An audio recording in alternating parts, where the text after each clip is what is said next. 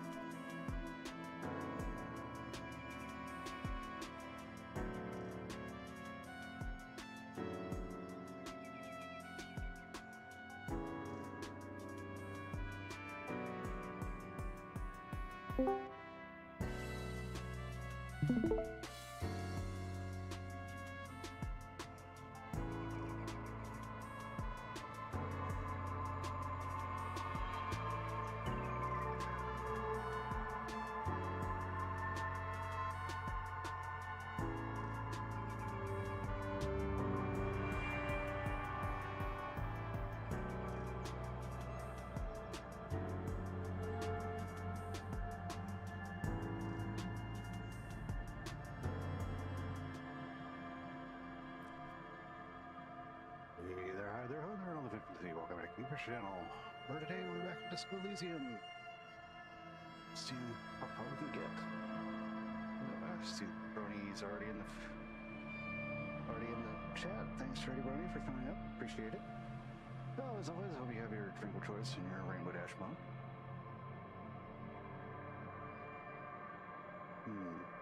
Trying something different today. Felt fancy, so I got some Hawaii Gold coffee while I was at Sprouts. Like, yeah, what the hell. It's alright, not as good as the sponsored one, but anyway. If you ever drink a choice of Rainbow Dash mug, without further ado, let's get to it. Alright, so wait.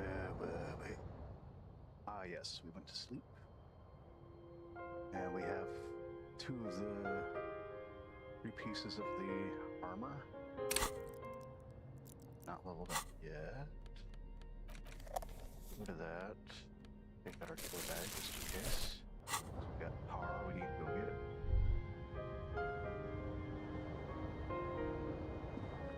An old mirror hangs on the wall. You see your reflection in it. The expression fixed to your clean-shaven face. That's right, we've also shaved. On the table, you see a bowl of water. The water reflects back a vague image of your clean-shaven face.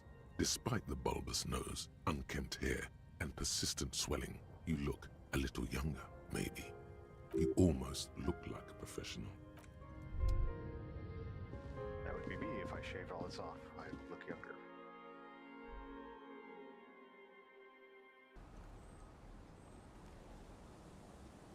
Hope everybody can hear everything okay. Yeah, looks like it. check TikTok's doing okay. Yeah.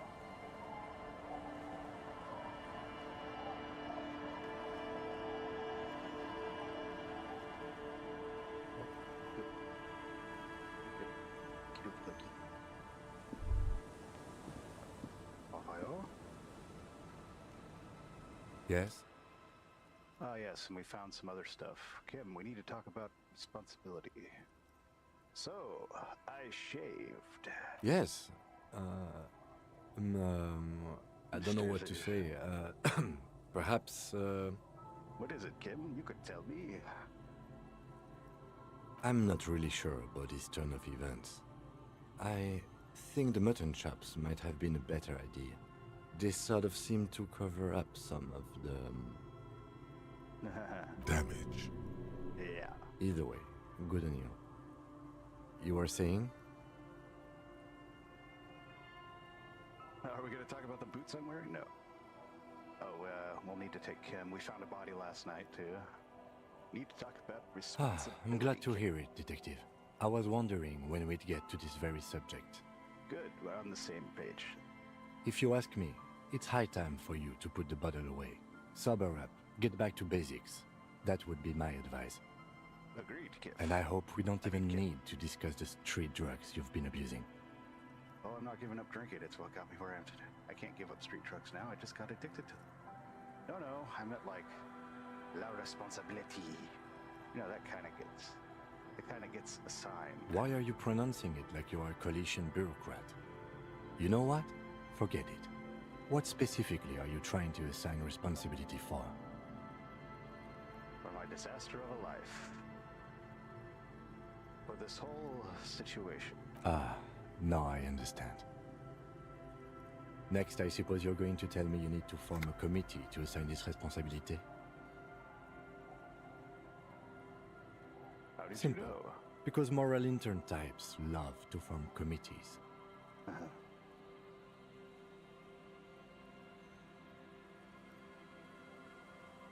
In any event, I am just a humble law official. I may work under the moral intern's umbrella, but I'm certainly not qualified to serve on any committee. If you are serious about this, you might keep your eyes out for any coalition officials we might happen to run across.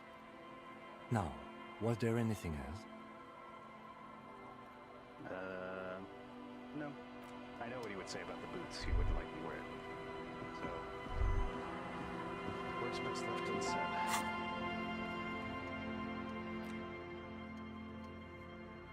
Next, I want to get the gloves, which was raised dogs must have had.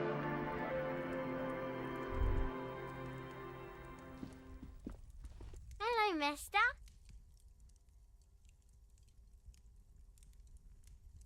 Oh, I can't ask about it?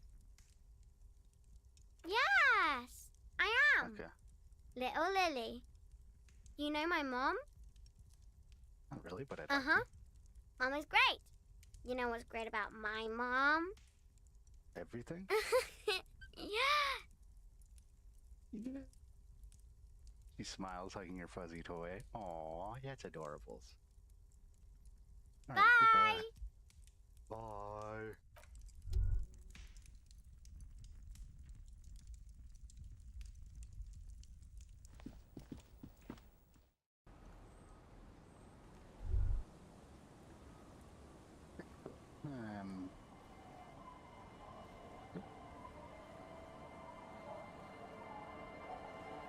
Button, damn it. There we go. How you doing, Brody? Let's see, where would those gloves be? Excuse me. Anything new I can talk to her about? The waves are beginning to die down. Look at those little bastards. Simmer down. Simmer down, bastards. Why does she care about the waves so much? What is it with you and the waves? What is it with waves and fishermen? Exactly. We need to be out there with them. Fishing, making a living. So I asked them to accommodate me. Well, you might as well pray to Poseidon. But Get about as until much that as all. happens, I can try to assist you the best I can. So, what will it be, officer? You see you. Yeah, let's head this way and go take care of the body and stuff. Yep. More tar.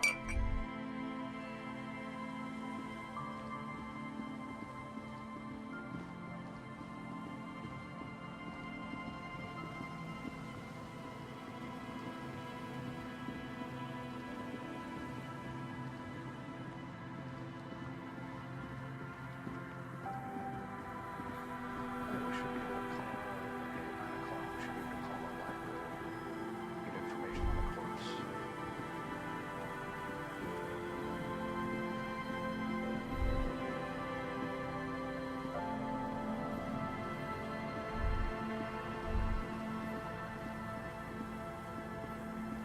Yeah. There you go. And Mikhail noticed the windows, especially with how there are no windows on the south side. This was to deal with. Bondman speaks to his thumbs, pointing at the weather-worn ruins. He sees you approaching and smiles. At Heidelstone. Heidelstone? You officers, come to investigate the historic subtext of West Martinez? I'm Tran Heilostam. You must be Kim Kituragi, right? I was just telling my son about this building. Not a lot of people realize the historic significance here. Very rich in hypertext. Nice to meet you. About hypertext? Yes, hypertext. Young carp and the collection of cultural hyperlinks. Cultural hyperlinks? What, like fishing? He's just making up fancy words. This doesn't mean anything. Hey, what was that about windows? Oh yes, so Mikhail. They had to deal with monitor glare, especially in the summer.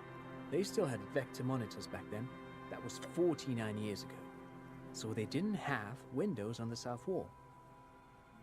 You and Kim know each other? No, I can't say that we've met before, but I've heard of Kim, of course. Mikhail, say hi to the officers.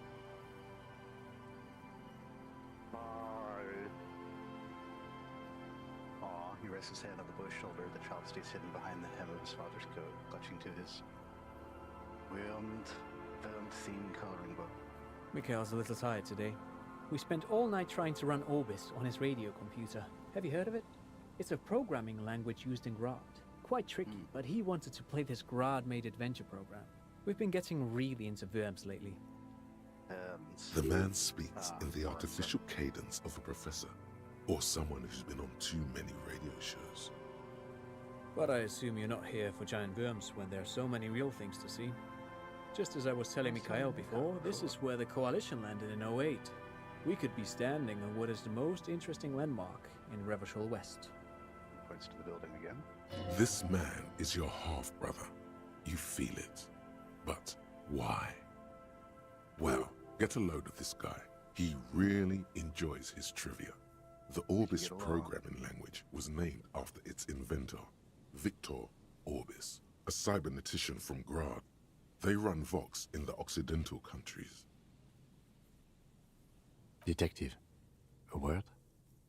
Excuse us a moment, please. Of course, Lieutenant. Take your time. Mikhail and I have plenty to keep us occupied. I haven't the faintest idea who this gentleman is, but I've got a hunch he might have some affiliation with the Coalition, in case you're still serious about that committee business.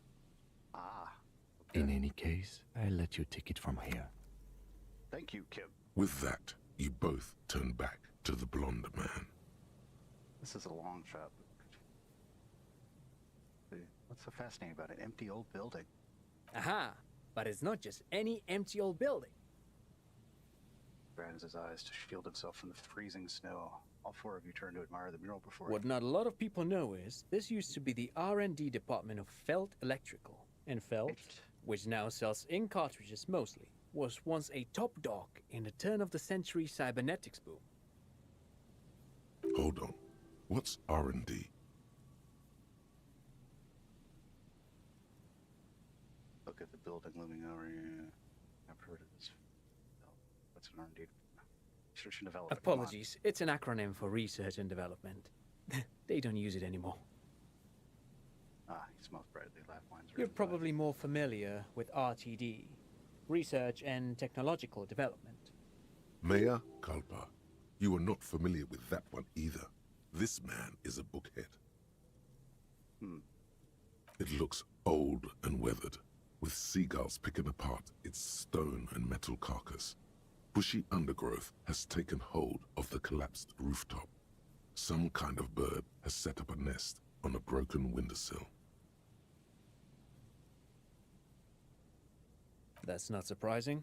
Only a vestigial ink cartridge and ferrotape manufacturer remains.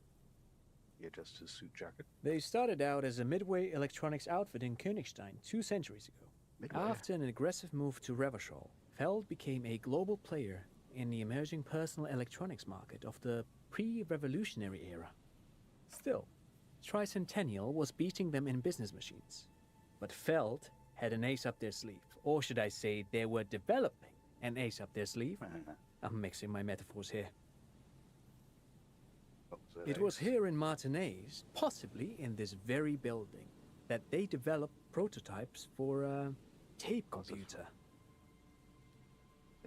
An elegant folding mechanism of rollers and ferrotape ribbons, portable enough to be a take-it-home solution, revolutionizing business machines, possibly even bring them to the average consumer, which is a feat of engineering even today's giants, Rehm, ICN, and ZAM, haven't achieved yet. Census he just produced. Indeed. What? The revolution! Unfortunately, their moonshot project never made it to the market. Feld's move to Revachol backfired. The revolutionary government liquefied their assets and expropriated those very advanced prototypes, possibly from this very building, or one of the adjacent ruins. Boss is pointing at the other building. Then continue. All of this was built by Feld, even the boardwalk. Wild Pines built Martinez proper as a resort for their middle management. Feld built this side of town for R&D. Saying that Phil Electric built this boardwalk? Yes, they even built a pleasure wheel, but that got destroyed in the war. A pleasure wheel? Is it picturing a gondola rising to the sky? Perhaps reminded of a childhood memory.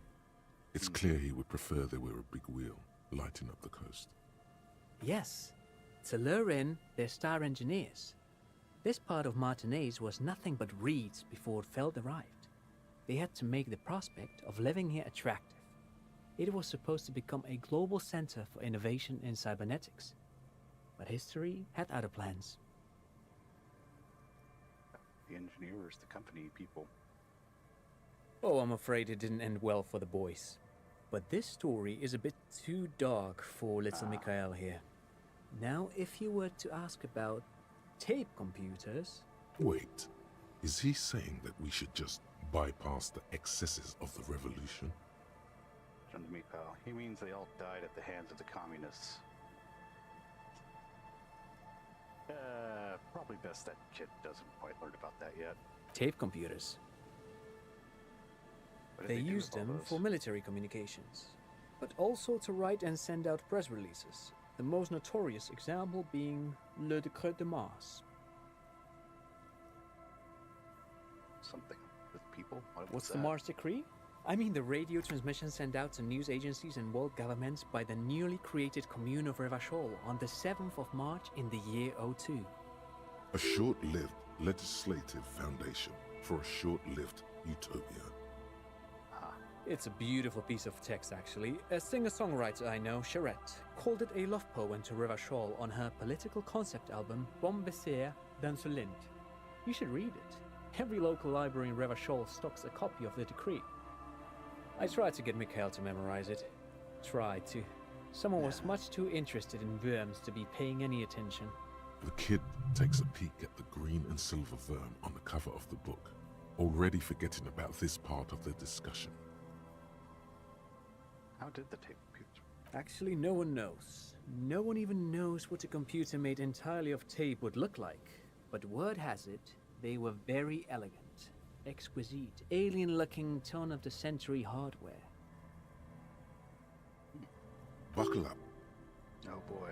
10 years ago, I did a little freelancing, I guess you could say, I was a special consultant for an exhibition at the Wompty Dumpty Dum Center in Vredefort, Oranje. It raised the same questions, and we had lengthy discussions with Paul Ockerman, who was head curator at the time. This was before the twins Keith and Guy Jews joined the team, trying to... Wait, did he just say Wumpty Dumpty Dum Center? I know, right? What the hell is a Wumpty Dumpty Dum Center? And who the hell are Keith and Guy Juiced? Yes. The Wompty Dumpty Dum Center for Contemporary Art. The exhibition itself drew on Lagerman's notion of memory, and so there were some parallels. That's why the head curator, Paul Ockerman, chose to... You're making this up. Kim, is he making this up? In fact, I'm not. The Wompty Dumpty Dum Center is a place you can visit if you're ever in Vredefort and are ever in the market for an exhibition space / contemporary art research center. But perhaps I should return to the tape computers. As I was saying, the device itself was very elegant, fragile even. One could write directly on the tape using a special chemical solution. The machine would then analyze the handwriting, perform operations, and project output onto a white screen. It was a beautiful, delicate thing. Made of black film and folding tape structures. Cool. Very, very cool. Though I understand the socio-economic causes of the revolution, it pains me to imagine the revolutionary setting fire to this precious device. But so they did. The felt playback experiment vanished into the fires of '07. Wait. Yes, Experiment? the official name of the prototype. Some sources report it as the felt playback experience, but those are incorrect. Why did they Who destroy it? knows? Maybe it was an accident, or maybe they didn't want the technology to end up in the wrong hands. Either way, they're all gone now. All 3 versions of the prototype. Nothing but debris and ashes remain inside that building.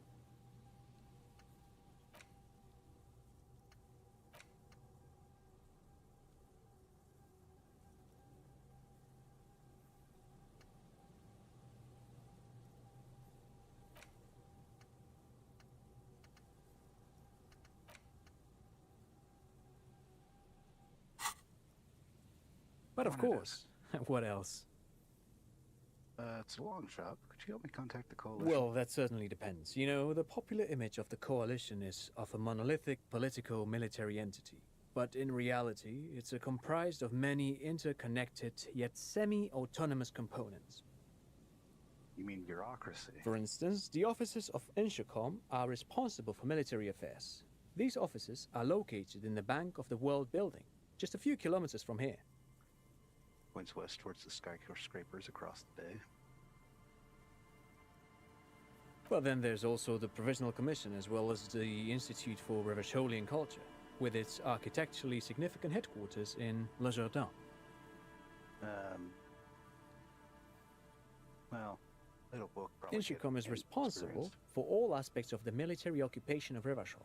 During the revolution, they coordinated the efforts of the Occidental and Gradian invasion, but these days their function is primarily logistical. This Institute for Revacholian Culture. Oh, the Institute is a marvelous organization. My favorite part of the coalition by far. Their mandate is twofold: to export notable works of Revacholian culture throughout the moral intern, while also importing the most important culture products of the wider world to citizens of Revachol. So like the British in the museum? There's an exhibition on Vespertine proto-expressionism that I can't wait to take Mikhail to. We're working our way through the major artistic movements of the last century. Who handled the money? There's got to be an economic component. Of course there is. The coalition's economic affairs are handled by the Bank of the World, Revachol Mission. Bank of the World. They operate in concert with the Institute of Price Stabilité Just kidding. in Serre-la-Claire. That's all fine, but what if I want to assign responsibility? Ah, that's simple. You're looking for the Comité de Responsabilité de Revachol. It's a sort of clearinghouse for coalition affairs in Revachol. Yes, this is just the sort of reasonable authority you're looking for. If you will, picture the coalition as a kind of wheel. The hub of this wheel is the Comité de Responsabilité, and out from that hub radiate a great many spokes, which connect to Inchecom, the Institute for Revacholian Culture, the Provisional Commission, and so on. Not part of the coalition. How do you know so much about the Brussels? I have a long-standing interest in political systems. You see, it's my personal theory that political systems are a lot like personalities. In other words, Right how a back. state organizes itself is in some way the public expression of its innermost character.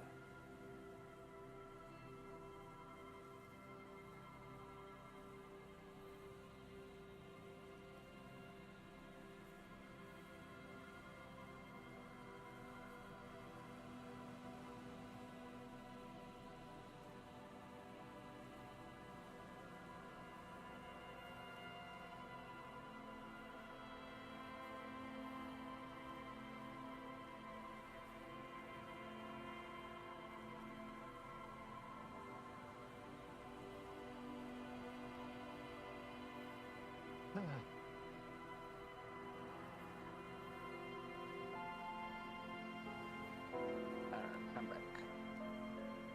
Everything good?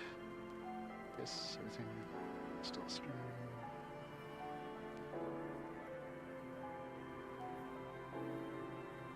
That's the innermost character of the coalition, then.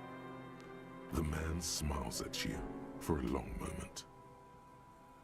Of course, officer, we've only recently met. It would require a more thorough conversation than we have time for to answer a question like that. It's fascinating to think about, though, isn't it? Alright, fine. How do I get in touch with you? Well, now, that is rather complicated. You can write to the committee directly, but I understand that there's quite the backlog. A month or more, according to friends of mine who just so happen to know about this sort of thing. Of course, if you could somehow contact Coalition Warship Archer, you could reach the committee directly. But, well, that obviously presents any number of logistical and technical challenges. Wait, what's Coalition Worship? Why, officer, it's that gigantic aerostatic right over there. Have you really never noticed it before? Look, a profound concern comes across the man's face. Wait, there is one? You follow the man's gaze There we out go. toward the west. West. There, hanging some distance above the horizon, you can just make out a strange silhouette. It looks to your eye like some kind of long metallic fish suspended beneath a number of ceiling fans. Not just any fish. It moves like some ancient bottom feeder gliding over the ocean floor in search of prey. Don't let the paint job fool you. It's a goddamn killing machine, and there's nothing you can do to stop it.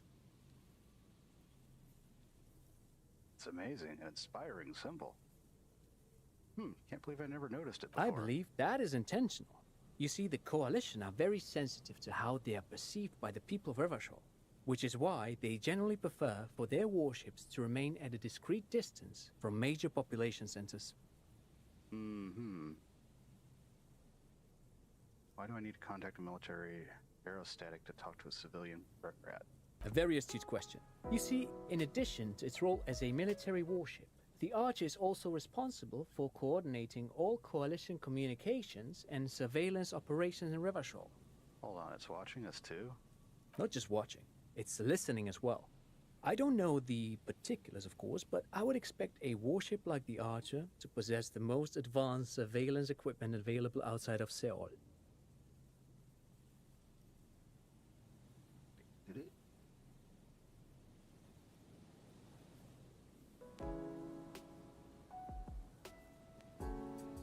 Shit, fun.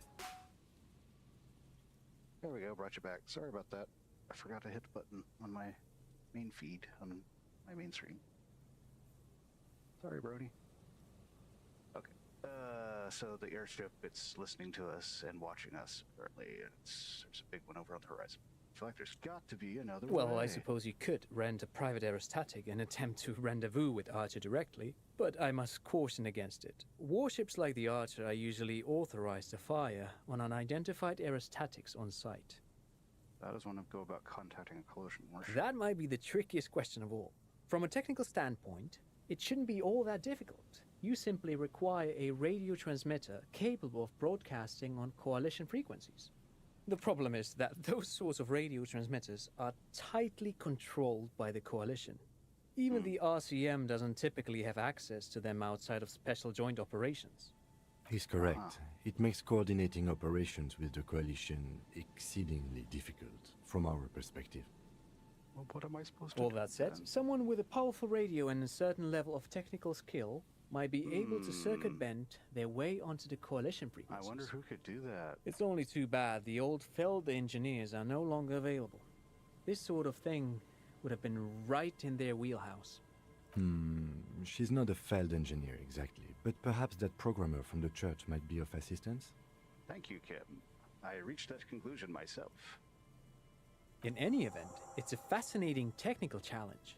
I'll be very interested to see how you Someone who has tackle money. it. Do you have any money? Great, thank you for all the interesting information. No, thanks to you for having me and little Mikhail here to pick your brain. A very interesting conversation indeed. Pick your brain. If anything, this was rather one-sided. He did the talking. Whatever.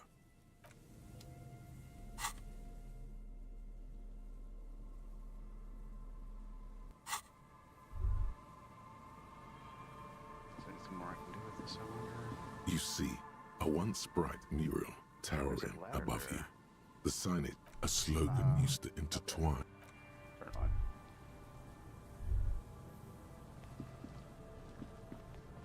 Alright, okay, so it's the blocked off route. Kim, this way.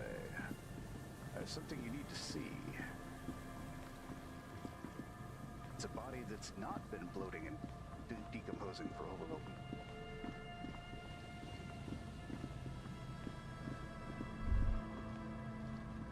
Honey. Oh yeah, the traps. Nothing has changed about this trap.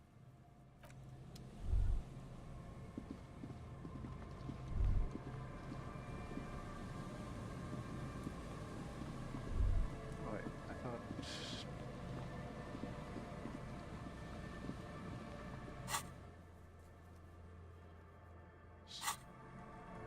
Yeah, the stacks or whatever.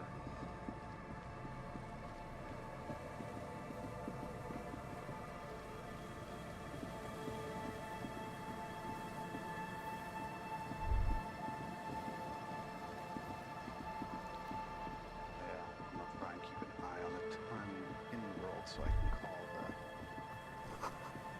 I imagine why calls become terrible sometimes. Here we go, yeah.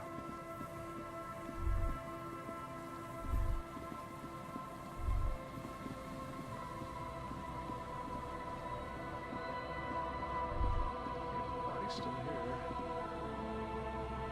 A man lies on the boardwalk, his limbs bent and neck turned at an unnatural angle. Right next to him is an empty bottle of spirits. In his cramped hand, a chewing gum wrapper. Hold on. Leans over to examine the corpse. His face is back in front, void of any Looks like he's been dead for a while. I'm surprised no one found him before you came along. Yeah. Who is this? Looks like one of the locals. He'd have to know this spot to come here. You don't just walk over here.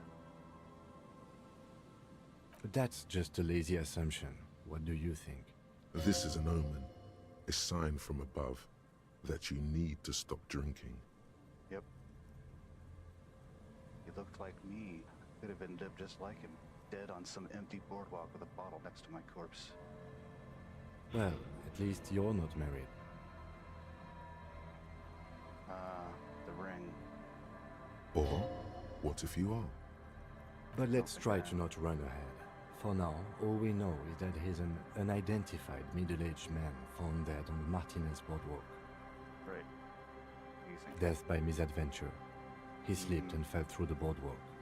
A truly unfortunate accident. If it wouldn't have been for that bench, he'd be alive. You think he was drunk? Oh yes. What about alcohol poisoning and liver failure? Some symptoms of acute alcohol poisoning could have definitely played a role here. Severe confusion, respiratory depression, unpredictable behavior. But I think that death arrived through head trauma, not liver failure. What about the kebab? What about it? The deceased ate some kebab. It's probably from a nearby place, maybe in the Pox. Sometimes a kebab is just a kebab. Kebab. I kind of felt that one coming. Open boardwalk, it's dangerous. No one would be held responsible. It does seem to be a pretty straightforward misadventure, although there's still a question of identifying the body. From where I stand, I can see two options. We either take the case and follow the leads to identify the body on our own, or we report back to the station and leave this for our colleagues to handle. What about field A field autopsy isn't necessary if the cause of death doesn't appear to be criminal, and this looks like a simple accident to me. I'd say we should just write down head trauma in the autopsy report and leave it at that. It would save us at least 2 hours of unnecessary work. Yeah, I don't see anything criminal here. Good call. The guys at processing can take care of the rest. We should. All right. We've already examined the library card. Let's call the Jamrock Library from my kinema. See if we can learn anything about this Billy Méjean. And while we're there, we should also call the station. Let them know that we are taking the case. Cool.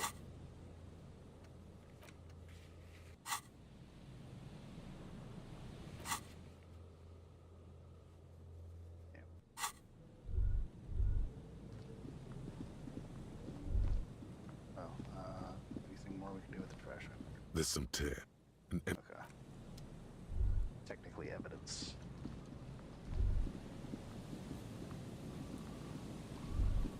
Of an accidental death.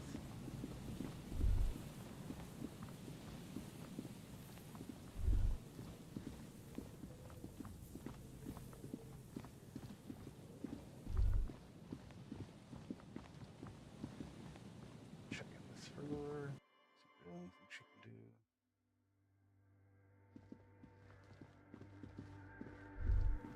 Hey, her Innocence Dolores Day liked little figurines, right? Liked holding little men between her fingers, remember? What? You have the Headless Found Rider figurine. You should give it to her. Win her back. I should, yes. This is a task of mine now. So very, very, very nifty. Nifty and mysterious. This is surely what the figurines are for. Of course.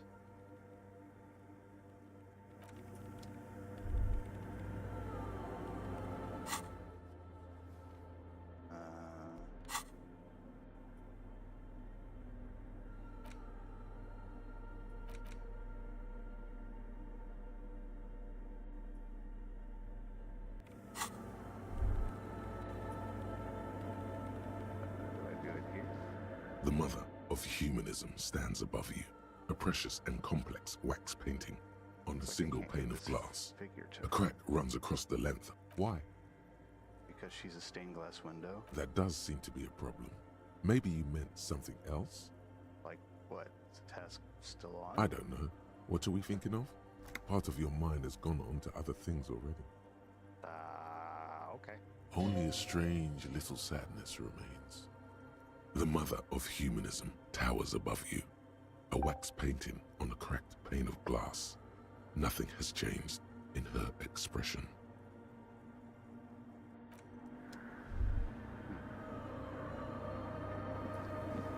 Yes, what is it? It's not a paying job. She helped me contact Coalition Worship. Do I look like someone who has time for side projects at this moment? She doesn't even look up from her computer. If you want her help, maybe you should help her first. Right. No kidding. Okay, the offsite copy. Oh, that's right. The, what you call should be frosted in the fridge.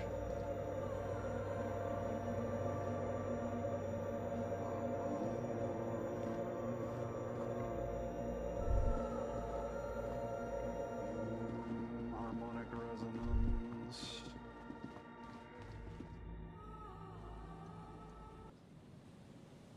I'm sure that's pretty cool. To waterfront. First we'll call in. Inside, you see a set of steering levers, a radio microphone, a pull-out toolbox. As you tap on the gauge, the indicator pin jerks as if startled. It's in the large orange sector.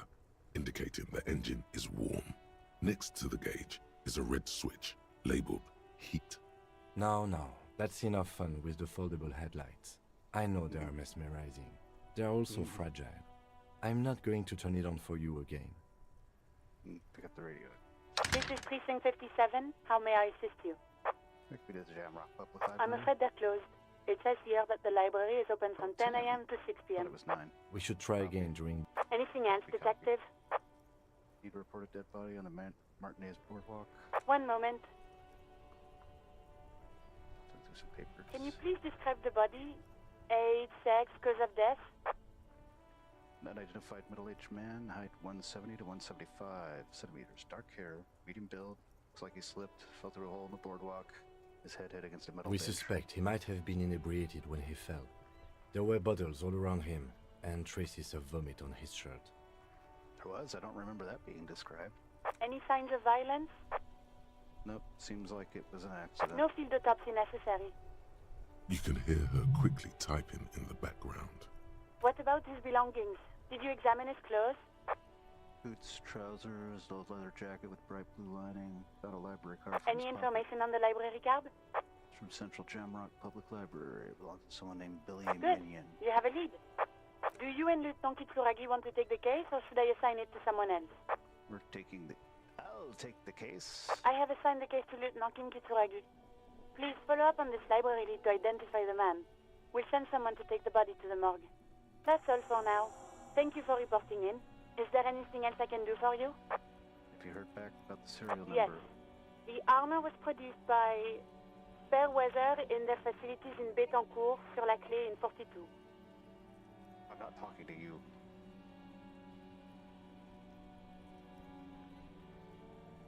Cancel. Yes, stupid. She... Okay, she looks at her notes. Fairweather and their facilities in Betancourt. Survey sheet in 42. It was part of a special order for Corps de Pharmacie, a security firm contracted to protect the interests of Oranese pharmaceutical companies in the Semenine conflict. So, it seems the armor went to Semenine.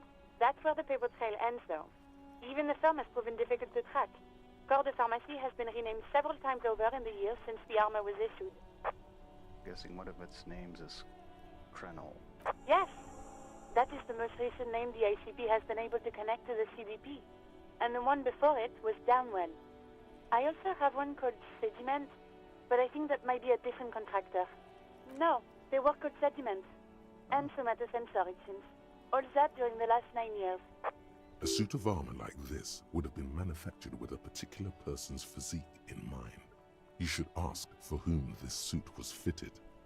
Suit of armor like this would have been customized to fit the wearer. There must be a record of the person to whom it was issued. Yes, but the ICP tends to be reluctant to share private sector records. I could try to talk them into it, though. This is a fun challenge for her, an opportunity to contribute beyond doing her job by rote. She'll gladly put in the extra effort Yes, for thank Team you, officer. Really RCM. appreciate your efforts in this case. Glad to help. Call back tomorrow. Hopefully I'll have more for you then. 57th, over and out. In the cabin, you see a set of steering levers, a radio. Technically, you would not use the phrase over and out. You would just say out. Who are these folks? That's one brutal motor carriage. Okay. A young man with... Did it actually say it? No, okay. If I were a real skull now, I'd jack it, paint it in palm tree livery, then bottom light it, neon style. Elegant slogan says fuck A the world. snazzy shit-ripped skullmobile like this would make a fine trophy. We could, like, hang fucking shrunken heads from the side mirrors. Cops' heads. Scary tribal shit. Yeah, tribal shit. A cop carriage like this would have proper skull value. While I appreciate the interest you take in my brutal motor carriage, I have to stop you right there. The RCM takes threats directed at its property seriously. It's just theoretical work, Copper. No basis in reality. Man, If we were certified skulls right now... Skulls. Now there's a strong organizational title. I can tell you who we're not, cop. We're not snitches or skulls. Not the British idiom for cigarettes? Which is not to say that the skulls are bitches and... On the contrary. Of course. The part of this presentation you want to take home with you, cop man, is we're not part of the skulls yet. Okay then, let's indulge in some intellectual exchange. These young men seem eager to share their beliefs. Who are the skulls? You don't know? What kind of cop are you? One with explosive amnesia. It's not a question. Don't get into it.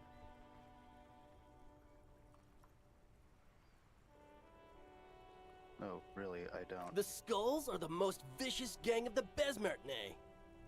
His voice rings with a Besmetine, or the Besmeti, the Immortals, are West River Sholian crime syndicates. Okay.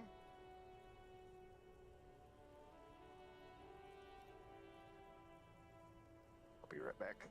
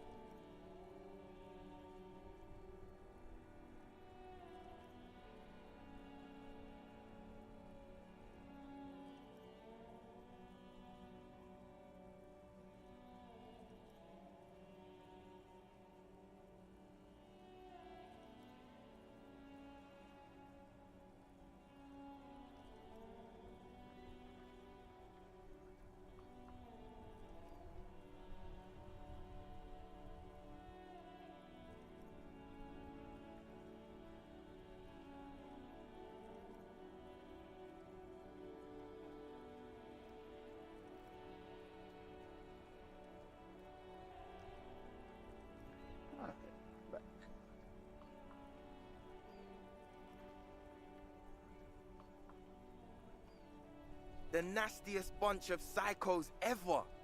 Jacking carriages and getting into high-speed chases.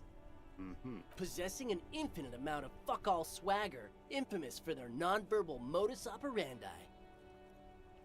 Nonverbal. If a skull spots you, he will pull out his dagger and stab you without saying a word. They usually occupy the burnt-out quarter in Jamrock, or you can find them loitering around their brightly painted bottom-lighted vehicles. I can't wait to become a skull.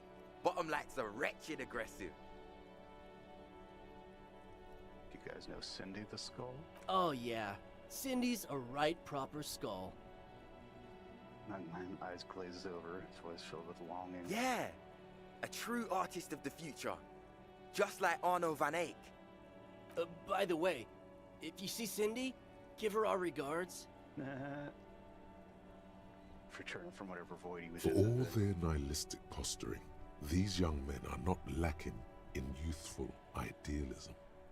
The lieutenant on your left is unusually lenient toward them. So you kids are into anodic dance music. Oh man, yeah. We're not fucking kids, man. Be wary of the abyss. Leslie points to his tip. Probably because of how non-verbal their mode of operation is going to be. It's a threat. Threat. Good. I like those. Want to talk about music, and now they're a conflict all of a sudden?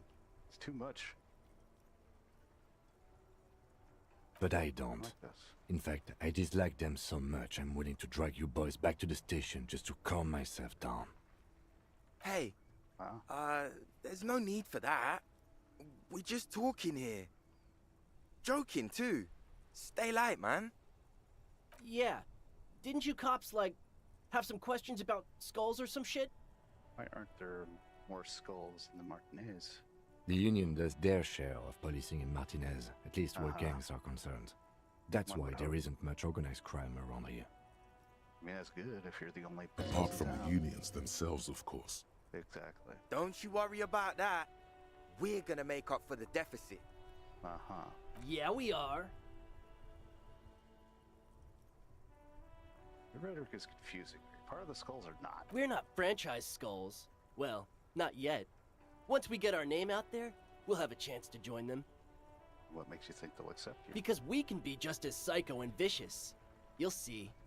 But in a non-threatening and definitely legal way. Uh-huh. We'll fuck the system from the inside later. Just be cool now. The damage will be tenfold. Yeah, best way to fight the system is from Right on, inside. fuck. So what's happening now? Enough about the Mhm. skulls. Know anything about the murder? Murder?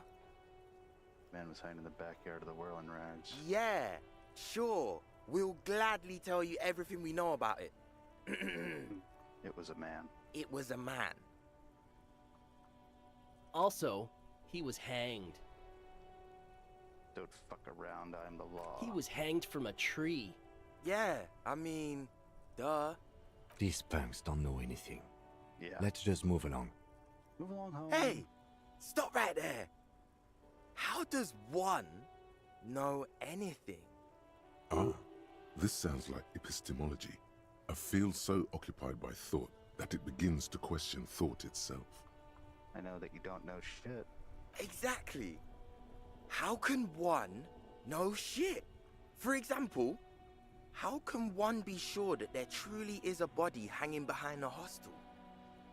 What if it's art? Or just a mere specter? Uh-huh. Maybe it's true.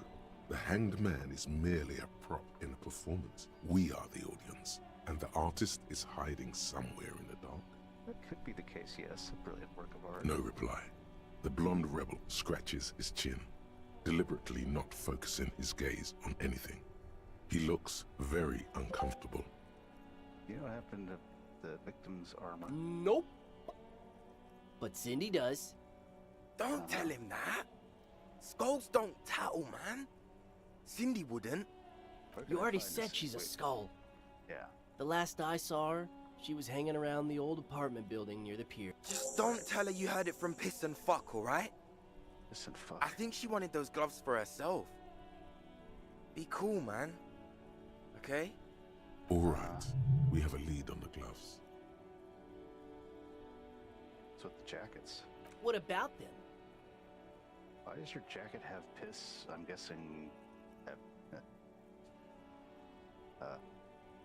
maggots written on it. Well, first off, it's a statement and not necessarily something that characterizes me as a person, even though the statement has character. And I do like piss. Well, good for you.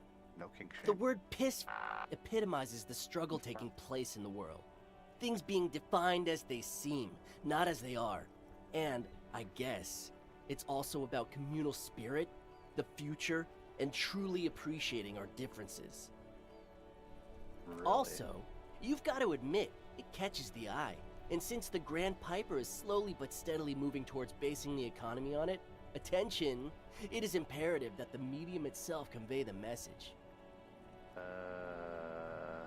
Makes sense. What I mean by this is, we are all piss and that the world is inherently meaningless. Switch to herbal tea. It seems that the young man has a certain expertise in at least one field, even if it's rather narrow. Why do you fuck the world? Gee, I wonder why. Like I said before, many men keep searching for the one, for so-called true love, which is actually just obsession masquerading as kinship. The thrill of the chase, the hollowness that fills your chest cavity after catching it. I'm wondering if the poetics come with the jacket, or are they derived from something else entirely? To catch a fish, you'll need to hurl the lure many times, and even then it isn't certain that you'll get anything. If you blow up the lake, though, Blow it up. you get more fish in a shorter time. And, for time is of the essence and fleeting ever so quickly, one must think of a way to fuck the whole world and not get caught up in fucking someone. So you're incels? Is that the? Am I using that right? Because when one fucks everything, he fucks nothing. And that, to me, feels glorious. Sticking your dick into the void. Hate to admit it, but in a weird way, he's got a point. I guess. Is it a coincidence that here we have 2 badass jackets and 2 badass cops? Hey, Kim, Yes? you think it's a coincidence? What is? There are 2 of us and 2 of these jackets. What are you implying? Which one would you wear? I'm not sure I understand you, detective. Are you more of a piss farted or the fuck the world kind of guy? Neither. Come on, Kim, it's just a mental exercise. Fine, if only to end this discussion. Theoretically, if I were a juvenile delinquent, if I were to already be down that path, I think piss is the stronger of the 2 statements. No way, if anything, I'm the piss faggot of the scenario. That works. I feel more like a fuck the world kind Seems of guy. about right, especially considering your heroic exit attempts. That's an origin story for a dynamic duo right there. So are we done here? Or you don't need us around for your secret whisper party, do you? Oh. Sure, well, let's give it a roll. See what happens. These guys aren't scary. You're not scary. I have nothing to work with here. It's either begging or bullying, or both. Just ask them, maybe. Gentlemen, I need your jackets. Why? I have to answer that? Look at the shit I'm wearing. Yeah, like he said, total shit. What about it? There's a spark of sympathy. You in didn't these, say that.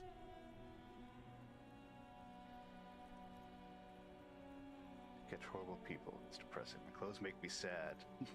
I need to fun it up. Wearing horrible clothes to catch horrible people. Depressing. Not shit. It's disco. It's shit. Fuck it. I don't deserve a cool jacket. I suck. Fine. Fuck it. Here. Take it then. I can't handle this sad shit. It's true. He simply can't. It's called empathy. Wow. I did not see that coming. You better wear that jacket with pride. Fuck that. You're not getting mine. My dad's a lawyer in La Delta. He'll have your badge. No, he won't. The lieutenant is lightly amused by the situation.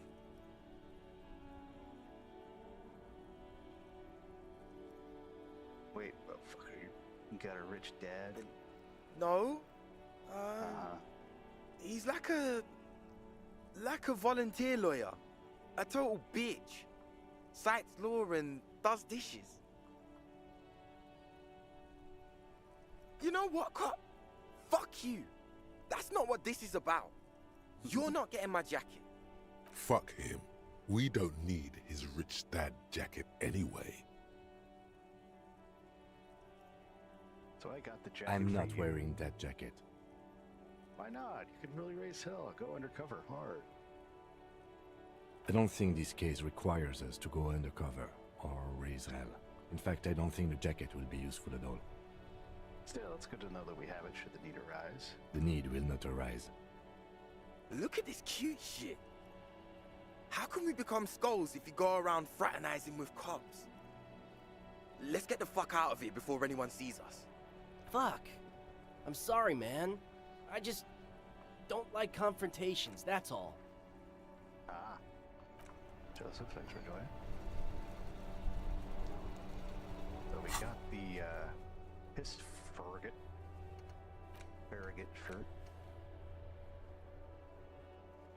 I know something about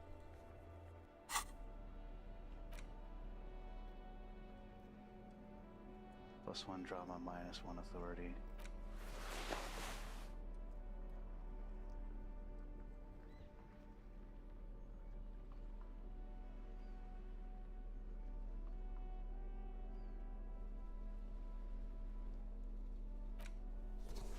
Honestly, I'll just keep wearing that, but if we might be able to wear that and go talk to Cindy the Skull. You finally made it, haven't you? People point fingers at you and whisper to each other when you pass by, wondering to themselves, where did that man get such a cool jacket? Did he receive it upon graduating the École Normale Supérieure de Badasserie? Is he dangerous? Yeah, danger to myself. What am I doing? This Oh is no, insane. believe me, it will be everyone else who's uncomfortable with it. You're safe. No one dares say a word, unless they're, like, from your station and coming to judge you. But what are the chances of that happening? Alright, let's go up and talk to Cindy the Skull.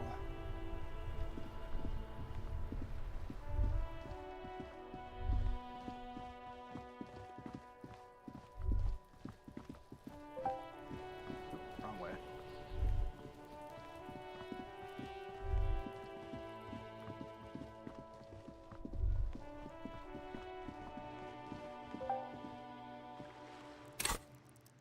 First.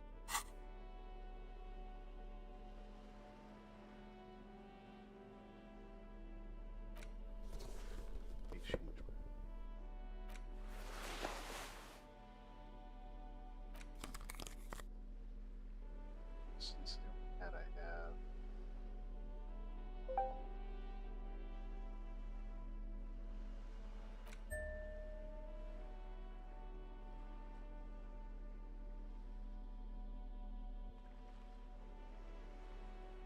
What is this? You mean? -1 empathy. So.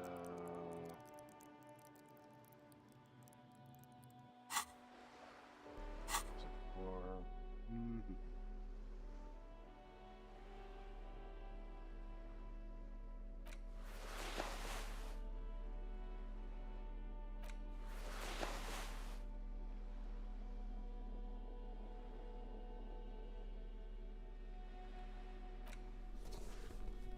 Honestly, I'd rather look like the officer I should be. Although raising my empathy would be good too. So-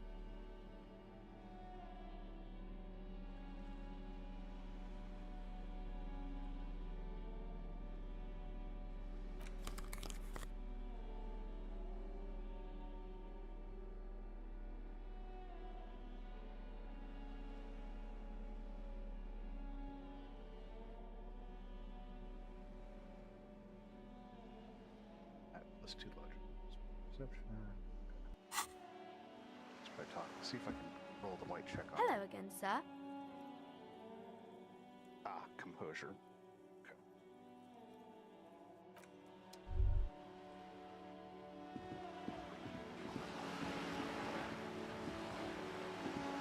That's the case.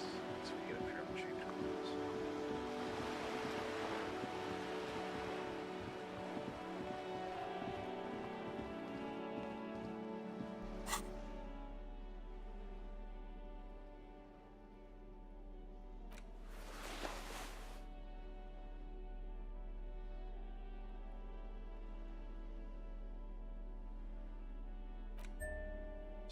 Authority.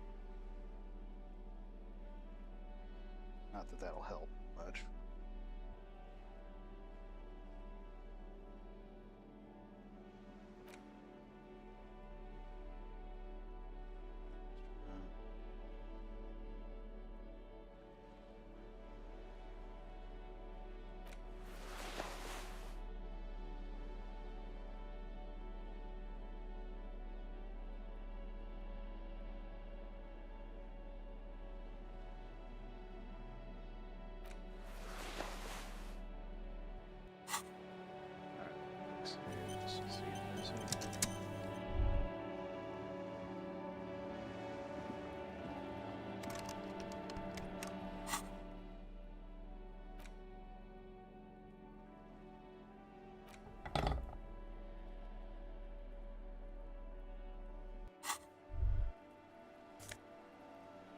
Oh, I didn't have this before.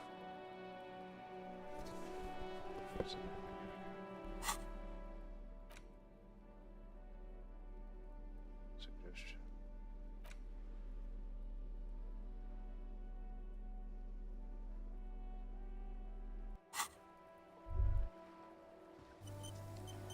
Hello again, officers.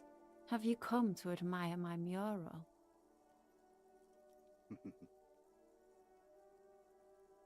I don't believe it. I've never known those boys to have manners. The bemusement in her voice doesn't fully mask genuine tenderness. It's just skull solidarity.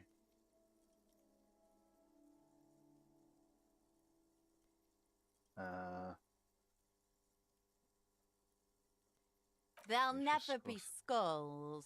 skulls, but their hearts are in the right place. Skulls are cool. Can I be a skull? Skulls are silly. What are you even trying to achieve? Fat chance. But you can still do your part to revitalize the neighborhood. Okay, then, how's that? She throws you a conspiratorial glance, then presses her finger to her lips and squints up at the sky, as though straining to hear something in the distance. Mm-hmm. Have you noticed the quiet? Every so often, you might hear a gunshot pierce the air somewhere in Jamrock.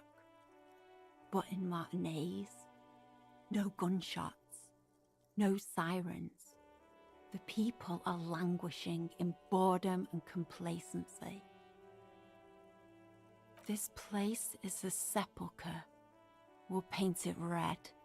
We bring the raucous. You bring the sirens. You have any idea what happened to the hangman's arm? What do I care about some fucking tin eggshells?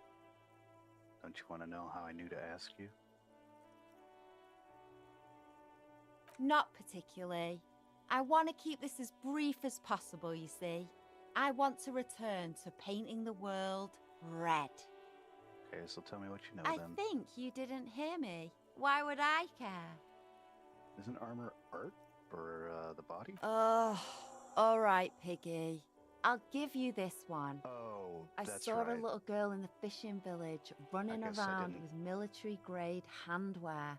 Could that girl have been little Lily? Could have been Knew that her. girl. Yeah. Small kid with giant white armored hands. That's There what I couldn't weren't ask her any about. other small girls in the village. All right, later. Well done. No.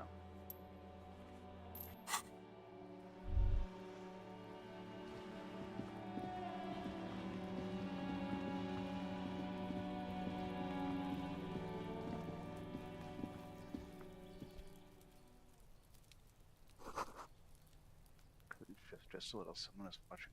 It's been a week and now they show up?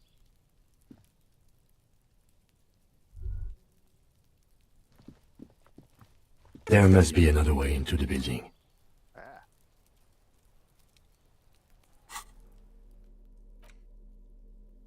All right, I'll shift back to my Can't get involved in this. regular clothing.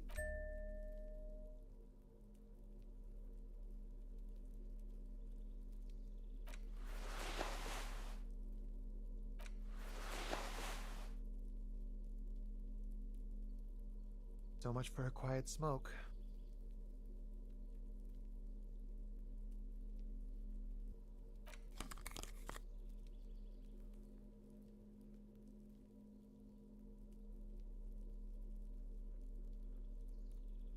I knew I should have quit. Oi. You see a young man on a balcony nursing a cigarette. His eyes have been following you for a while. Oi. Not looking for any trouble, officer. Despite the cold, his shirt bangs unbuttoned. It's the voice of someone who has something to hide, my liege. No trouble for me. I just want to know what's going on here. I don't want to be seen talking to the gendarmerie if that's okay. I just want to finish my cigarette. Oh, you're a fag? Don't let him go. This could be your witness. The balcony has a great view of the whole thing. Right. Actually, we Is it really that important? Yeah. Like a nervous cat, he keeps stealing looks at the neighboring windows. Right. All right, but make it quick. Once I finish this cigarette, I have to run. My name? My name is Martin Martinez. Uh-huh. That's definitely not his real name. You're not called that. No, of course not. Could you please lower your voice? Silent like the bottom of a well, every sound captured and reflected. Ask him again.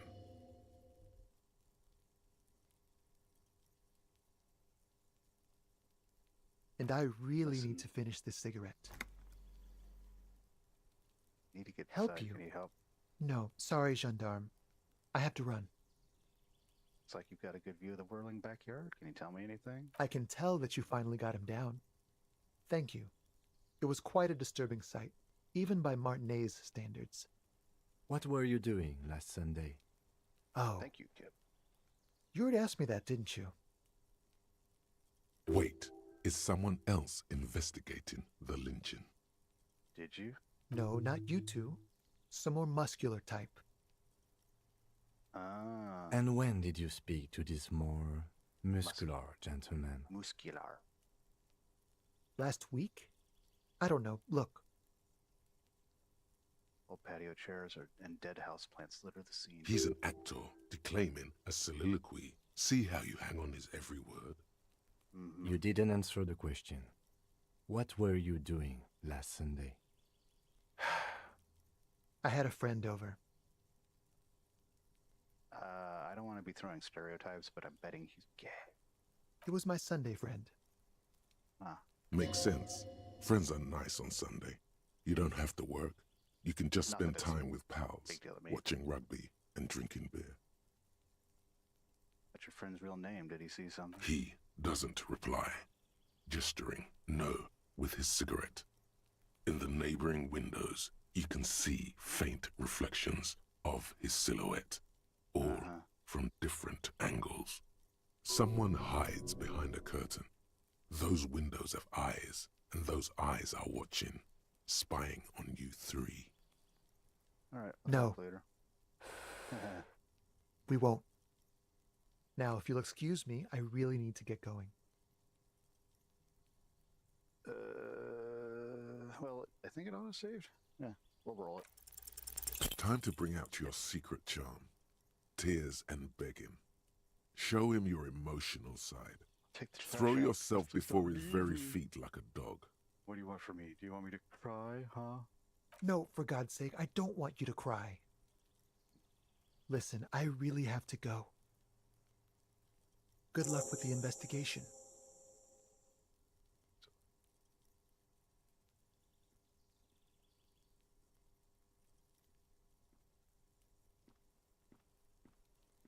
Well, shit, Kim. He's gone.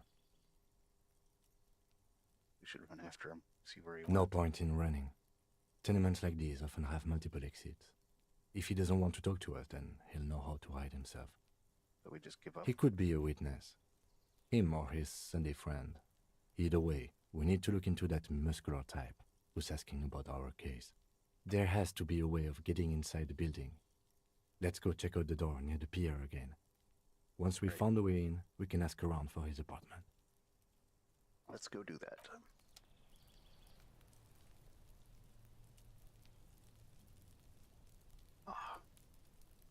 I'll be back after these messages.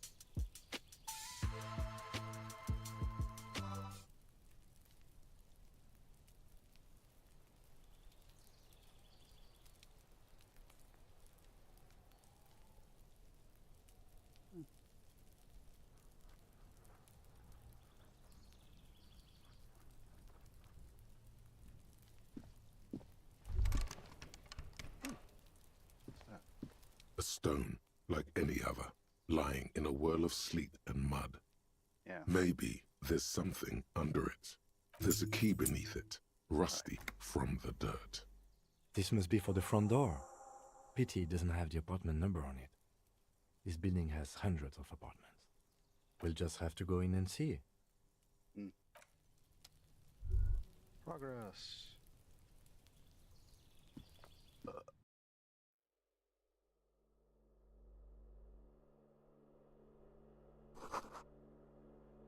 Fixed notices and missing pets are plastered on top of each other.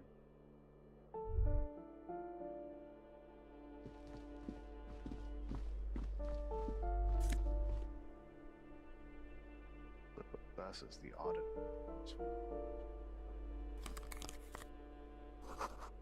Boxes filled with cleaning chemicals, smells of laundry detergent.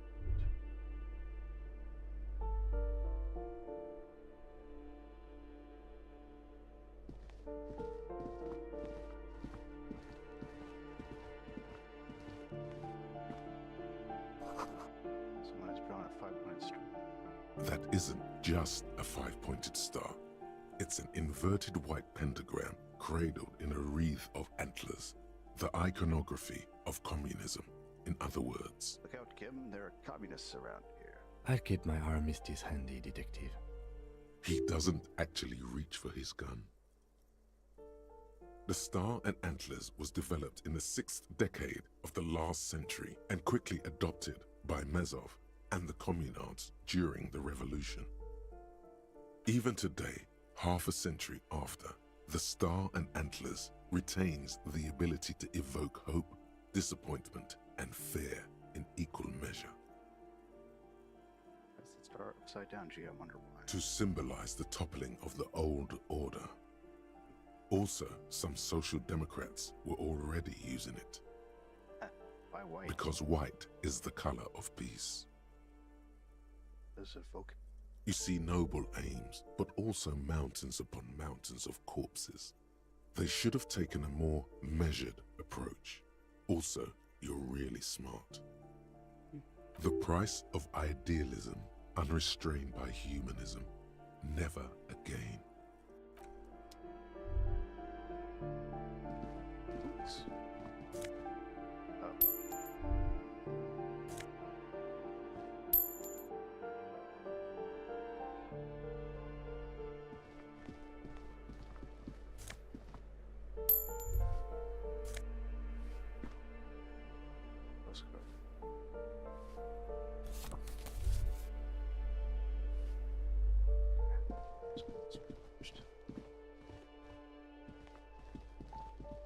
Make the smaller area before we get to the larger.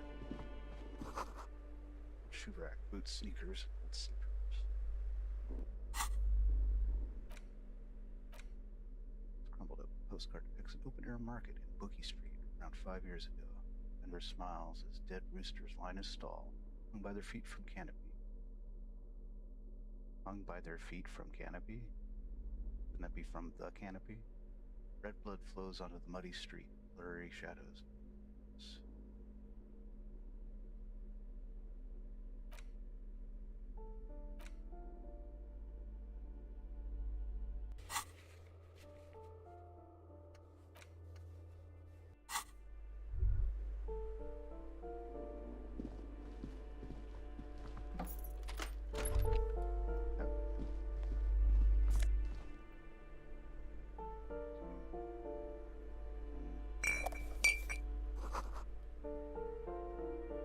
Some sort of slide. Moss falls in the bed of clouds. Athol moss. What's that?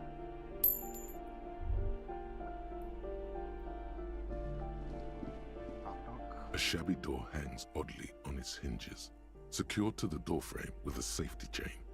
An unpaid energy bill is attached, threatening to cut off the electricity. It's addressed to Mr. Uno de Reuter. And the place comes with 3 months' worth of utility bills.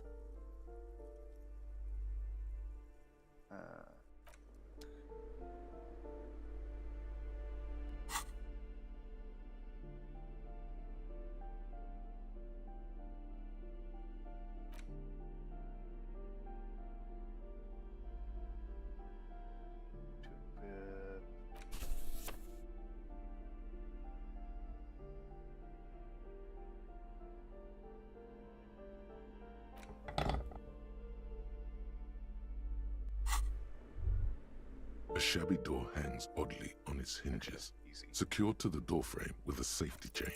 Snip. The cutter goes through them like dead leaves. The links fall to the ground on the other side of the door. Don't let the quiet fool you. The beast is in there somewhere, ready to rip you to shreds with a broken bottle. I know there's no stopping you, but let's at least make this quick.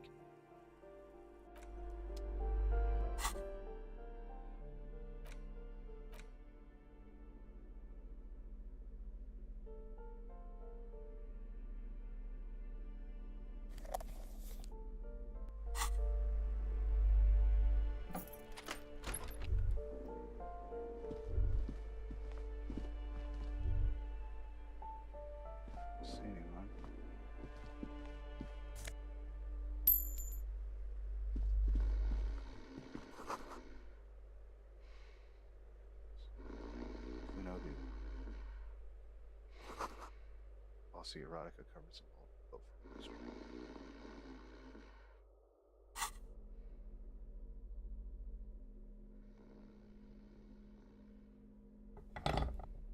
Yeah, I can use it as a weapon.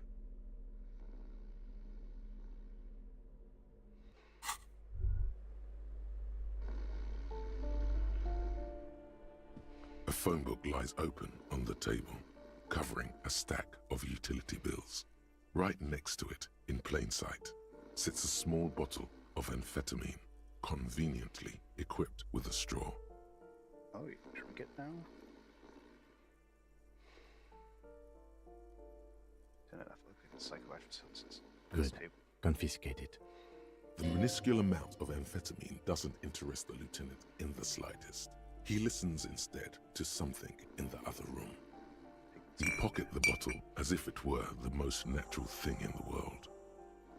Blast it before you face the beast. Deruita. You're going to need the encouragement. Yeah, no.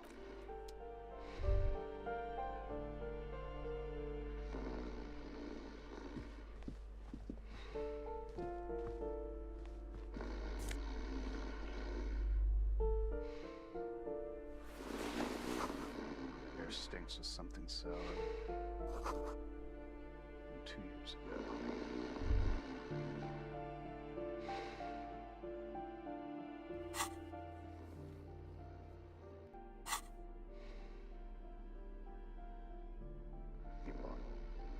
Plus one more Ortiz, plus one Psyche. Plus one. Oh. Won't use it.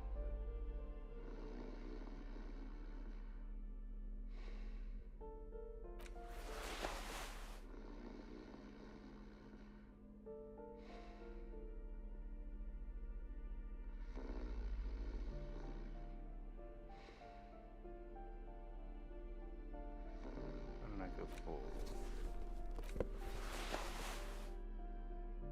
Yeah.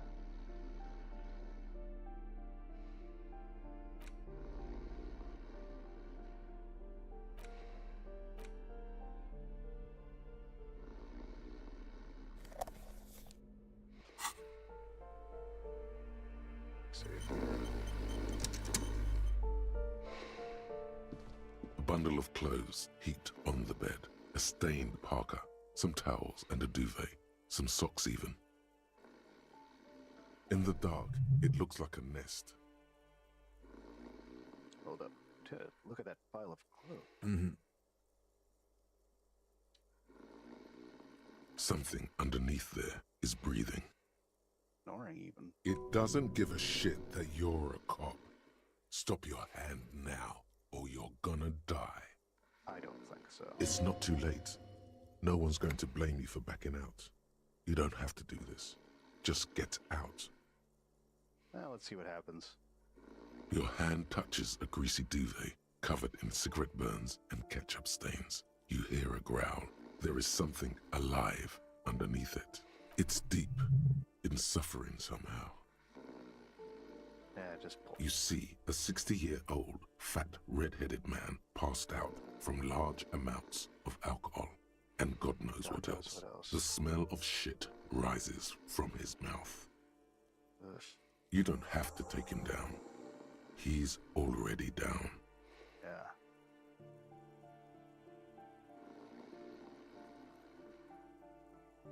Kim, is this thing even alive? I'm afraid it is. Look, it moves. We had a breakthrough.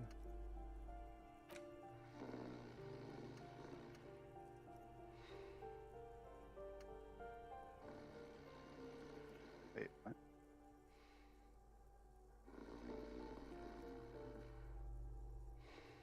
Breakthrough imminent. And look, the other foot is camouflaged by a striped sock bearing the name Maxtor on the sole. 3 toes are poking out of a hole. Maxtor is a gas company. He's wearing free socks from a gas company. They probably came with the bills. A groan rises from the man's throat, dry like a death rattle. He's trying to say something in his sleep.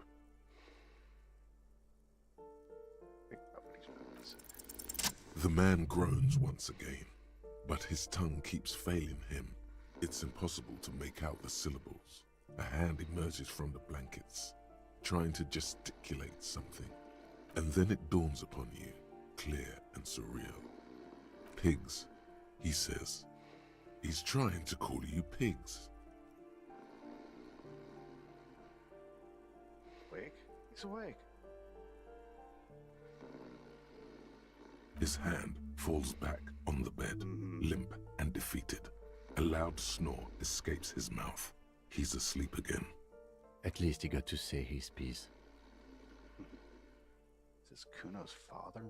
Well, judging by the color of his hair, I would say yes, it is. The lieutenant's right. The man's unwashed hair bears a familiar ginger tone. Even the hair on his chest is coppery. The light from the window falls into his half-open eyes.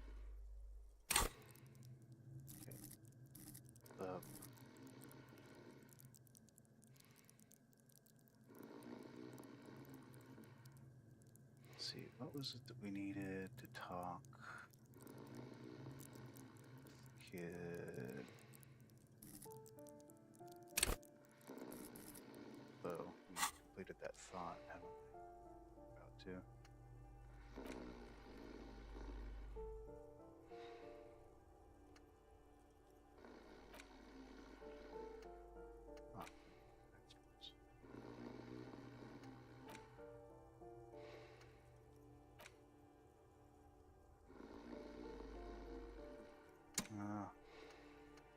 Let's actually tell you what. Should we go with chat? What should we go with?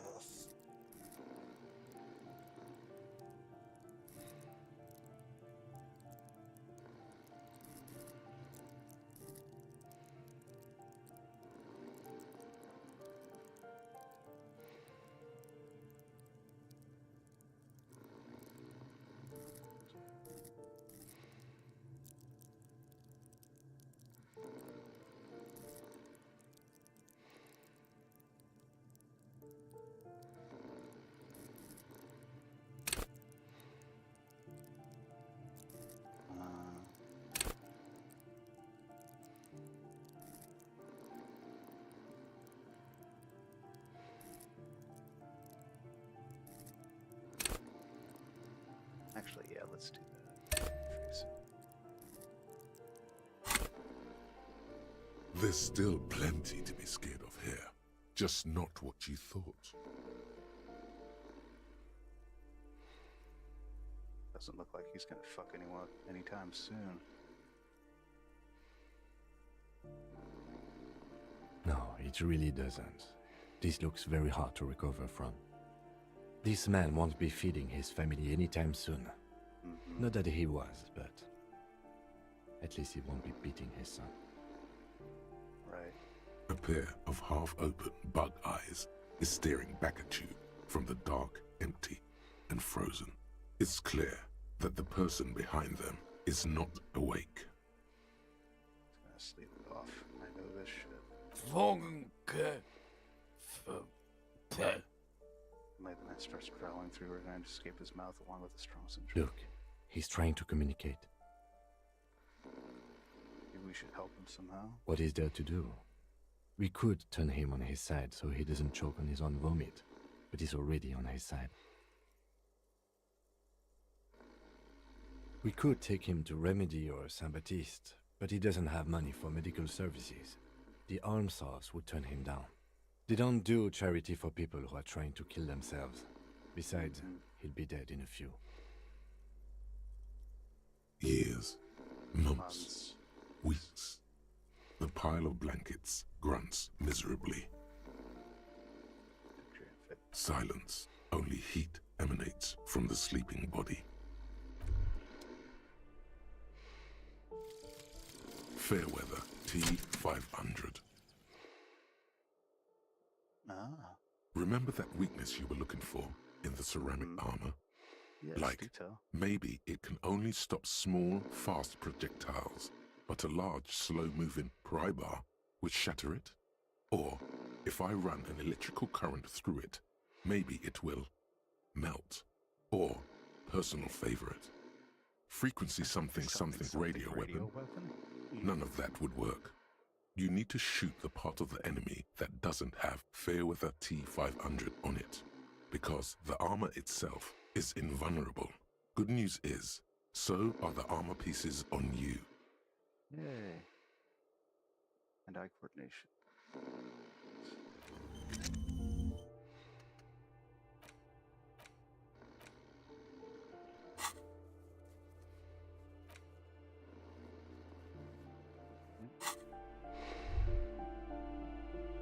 Now let's go.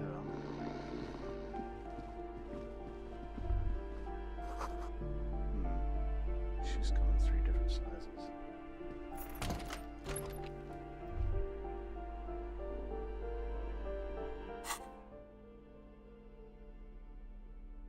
Flashlight.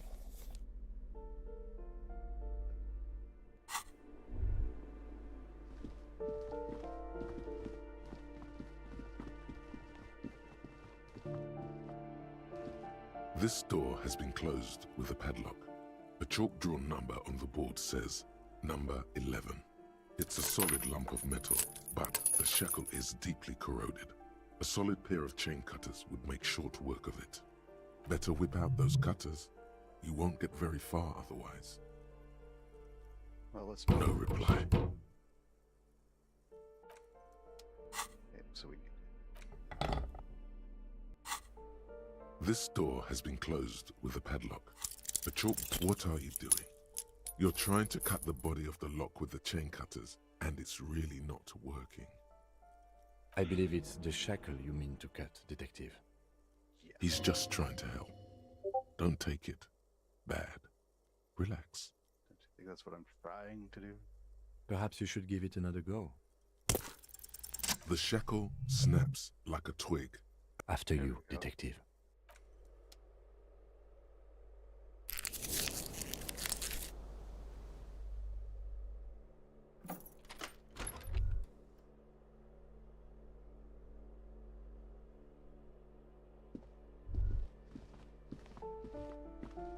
Wow, now that's a small perk.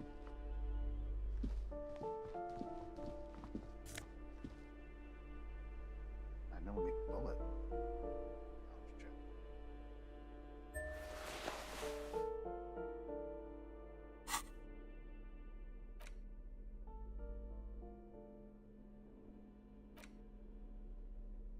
Classic white soundtrack. Now I really look the part.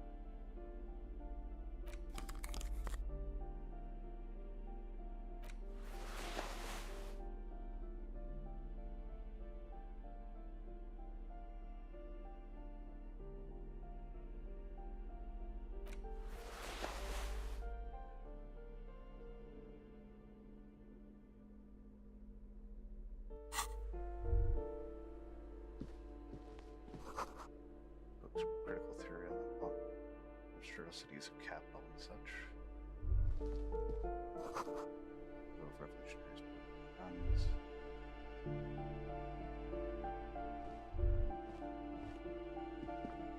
Master Investigator, you just can't keep yourself away from locked and hidden places, can you? It's my duty as a cop to investigate every square inch of this world. Attaboy, the world's secrets were made for you. They wait patiently for you to uncover them.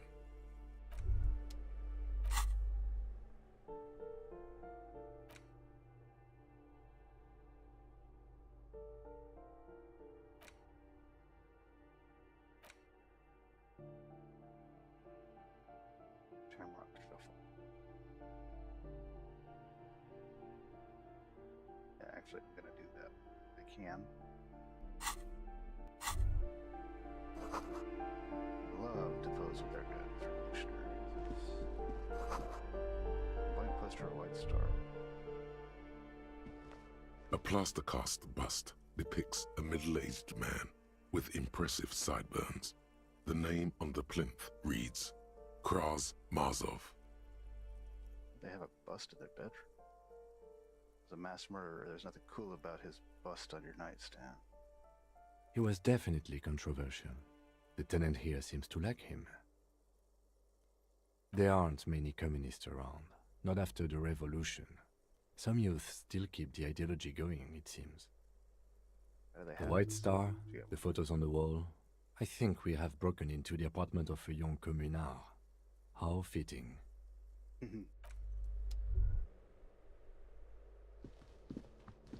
Yeah, I don't think Kim likes the fact that I've... A plaster cast bust. Okay. Just making sure.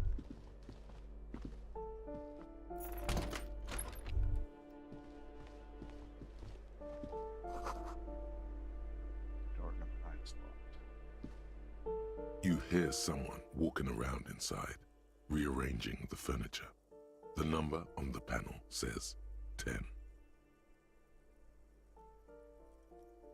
The walking stops abruptly, but no one comes to the door. You can feel tension on the other side. Sounded like a woman's shoes. A poor communard from the looks of it. The room is barely bigger than a closet. Who is this? Demands a female voice, very intense. This is the police. Open up. Do I have to open the door? Hey, the crackling of heels again as the other side walks right up to the door. Her tone is now getting a defensive. Do you have a warrant? I'm not obligated to open the door if you don't have a warrant. Well, at least she knows her. Let's go. Shit. We don't have a reason to get inside that apartment. It's generally easier to do things if you have literally any reason. Right. Alright, let's check out this doorway. Mailbox is overflowing. This is firing spot from there.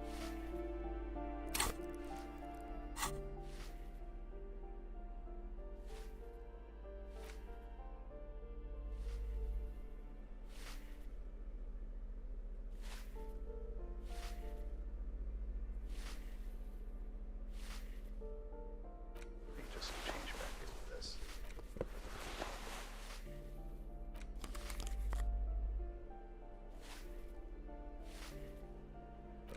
Jacket.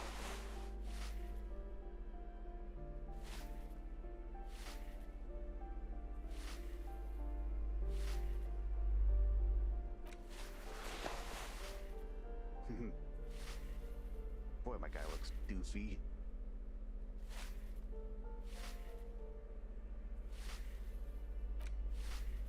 Still need to find my gun.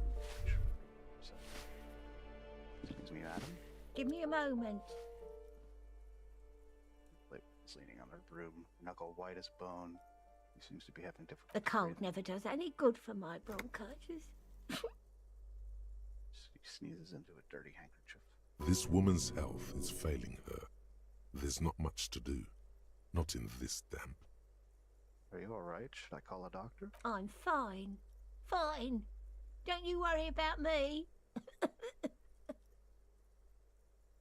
Starts coughing, red spots appearing on. You're still worried. It's very worrying. Yes. Now, what do you want from me, policeman? She's the cleaning lady. She knows the floor plan and the residence. Who are you? I'm no one. Just an old woman who cleans these hallways. Do you live here? If you can call it living.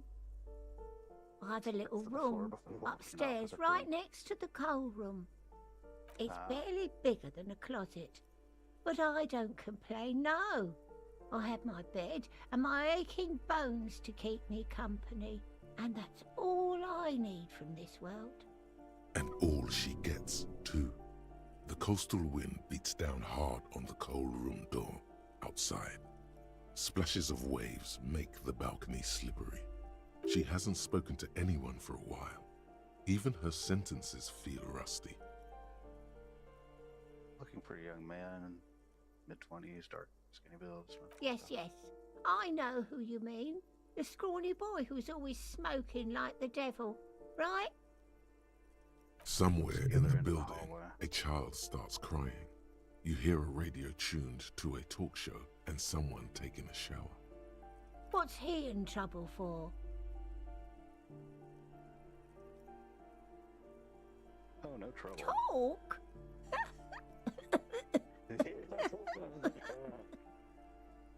What was so funny about that? He lives upstairs in room 28. Go to the balcony. It's one of those doors there. He's usually home in the evening. Thank you. We should go check out his apartment on the balcony. See if he's home. I'll ask her. Ask away, policeman. One of the residents on a vacation, their mailbox is overflowing. People come and go. I don't keep an eye on everyone. They probably just moved or died. Hopefully somewhere else. Lives in apartment 10. No one lives there. It's been empty for months. But I talked to someone through the door. Impossible. I would know if someone had moved in there. Maybe it's those countercultural people again. Breaking into a house like it's a public space. You're a policeman. Be good and take a look, will you? Sure. Great. Young people. They're worse than rats. You know, always littering the hallways with trinkets and empty beer cans. Yeah, not taking responsibility. Who lives behind the padlock door? Oh, that one is a scientist. A future scholar. Suddenly the old lady's face is beaming. I think he studies astrology at the community college. Education's good. I always tell them to study. Astrology? Something to do with all those stars around his door. He asked me to leave his drawings up on the wall. And the star and antler? I think that's a The communism. symbol of what now? Communism. You know, like in the World Revolution. It's an ideology. It has some noble aims, but it's also been used to justify terrible bloodshed. The cleaning lady shrugs and returns to sweeping. Meh. The clash of ideas and atrocities are as far from her world as fairies and wizards. Tell me about the I man. don't want to talk about Deweeters. Cleaning lady mutters. She starts digging for something in her pockets. Why not? Addicts. All of them. And sometimes I hear them screaming. They don't like me cleaning behind their door. Think I'm listening in on their fights. So she doesn't. Not after that one time. There's a that one time here. It didn't get physical. She heard something she doesn't want to hear again. Right. We saw unpaid utility bills.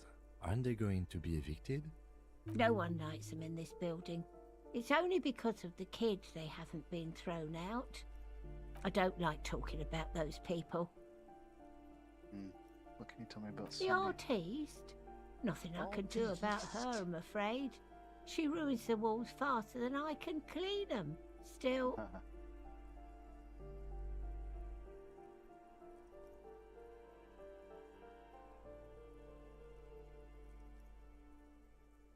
Spilling my tea.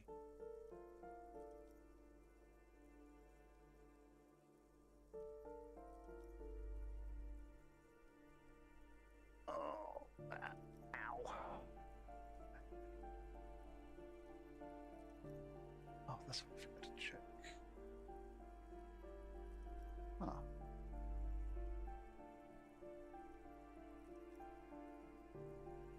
Doesn't always use.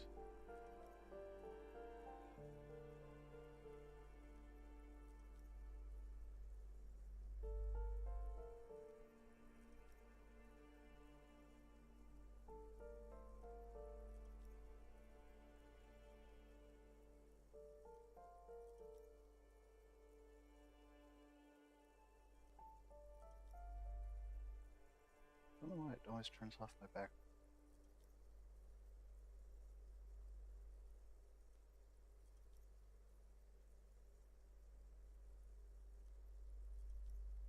Boy.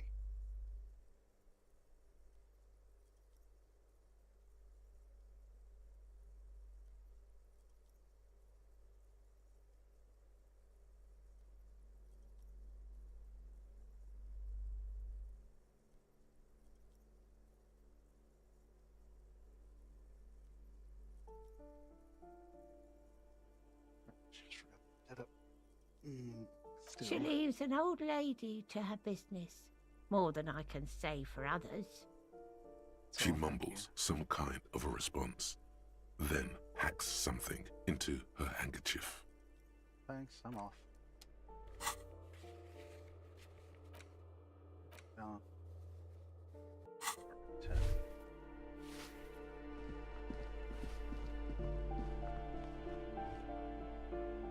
You hear someone walking around inside, rearranging the furniture. The number on the panel says 10.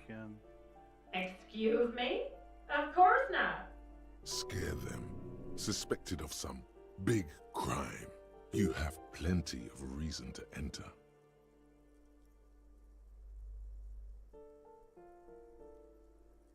Don't need a warrant if I suspect there's been a break-in. Oh, come on.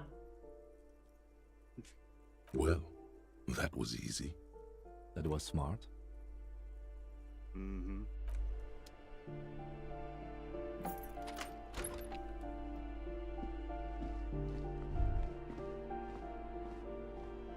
Excuse me while I loot your shit. Black monk straps indicate indirect modes of taxation.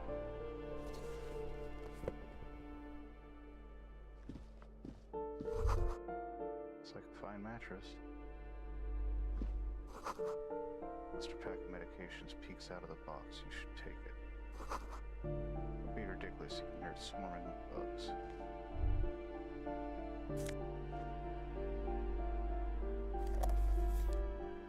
Satisfied? My name is Marielle Charpentier, and I'm an agent with Martinez Realty Associates. I am not breaking in, as I have every right to be here. The keys, see? Her voice is really cheerful, despite her obviously hating you. Do you want to see my ID as well? You can't legally ask for it, but why not? Want to see my residence permit too? Fishing out her light paper-clad passport. I don't need her ID, I just need to ask you Very some well, but please make it quick. I need to be back in La Delta in an hour. Well, what are you doing here? I need to get it ready for the next lease, but as you can see, the previous tenant completely trashed the place. Reprehensible. Who lived here? It was some kind of a moribund old man who used to be a business owner. You'd think they'd make rent. She stops hesitating. But that was months ago.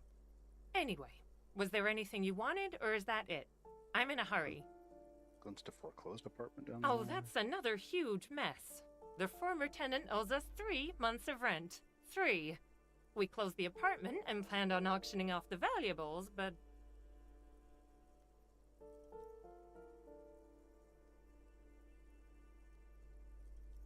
Nope.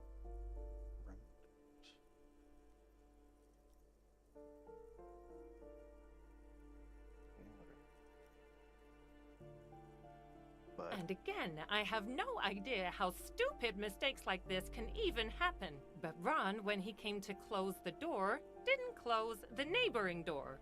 And there's a hole in the wall. A hole in the wall. Can you believe it? And then the tenant ran off with his stuff. He's gone. The money's gone.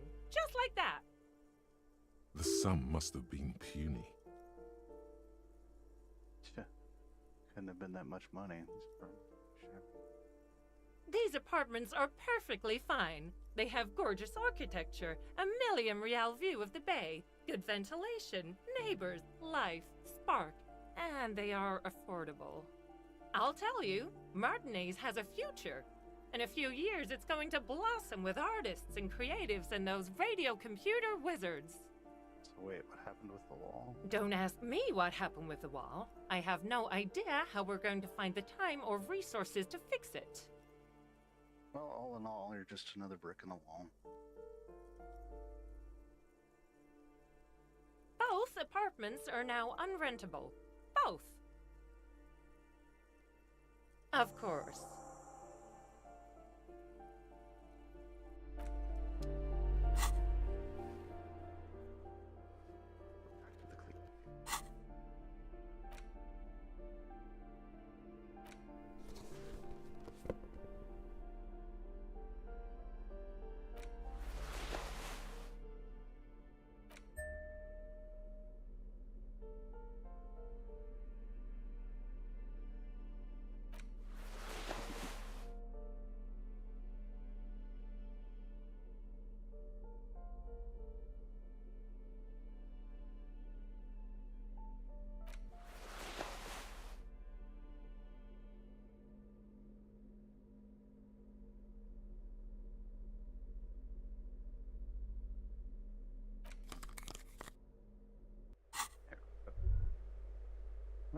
go tell the cleaning lady what's up.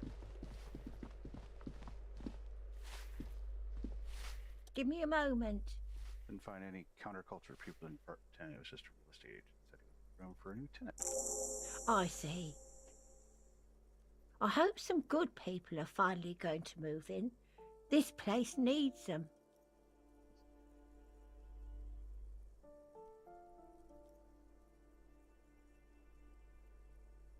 No one is coming. There will be nothing but squalor unless we start killing real estate agents. Lax women and sexual deviants. That's who will come. We find that apartment building slow change, predictable. Yeah, straight up computer wizards are coming. Oh, I do like wizards. And people like that in general. They have a lot to tell us about our fates. No fate.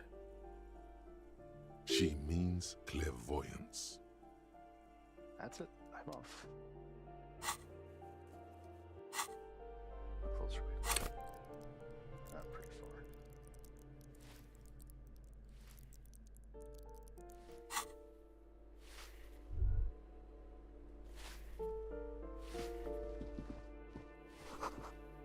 Everybody's foreclosed. Okay. Someone just went down the wall.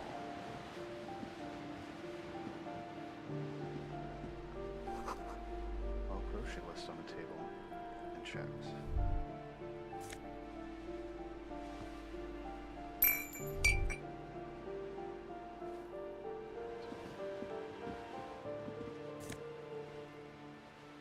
Book 16 Days of Cults, April.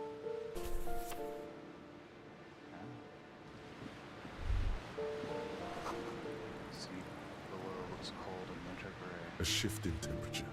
The air chills around you. Dust settles on the stony floor. A former architect stands before a slice of window, a room plan in her hand. A cold wave has made the air in the building stand still and frozen, with temperatures falling down to minus 20 degrees Celsius. The face Is red from the cold. She's breathing on her fingers, clasping the plan. Traces of sadness are visible in her expression. plan. Faint pencil lines on paper depict the same place, but a missing eastern wall connects the room with the neighboring apartment. Ideas for arranging the furniture have been jotted down. It's clean and empty, with new tapestry embellishing the walls. A standard HB graphite pencil has fallen off a three-legged stool in the middle of the room. She had an eye for beauty.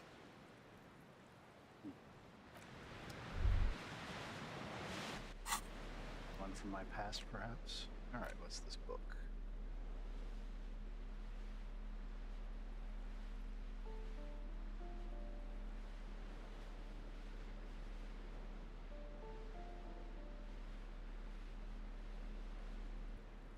Sorry for this hearing noise outside.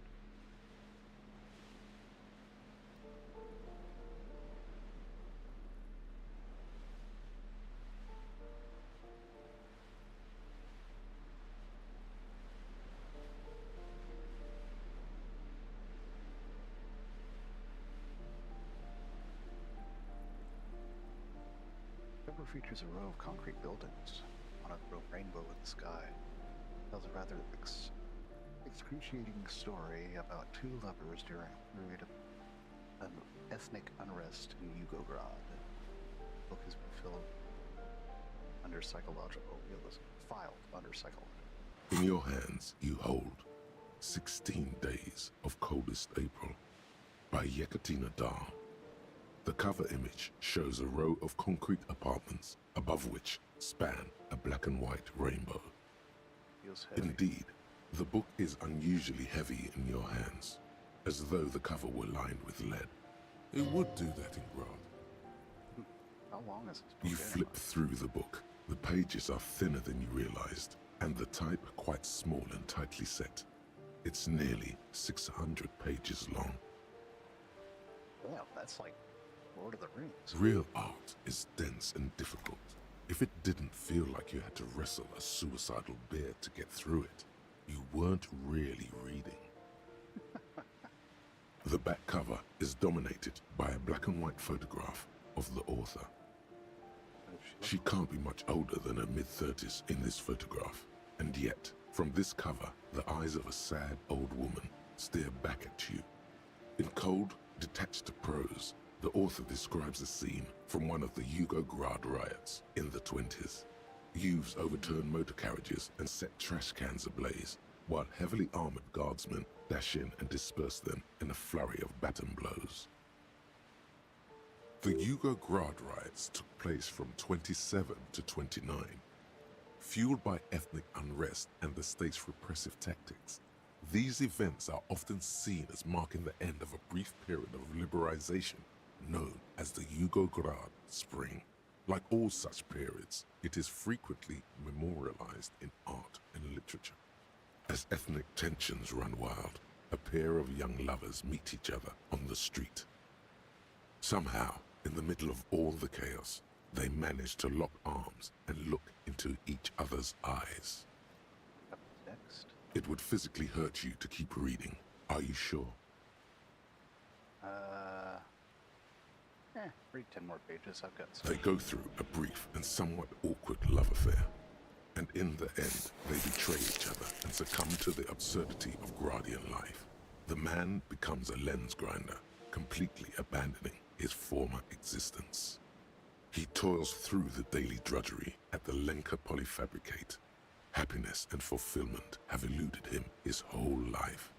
And in the end, he has nothing to do but dedicate himself to the craft.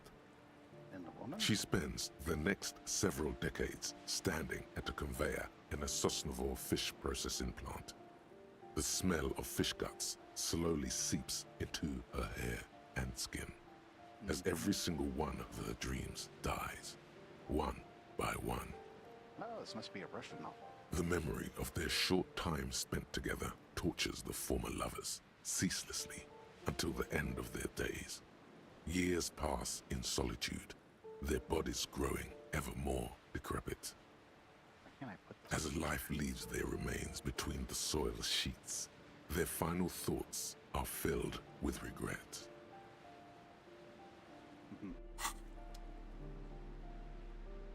Well, that was depressing.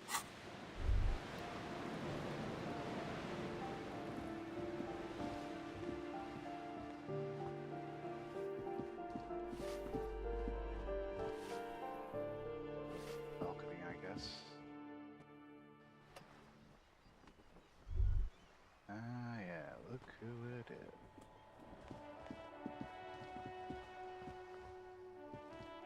Ooh, the piggies have learned how to saunter up staircases. I didn't think you could do that with hooves. But here you are. Look, cops don't like closed doors or unreachable reaches or people having high ground on us. That's right, we've evolved. Yeah, I can see that. Cool mutations. That smell coming from her paint bucket, it's not paint, it's heavy fuel oil. Is that heavy fuel? Red dyed heavy fuel oil, intended for exclusive use in government vehicles, to be precise. What did you think I was using? Aquarels? Sucked it out of a cop's fuel tank myself. Back in Jamrock. That's why my car didn't have any gas. She really did it. She's proud of it too. Humans are bad for you, okay? Some clever cultural commentary. You ain't seen nothing yet, Piggy Boo.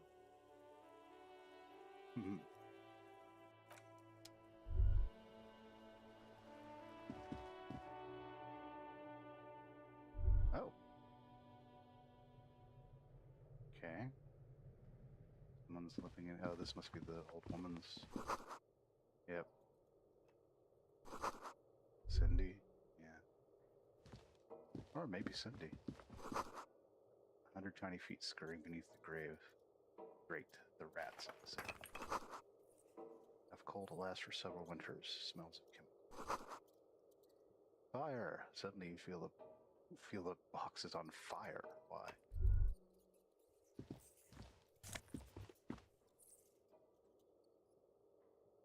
jeans.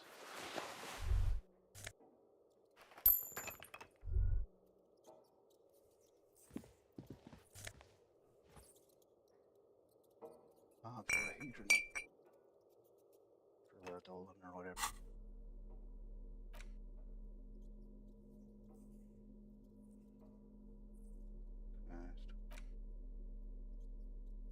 Electric demonstrator.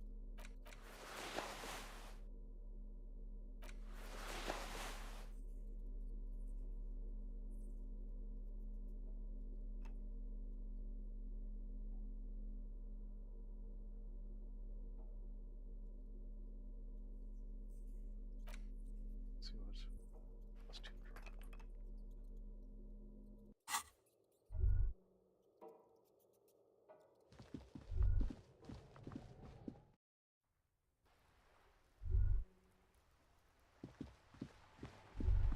That's what we keep.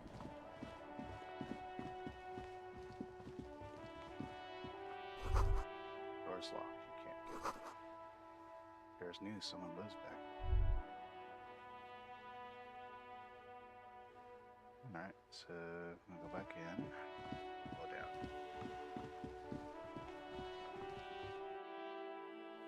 Actually, I wonder if we could have talked to Cindy about it. Doubt it, but let's see. Oh, and it's time we can call. Hello again, officers. Have you come to admire my mural? Ooh. Not only have you found my address, you've discovered my biggest secret. I'm a coal miner. She does have eyes that seem to be smeared with coal. It's not the nicest place, but I guess it'll have to do. It doesn't have to do anything at all. Nothing does. Like me. Right now, I'm doing nothing at all.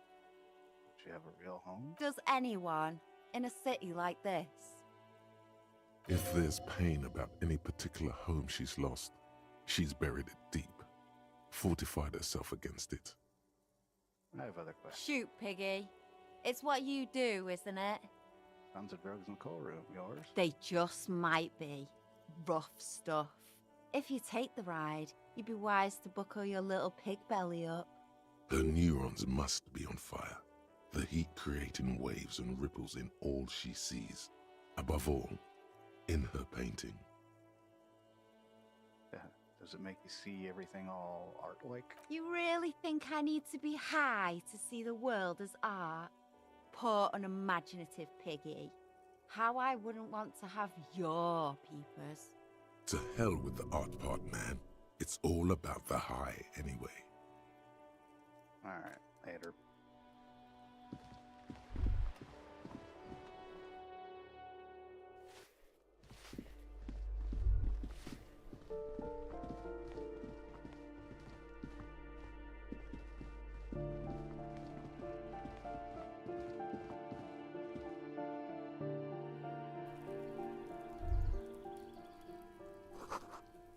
Breaker box is full of cigarette butts and electrical wires. Oh, let's see what this is. Wow, 15 real.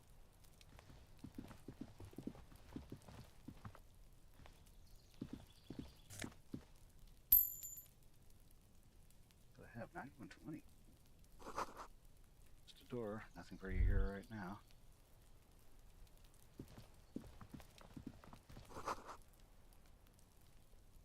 It's growing rosemary, thyme, and a cactus. Actually, let's...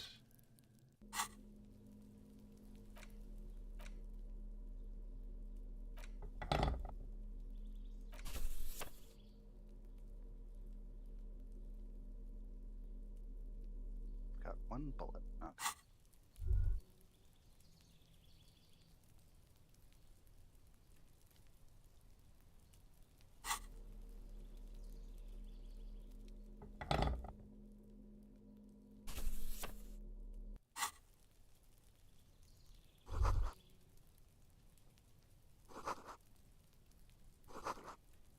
Big songs. Whoever lives here. So point advanced, right? This door is made of metal and appears to be reinforced. Someone here really values their security. Number 28. This is where the cleaning lady said the smoker on the balcony lives. Let's see if anyone's home. Knock on the door. No one answers. Looks like the young man we are looking for isn't home. I think our best chance to catch him is in the evening. We should return tomorrow after we have finished with our day's work. How about 9 p.m.? Sound good? Sounds good. 2100. Tomorrow, 9 p.m., right here. Apartment number 28. Good, let's go. Damn. Turns out it's quite tricky finding someone in a big apartment building. Don't worry. You'll get him. Remember, tomorrow. He's probably gone for today. See if I can.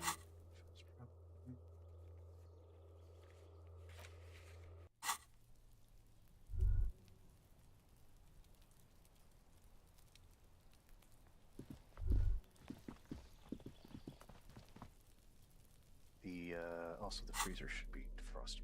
But let's try this.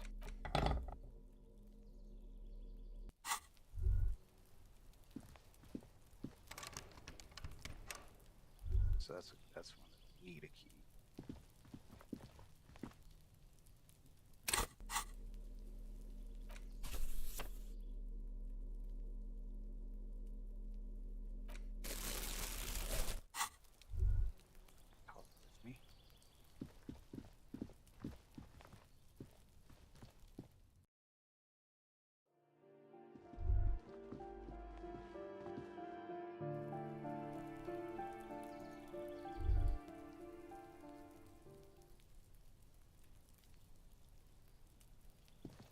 This way.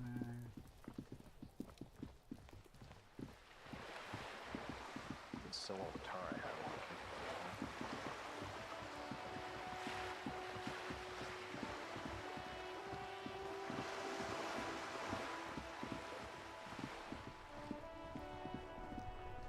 There. Working class drunk. You know what this means, right? Case solved. Cracked it. All in a good day's work. Wait, did I crack exactly? What do you mean, what did I crack? Look at how working class that drunk is. It's her husband, the missing husband. Yes, and you found him. Now go and tell the working class woman. Protect and serve, recruit. Didn't she repeatedly tell you her husband isn't missing though? Yes. But he is missing. You heard her. The worry in her voice. Me champagne, I'm going in. There's no need for champagne when there's honor, recruit. Go and tell the working class woman what you found, right now. Ah, okay. Hey, lady! He's not here. Let's hope I already even read the author's name, Jean Caus.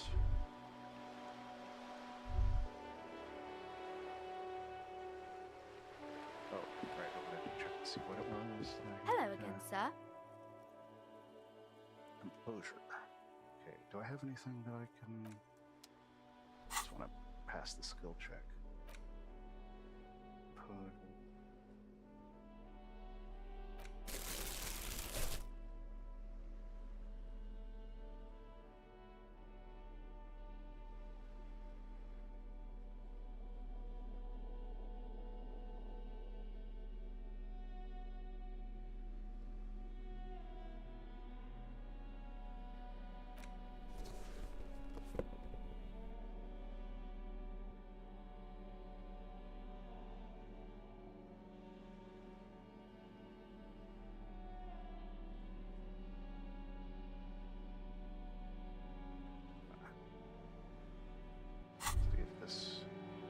Hear that?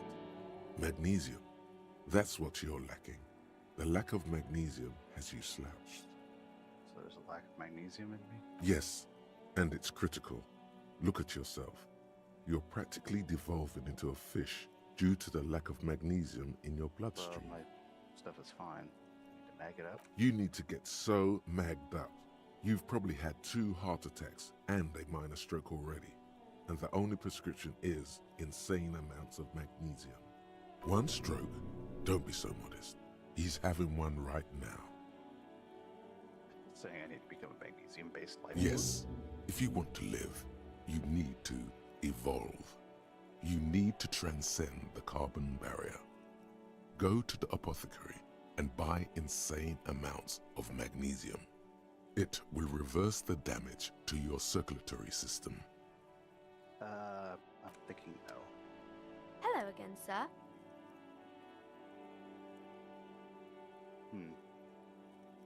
What's the check? Composure 5. Okay, and I'm at...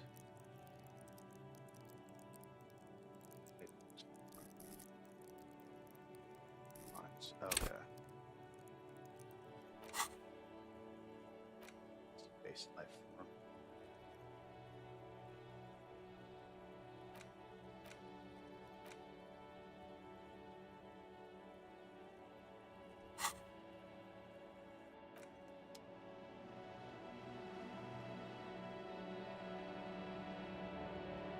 Streets on my glove. Okay.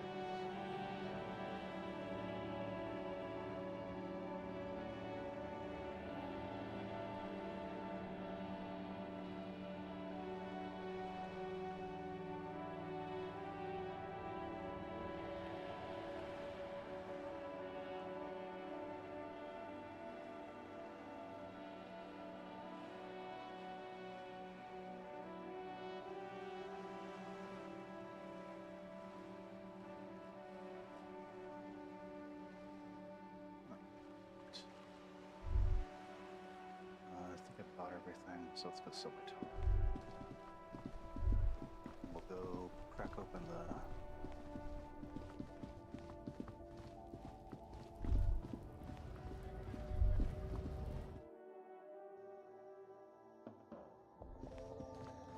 The tear machine stands in the... Your bottles clunk into the machine, and the... Go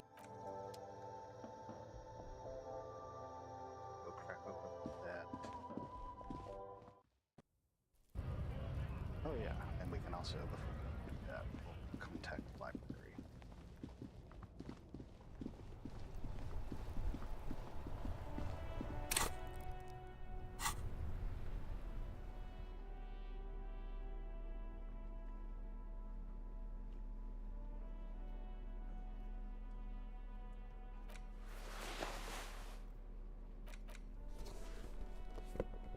And, yeah.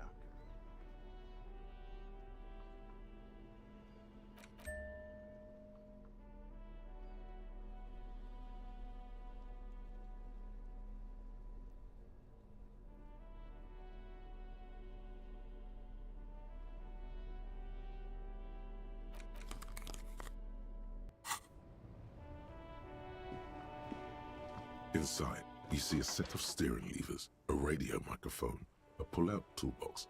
This is Precinct 57. How may I assist you? Hold on, officer. I've got Central Jamrock Public Library on the line, and I've already introduced you to their librarian. Connecting the call in 2, 1. Yes, this is Central Jamrock Public Library here. How can I help you, officer? He sounds worried, yet ready to assist. This is how people get when the police call. Looking for information that you can provide on a Billy Marion, a reader? Billy Majon, you said. Give me a moment, I'll have to check our database.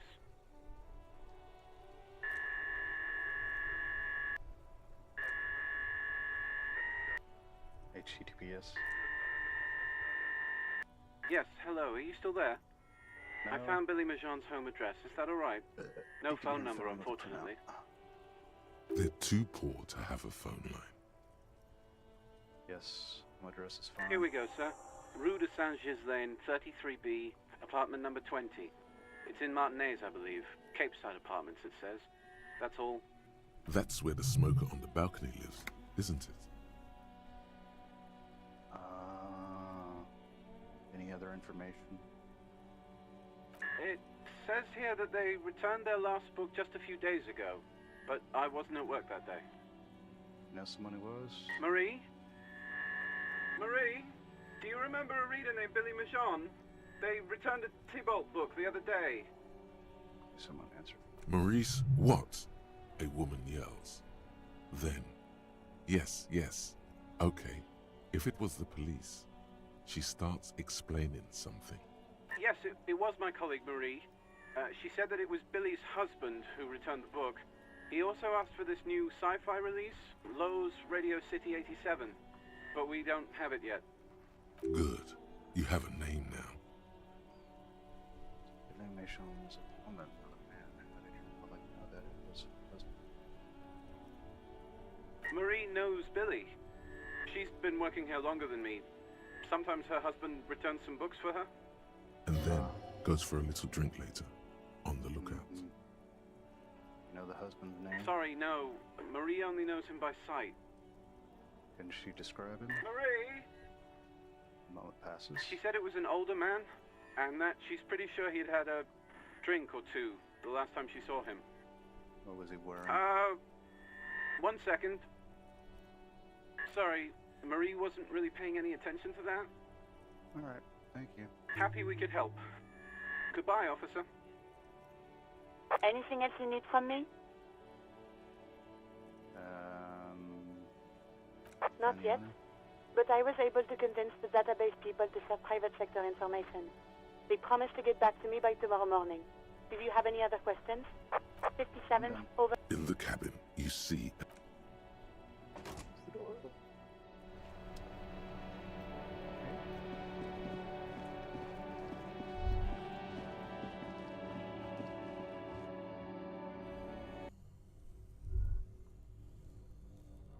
Alright, let's try cracking this fucker open.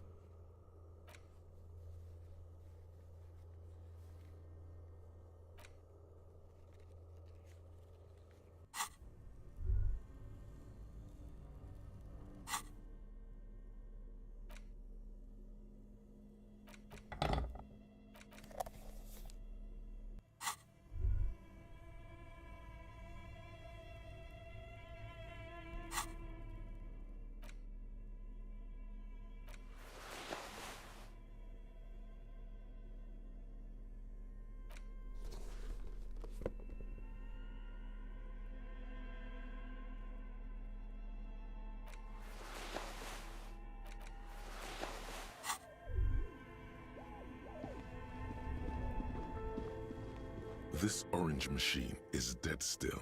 It has a hand-cranked ice cream churner and an electric freezer.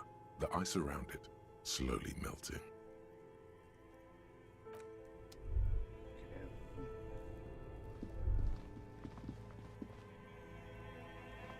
Anything I can do with the wall?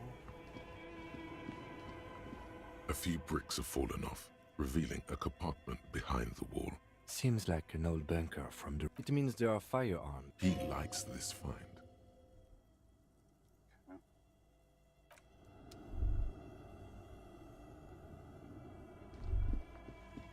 Guess I can let him go,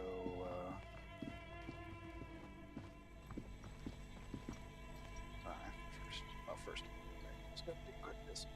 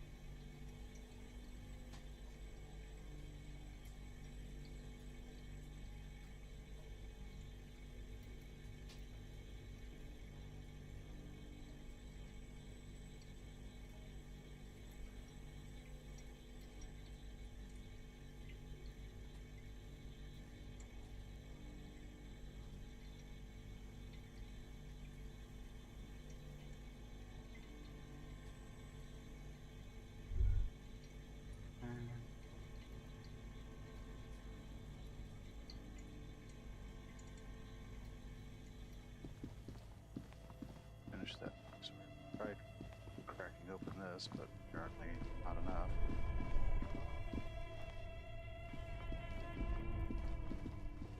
This orange machine is dead still. It has a hand-cranked ice cream churner and an... Wait, let's see what... See...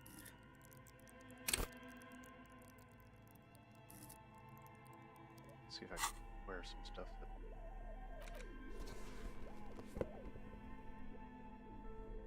Wish I could arrange things.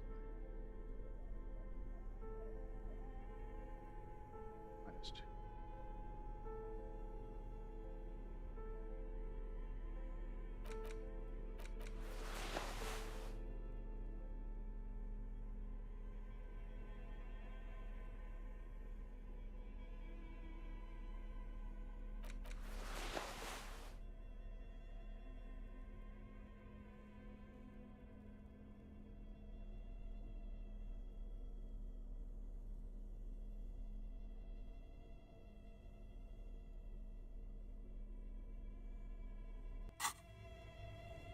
This orange machine is dead still.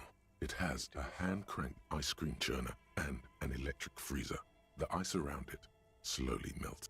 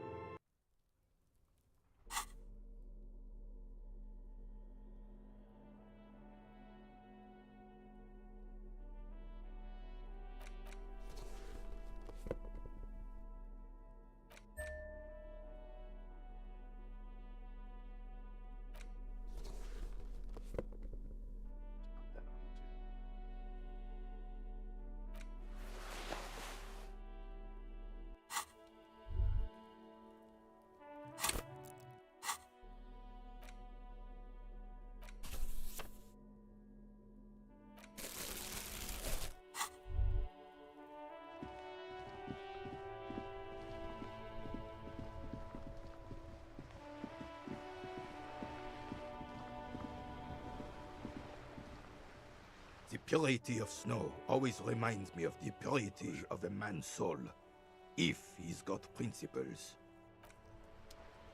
Oh yeah, I guess I didn't put anything. Did I? If I got anything that'll boost it.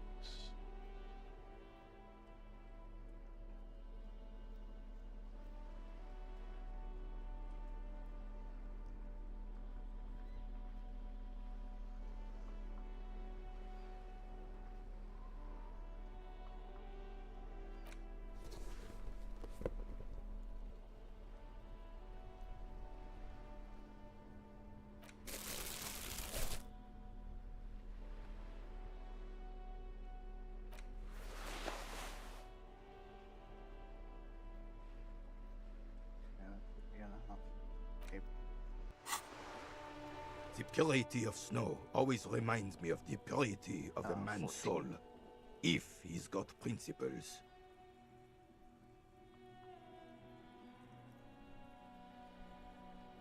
Let me just do a quick save just in case. The purity of snow always reminds me of... Still, all you... Load. Gonna save scum just a bit. Like... The purity of snow always reminds me of the purity... Still.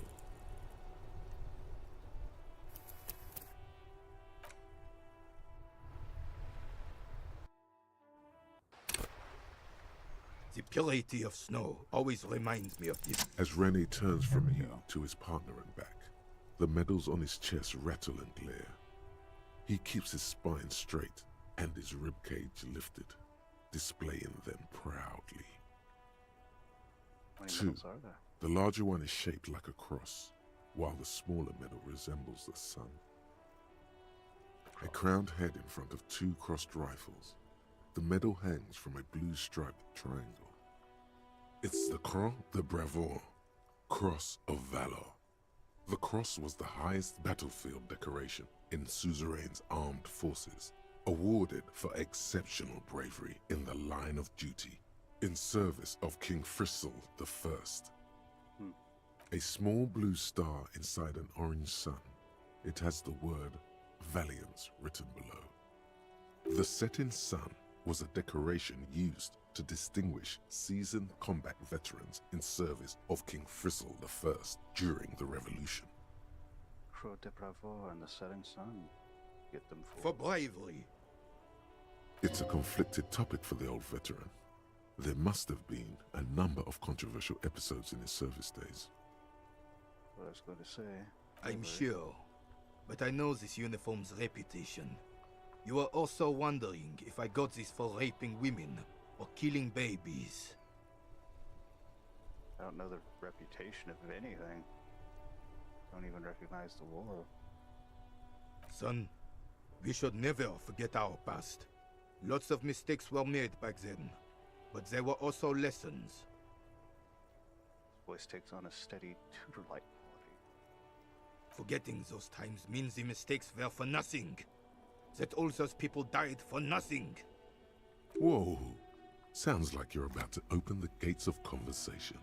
This man will literally talk your ear off if you let him wander off to memory lane. So what did you get the medals for? For doing my duty in the heat of battle. For looking my mortality in the eye.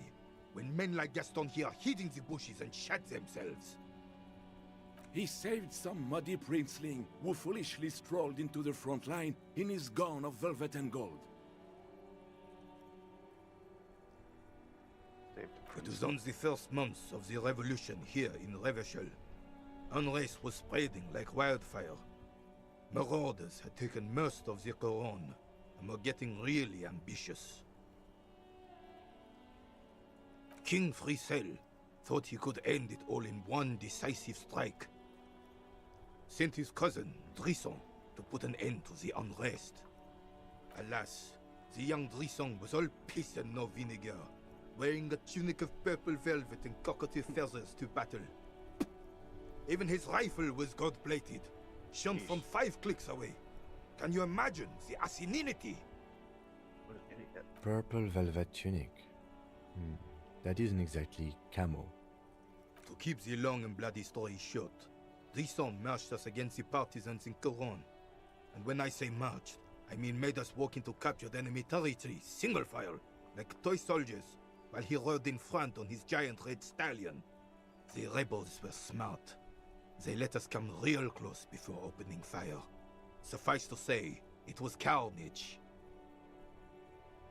Must have been a bloodbath. I got shot in the left shoulder and went down. Just a flesh wound. But just as I turned over, the prince fell into the mud next to me. He was missing his lower jaw. Then his horse, driven mad by the noise and smell of gunpowder, stepped on my leg and shattered my knee. That's his right. It's painful to even think about. Hang on to the story. Veterans get sentimental after such retellings. This might yield something useful. Okay, then what did you do? I grabbed my sidearm and shot the beast in the head. Then everything went black. Capitaine Arnaud, le fléau des chevaux. The bane of horses.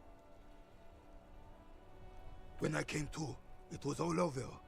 It was just me and Jolas Tresson, gurgling in the blood-soaked mud right next to me. The dink had taken numerous flesh wounds and lost a lot of blood. But despite missing his jaw, he seemed hesitant to die. Tougher than he looked, that one. Imagine what this would never happen to Johnny Lawjaw.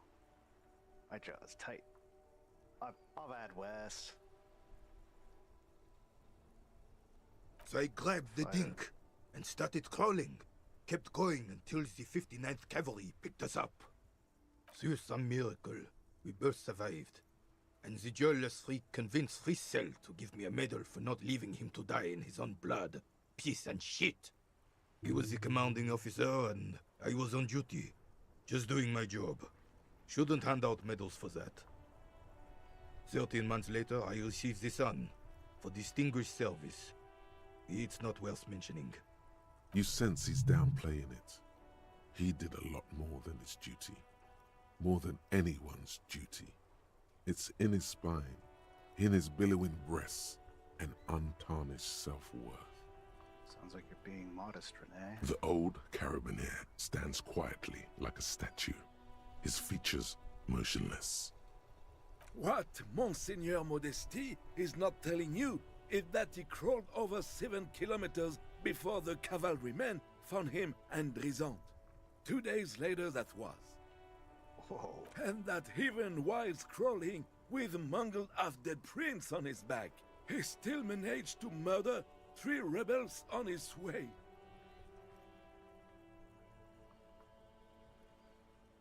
Is that pride in his voice? It's deep down, but maybe even unbeknownst to the man himself, it's there. Hold on, you're just a little bit proud of Renee's rogues, aren't you? Sorry, officer, but you're reading me all wrong. I'm a man of peace, and these kinds of bloody heroics are only impressive to men like René himself. Certainly not to me. How did you find the story to be, officer? Quite impressive.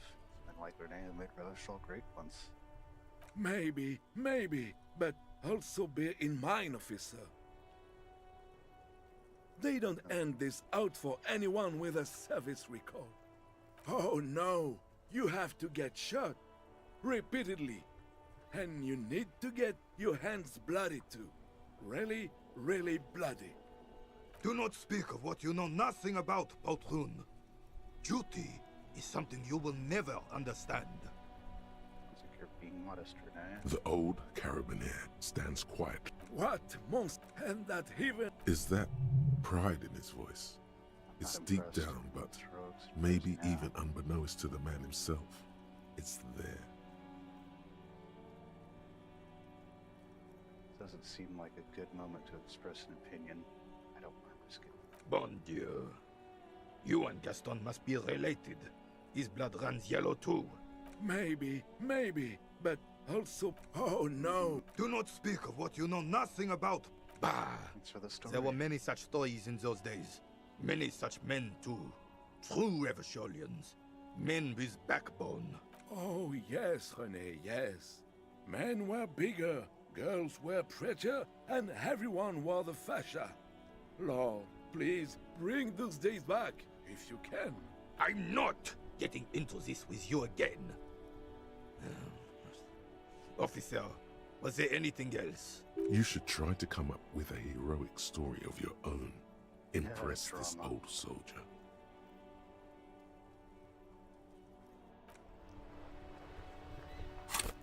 Well, I can wear a bunch of drama stuff.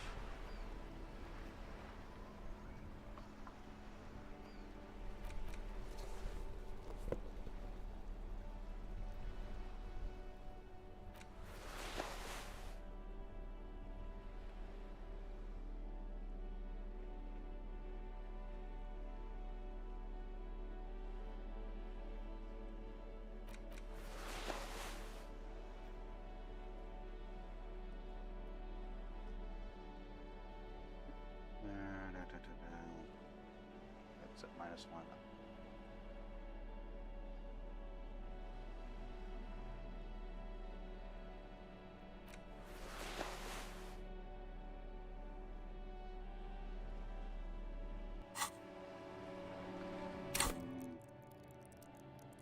Where's my... Ah. Wow, that could go up to 8. Let's add 8 plus 3.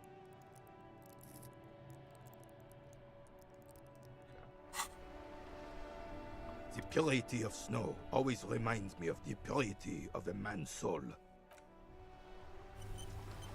This one I might save scum too, just to get through. I don't know.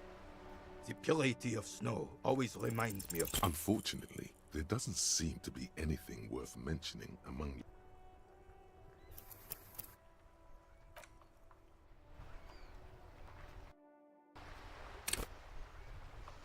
The purity of snow always reminds... Unfortunately, there...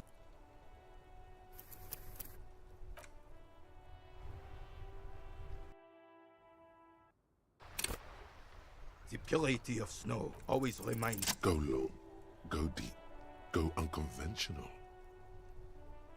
Story doesn't have gunfire, blood, or spilled guts, but let me give you a different take on heroism. Sure, officer. Let's hear your take. Imagine just flickering into existence from... I'm not following you. He'll get it. Don't worry. Just continue. He's gonna be impressed. Imagine knowing nothing but the sweet oblivion only to wake into unbelievable pain. Imagine pain that makes giving birth seem like a mosquito bite, but inside your head. The man stares at you, silently frowning. Doesn't look like he's imagining it. Right, and you're about willing to do about anything to make it stop.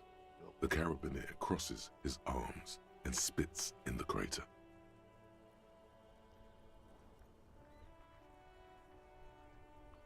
Realize the man body with you in it is just a husk now.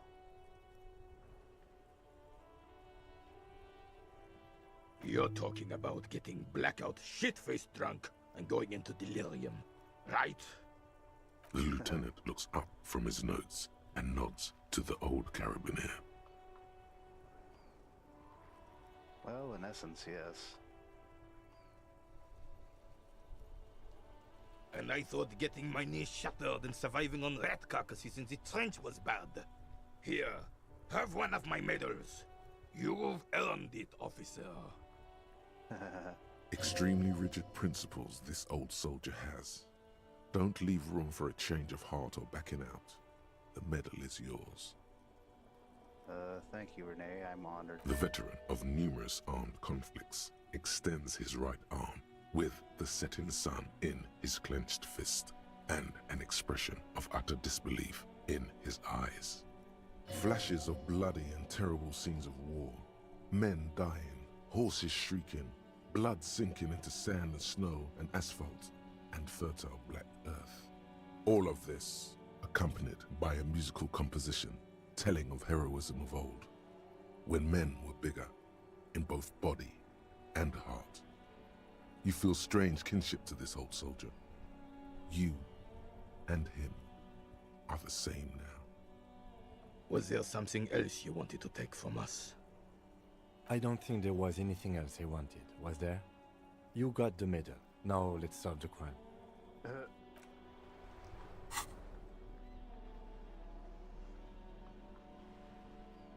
Plus one rhetoric.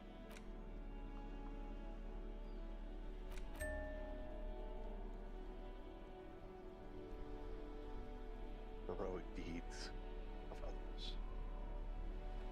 Honestly, I wouldn't have taken it, but...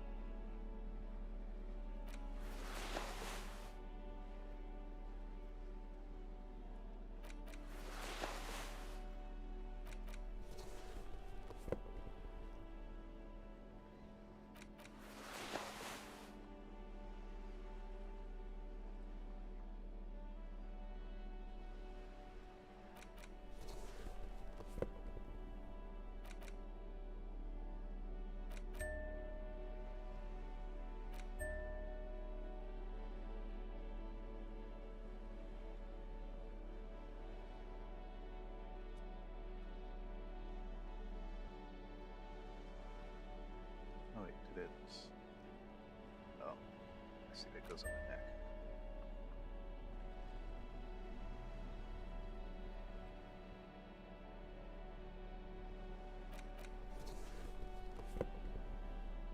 Oh.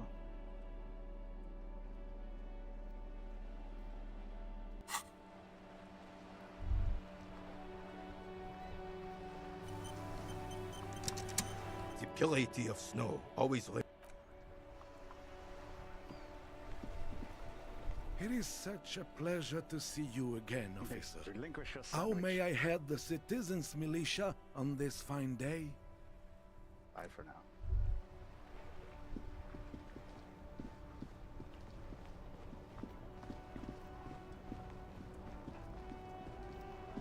Let's see.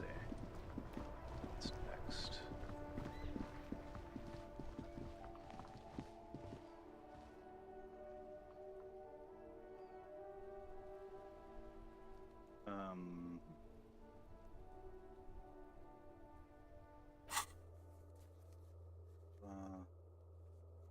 Oh yeah, let's do that.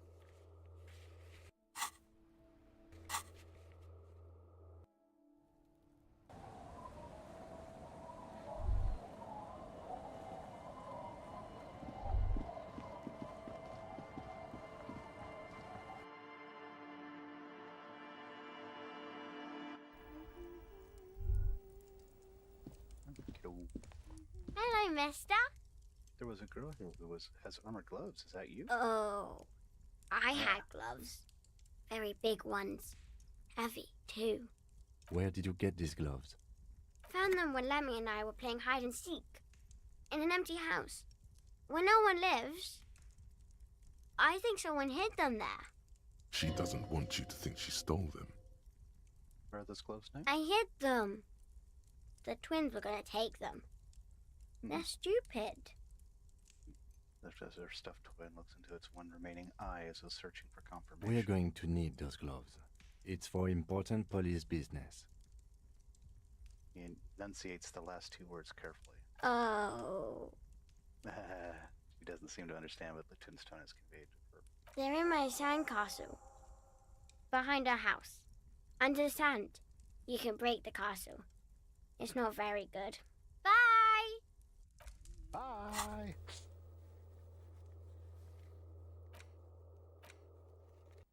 Alright, let's go get them gloves.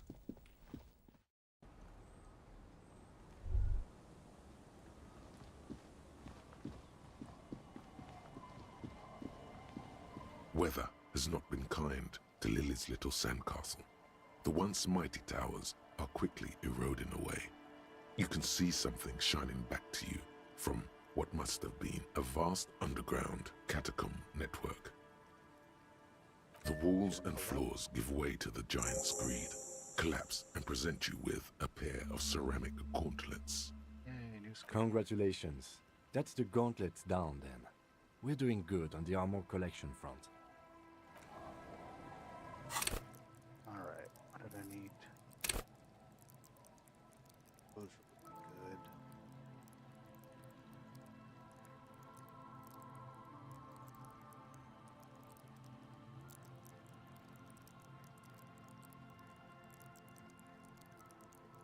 Oh, I think another spot would be nice.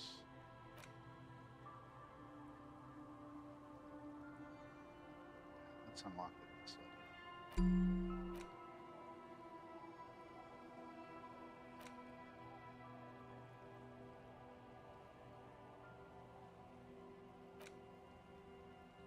Increase the reality.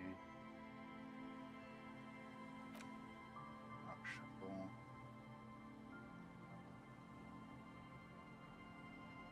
Oh yes, this is the one, yeah.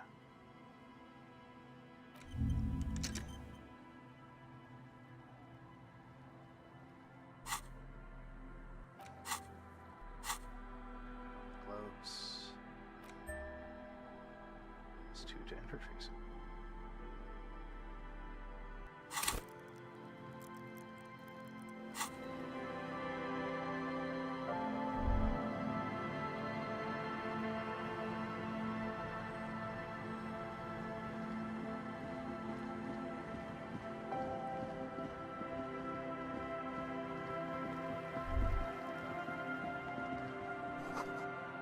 The black sauce from suburban beverage. Oh, sure. Oh.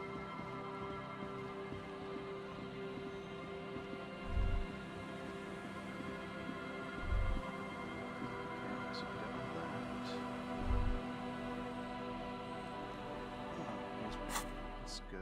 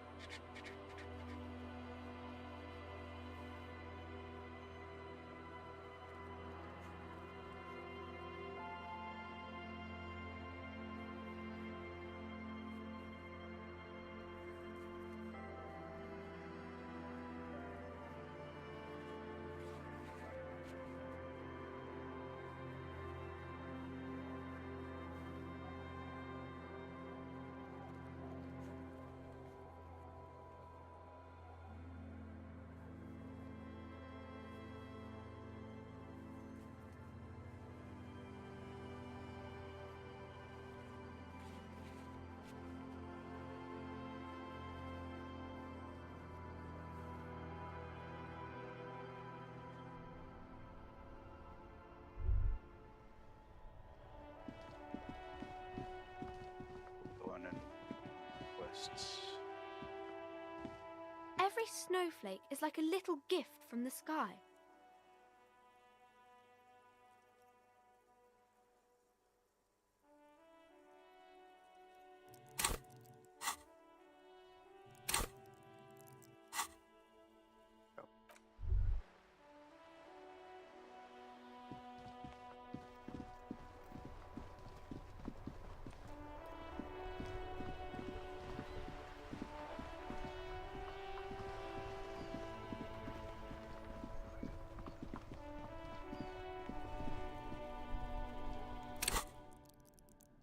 Shame I can't sell my clothing that I don't.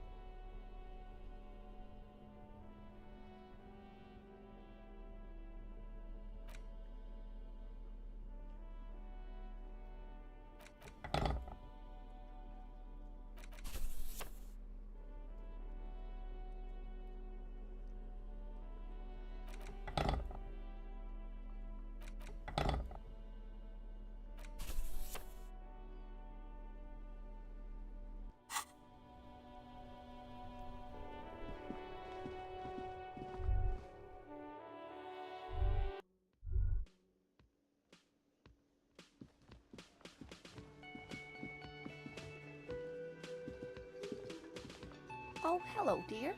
There you are again. Never told me you've seen the Phasmin. Oh, you don't want to hear about some old woman's ramblings. No, I really won't. Reflexively, the lieutenant readies his familiar notebook. Well, it was summer. I was building a racing track out of sand on the beach near a tall stand of reeds. Quite a tall one. Many times my height, I remember. When all of a sudden... Wait, where was this and how old? I'm getting ahead of myself. I was 5 and a half in Betancourt in the suburbs. My grandmother had a summer home there. Betancourt got bombed in the war. It used to be quite near, circa 20 kilometers from here. The strangest moment of my life. I looked up and one of the reeds moved. Not like a plant, but like a living thing. So it stood up and looked at me. Its body unfolded like some antique toy. I've never seen anything like it. I didn't know this can happen, so I reached my arm and touched the thing. It felt just like a stalk of reed, but it moved, swaying, towering above me. After a while, 20 seconds, a minute maybe, it left, went into the reeds. Did you swallow it? I tried, but I was only a child. There was mud and high water. I couldn't see it anymore. I was just standing there knee-deep in mud, looking around me.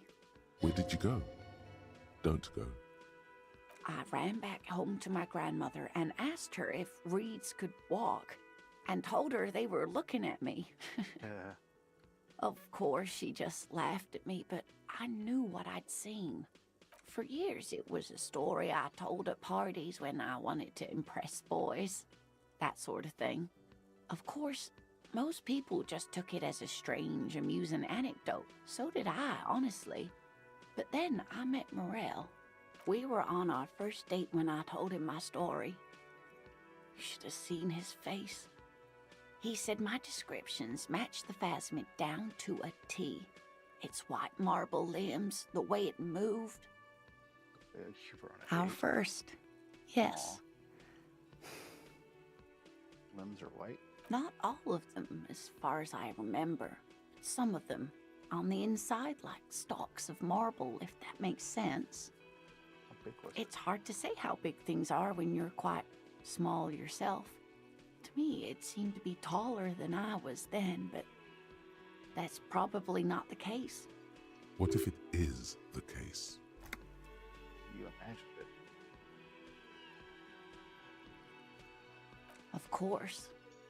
I've thought about it. But Morel says my report matches with the others. And I'm sure I hadn't heard of the Phasmid as a child. Nor had my mother or my grandmother. So how did I know what to imagine? It was only when I started telling my story as a teenager that boys would tell me, Lena, You trying to tell us you saw the Insul Indian phasmid out there in those reeds? Get out of here. They just give me a cider and ruffle my hair and tell me to stop dreaming. But I saw it. Kim, what do you think of this? I thought it was a wonderful story, man. But I don't believe it. A child left unattended on a warm day. Children make up stories and then end up believing them. Mm-hmm. You're welcome, sweetie. I do appreciate the chance to relive it whenever I get one. It was just such an impossibly sunshiny day. So warm. And she could get up and walk right into the reeds on her own, into the mud, anywhere. Ran into your husband. Goodness, how is he? Did he Fine, say man. why he hasn't returned yet? I suspect he came back early because the water lock that was broken. Now he's just finishing. Oh, yes. That's my Morel. He's bound to catch a cold staying out there for so long. But I am so relieved to hear that he's okay. Thank you for putting an old woman's heart at ease, if even a little. You haven't, however. There are dangers out there. Our aging body's foul. Her heart won't rest until Morel is safely back with her. You know, to hell with it. Let's have more cryptids. Of course, officers. Is there a particular cryptid you two are interested in learning about? What's the most dangerous? The gnome of Jeroma. Gnome of Jeroma? Sounds terrifying. Doesn't sound too bad. Oh, it is. None of his victims survived. Grieving relatives never even found their bodies because the gnome's venom dissolved organic tissue. Then how did they know? It was reportedly a small creature with webbed fingers and a protruding forehead and an ungainly little thing. Quite scary to look at. A couple of campers found it when it was already dying. They heard an odd wailing in the woods and followed the sound. They were scared and wrapped it in tarpaulin to suffocate it. Mm.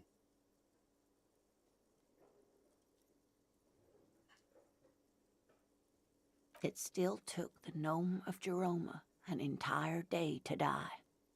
If the body of the creature was found, why aren't there detailed illustrations of it in science textbooks, confirming the existence of this very little species? Alas, the first scientist who got his hands on the creature's corpse put it in a jar of formaldehyde, thinking that would detoxify the gnome's venom. Instead, all the venom leaked out of the creature's teeth and into the surrounding liquid, dissolving the creature itself. A poetic end, perhaps, but a real loss for science. Alas, always alas, and then it was gone. Isn't that overly convenient? Mm-hmm. Seems so very convenient that it just disappeared and nothing like it was ever seen again. I understand your skepticism, but that's what happens with things that are rare and stand out.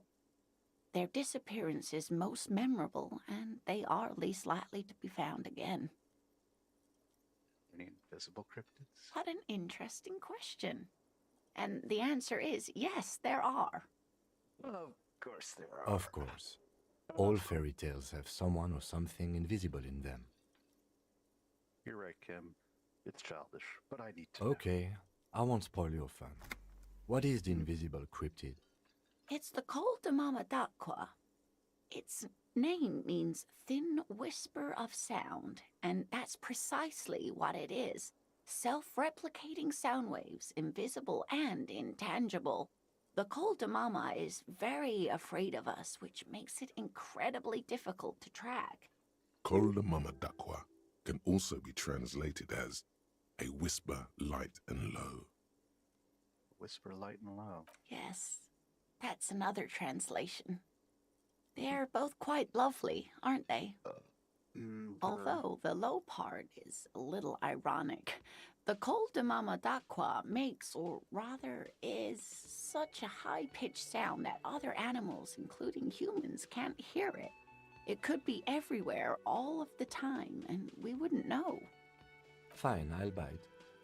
How can an animal be a sound? Many scientists have asked the same question. Some have claimed that it isn't itself a sound, but a tiny corpuscle that emits sound waves. But there's no evidence to support this theory.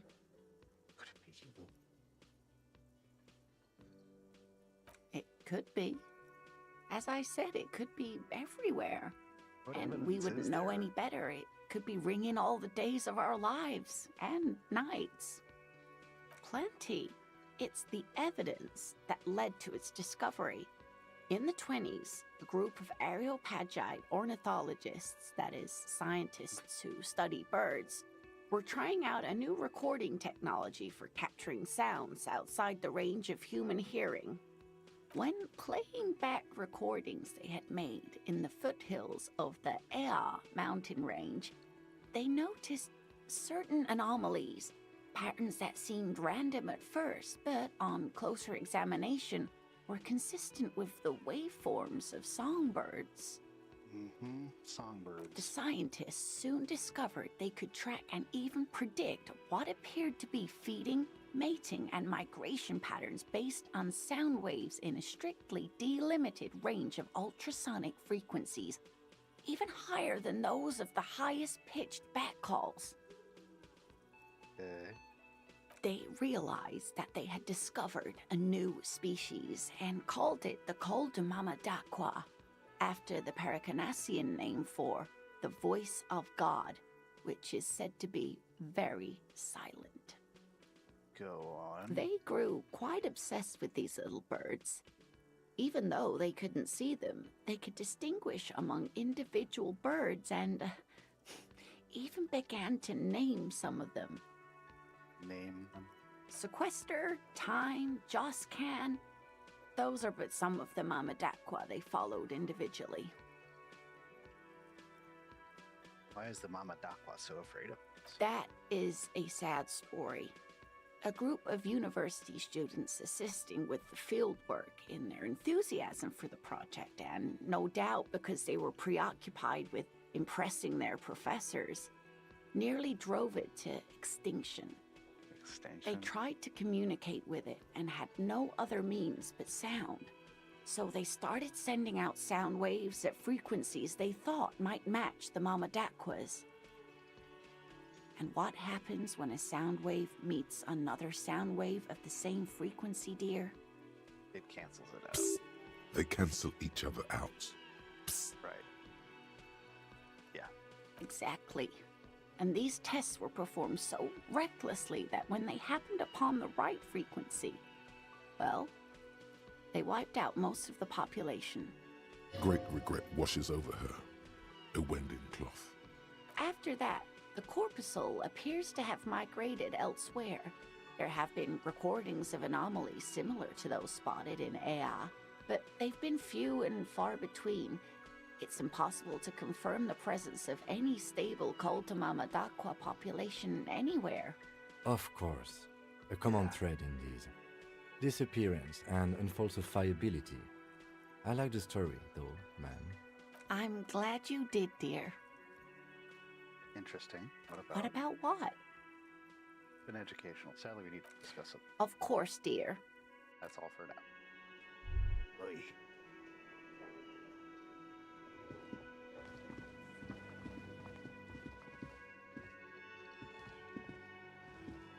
The man ponders his cooking utensils and gives you a little nod.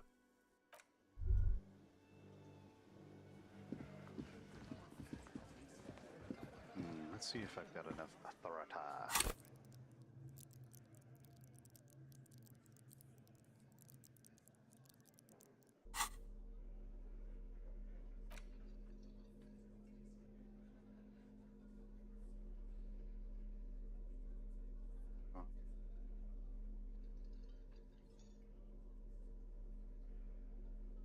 Why do I keep smelling?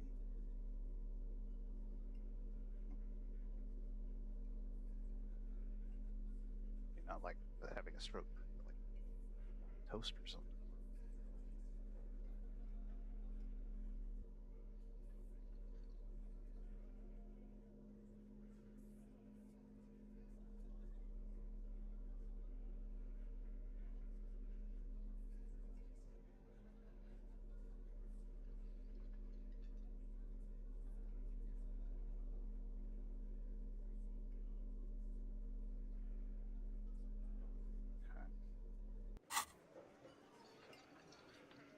it's just... Oh, is it the right time of day, I wonder? Behind the dockworkers, you see 2, maybe 3 bushes grown into a single thicket over a period of circa 50 years. It takes time for a hedge like that to form. Need to try building my perception up a little bit.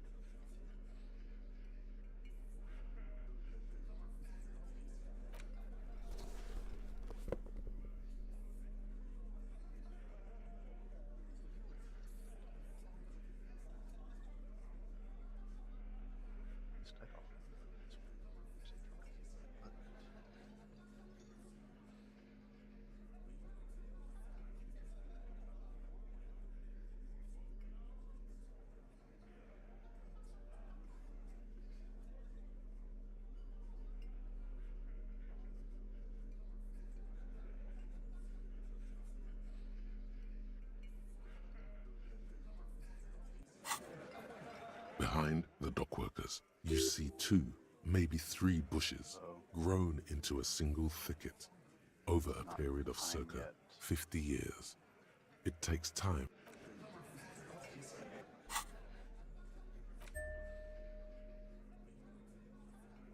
Yes, +2.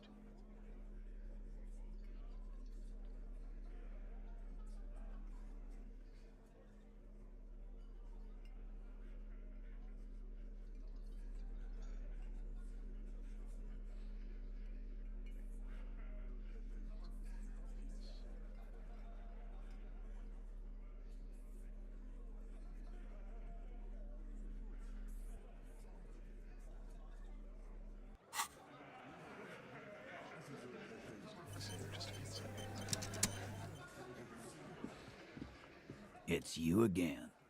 What is it?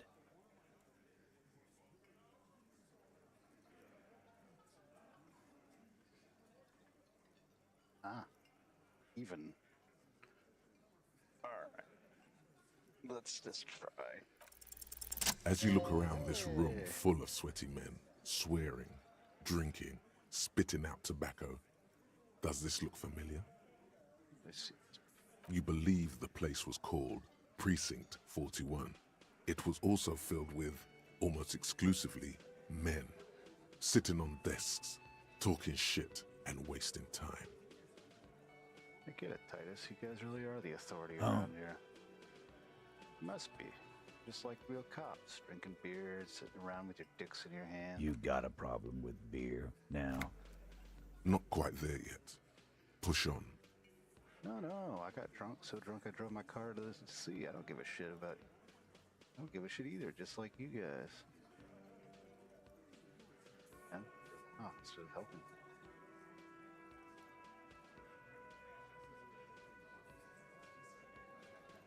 I also have no idea how to do my job. You.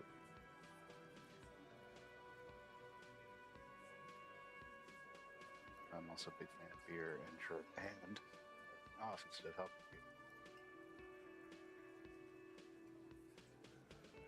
I have a beer problem, not a problem with beer.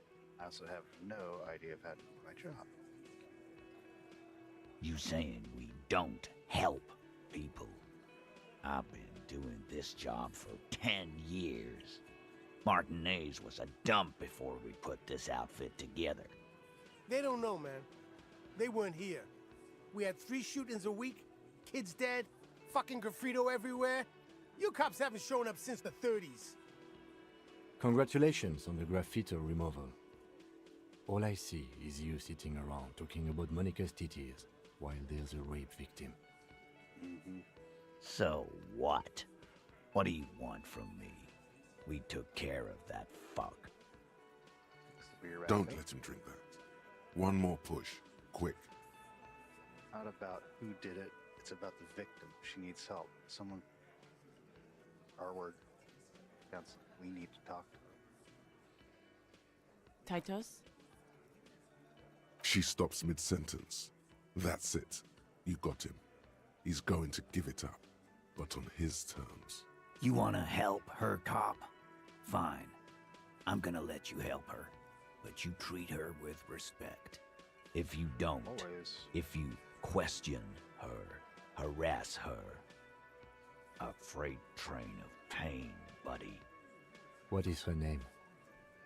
Glacia. I'm on due. She's staying here at the Whirling in Rags, a real pretty one. Silvery jumpsuit, blonde. That's I'm on due, with an O-U. Shit. The girl. The girl upstairs? That can't be her. Remember what you said to her? You told her you want to have.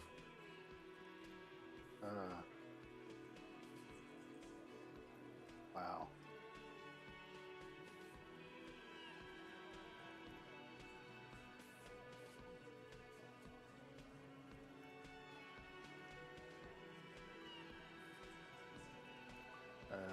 I'll roll it. You inexplicably add cool after the victim's name, with your eyes bulging like some wild beast. Your fingers are fidgeting and sweat starts forming on your brow as Titus looks at you oddly. I don't understand what's so cool here. Nothing. We just have a few more questions. Then we'll be on our way. Calm. Normal. Try to forget this little hiccup.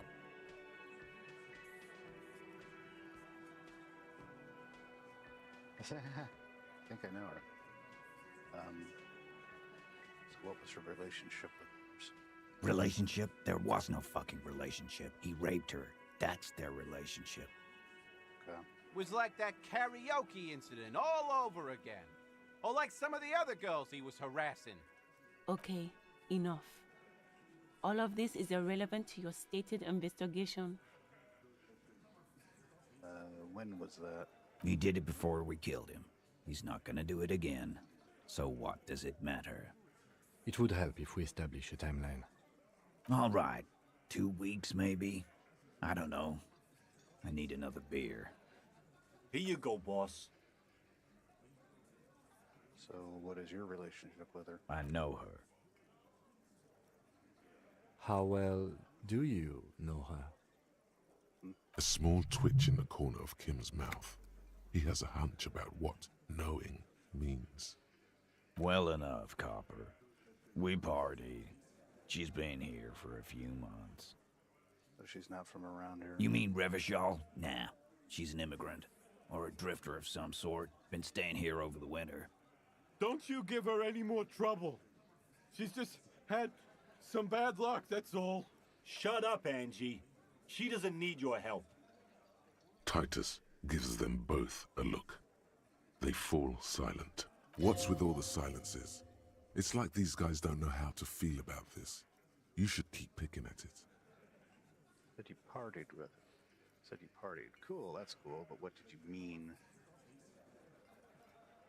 What do you think I meant?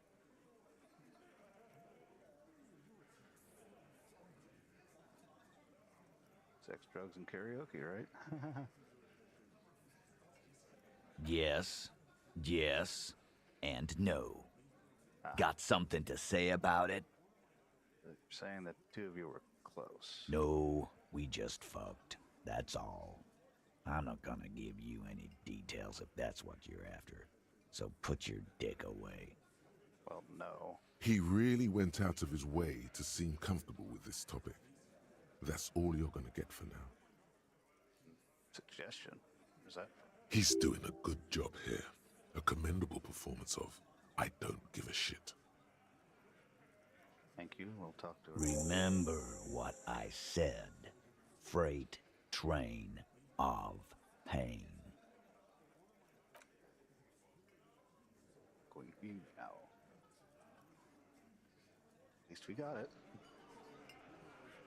Save. Oh, what did it get? Oh, Officer, anyway. what was that? You mean the sweating and the fidgeting when he mentioned Yes. her name? And the sort of quivering jello thing with the eye? Yes. I think I know that The one. victim? Is there something I should know before we talk to her? Whatever you do, don't say the first thing. Met her in the hallway after I woke up. Understood. You were not in good shape on Monday. Okay, Because I didn't that's remember. manageable. I tried to hit on it. Understood. Better not to add anything to that. Said I'm gonna have to interrogate. It's gonna suck for me. It is. This would have been good to know before. Okay. Anything else? Nothing. Let's We'll be move all on. right, Lieutenant. This is nothing. You feel fortified by his assurance. It's going to be all right. Is it though? Nothing? You're still in for a bumpy ride here. Try not to mess it up. Don't fuck it all up.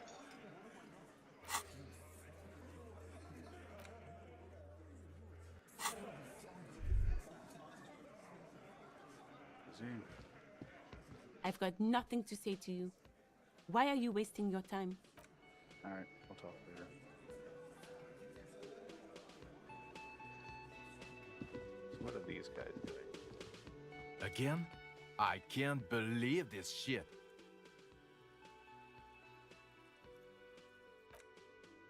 Redecore. Or now, let's see. Bump it. Now I can.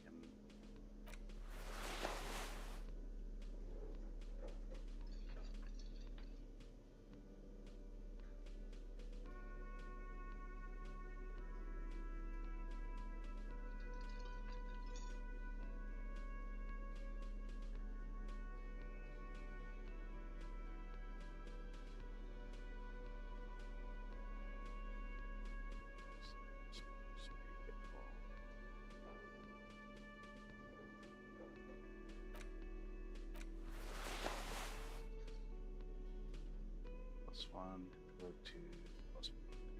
It's the same.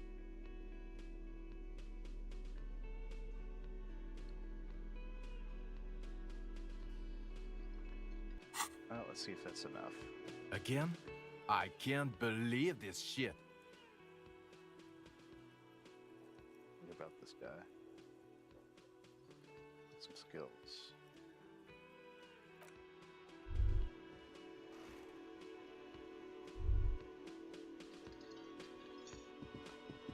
Come, Kim. Game is afoot. First look. Put away.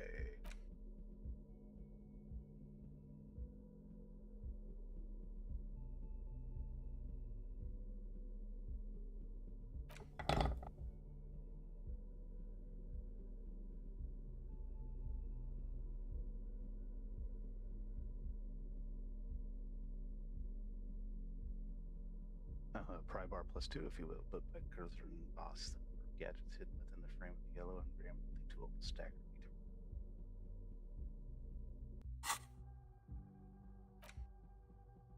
Is that good? 19 minutes,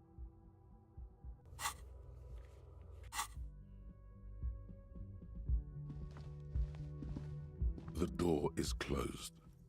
Who is it? Tired. Controlled.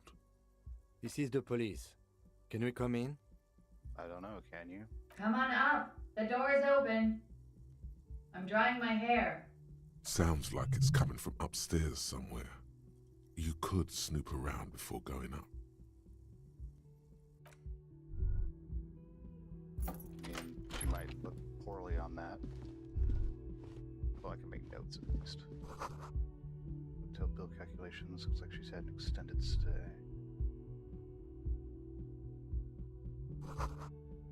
Some dirty clothes. Symmetry all the way up. 92. Okay, wow.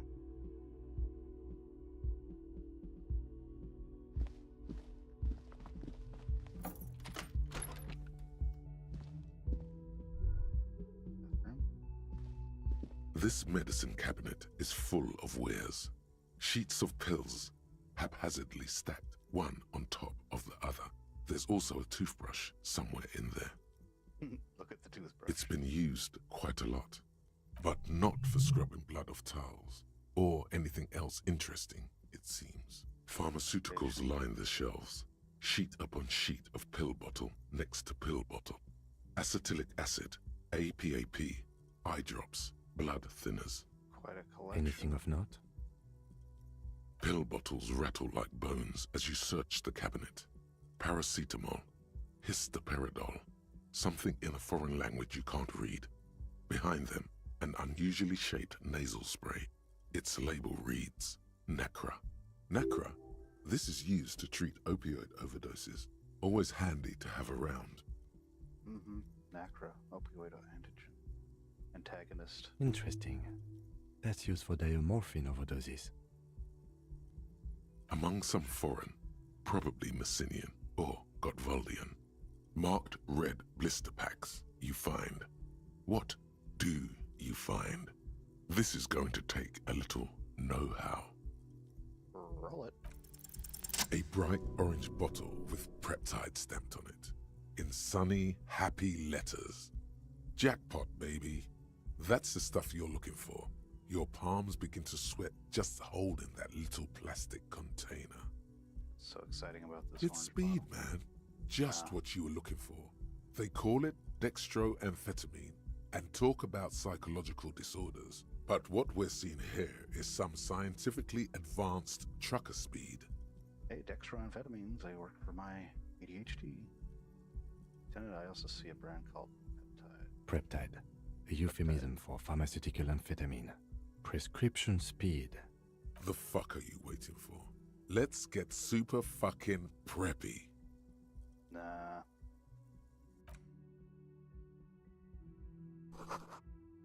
You're below the corpses. This medicine cabinet is stocked. There it is. The orange sun wearing. You dropped it. Smack dab in the middle of the floor. There it is. Orange as the... Wow. That's unbelievably orange. Anyone can see that. It's practically effervescent. Pick it up. The lieutenant tries to keep his eyes on the door, but the Preptide bottle sounds like a rattlesnake. It's basically a percussion instrument that you're stuffing into your pocket. Who cares, man? Who cares what the stiff thinks? You got it. Here comes the afterburner. Just put it in your sweaty little hand now. Pill bottles rattle like Nacra. Okay. This is you. The lieutenant glances at... Honestly, I'd put it back if I could, but... Isha plus one psyche. Yeah.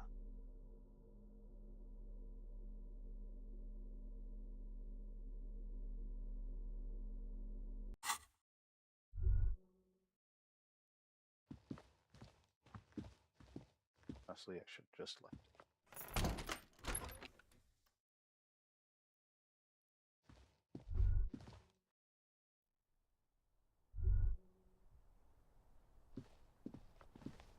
This window is pristine on the inside, unlike the one next to it. Light from the desk lamp reflects off the glass in an untarnished golden halo. Smooth as ice. There are spots of mud and rain on the outside, even smudges. But the surface of the window is clear from the inside. No chips, no hairline fractures. Following your lead, the lieutenant leans in closer to inspect the surface. This window was recently replaced. Looks like it, yes.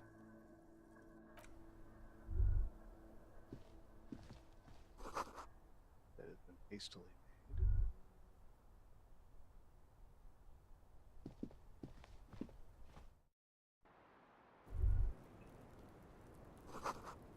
Smoke cigarettes. Astro. Of course, menthols. Cold coffee and an ashtray. Hedgehog. That looks like a hedgehog. Look, a handful of dried white wildflowers. Just as you look at the flowers, a gust of wind raises them from the roof, picking them up in the air. Oh, we'll try. The wind brushes them off the roof. They're gone.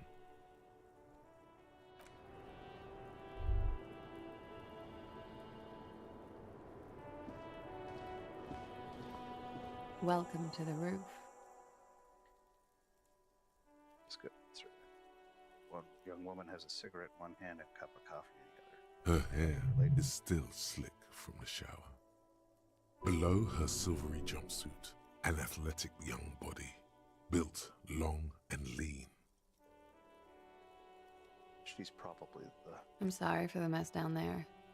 The cleaning lady hasn't come by in days. I'm beginning to wonder if she ever will. Is there a cleaning lady? I think I need one. Nice view. It's much nicer now. Where the dead body used to hang, clearly visible from the roof, but no longer. Thank you for that, officers. Truly. There is something in her light brown eyes, a sadness, when she thinks about the death of that man. Oh yes, legends of room number 1 have made their way around the building. They say a portal to hell has opened in there. They also say that's why the cleaning lady quit. Because of the Say 7 inferno. deranged superstar lines. I'm Kim Kitsuragi. I'm a detective from Precinct 57. I believe you have already met my colleague from Precinct 41. Have I ever? This is the fabled cop of the apocalypse. His arrival is a sign of the end times. All this will come crashing down in mere days. Disappointed it's dragging out like this. What a farce. New information's come to light in a matter of weeks. Great reckoning of the class of Revachol explodes in vigilant violence. It's foretold.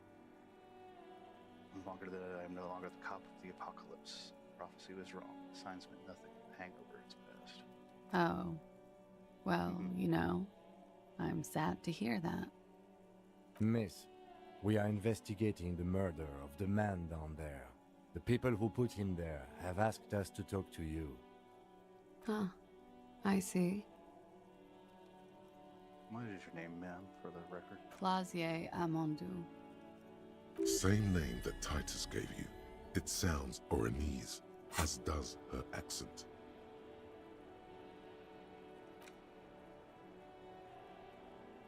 Breakthrough imminent.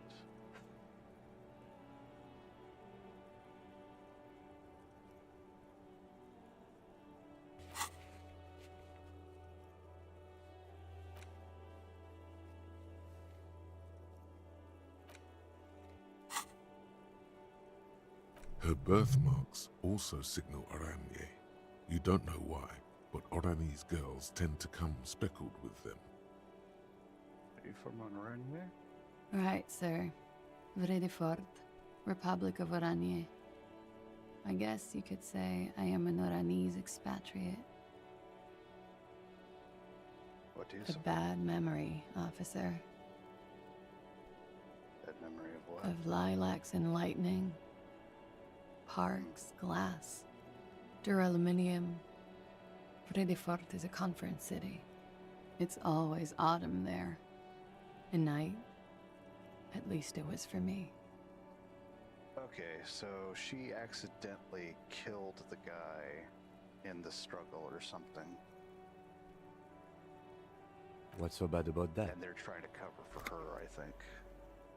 Nothing. If you're no longer there. How old are you? I'm 28. What do you do? What is your specialization? Something stupid. And what's that? Oranese lit. Oranese lit? Oranese literature. It's what I studied at the university. What's it about? Fear of failure, fear of death, how it sucks to be Oranese. All national literatures are... Only the name of the nation changes. If that's true, then Revacholian lit would fit you like a glove. What do you do with it? Nothing. I do nothing with it. I think it's very important. How do you make cool? It's not very cool, but what can you do? Take a look at your passport, please. I'm afraid you can't, officer. Why is that? Because it's buried in a sealed plastic bag at an undisclosed location on the coast, along with cash and airline tickets. Thank you for your candor. Why? They say so in your tourist brochure. Keep travel documents away from your person when west of the river.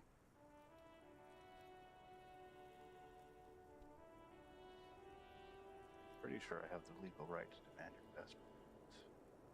Look, officers, I like this place, but I don't want to be stuck wandering the city like a ghost after being robbed of my travel documents.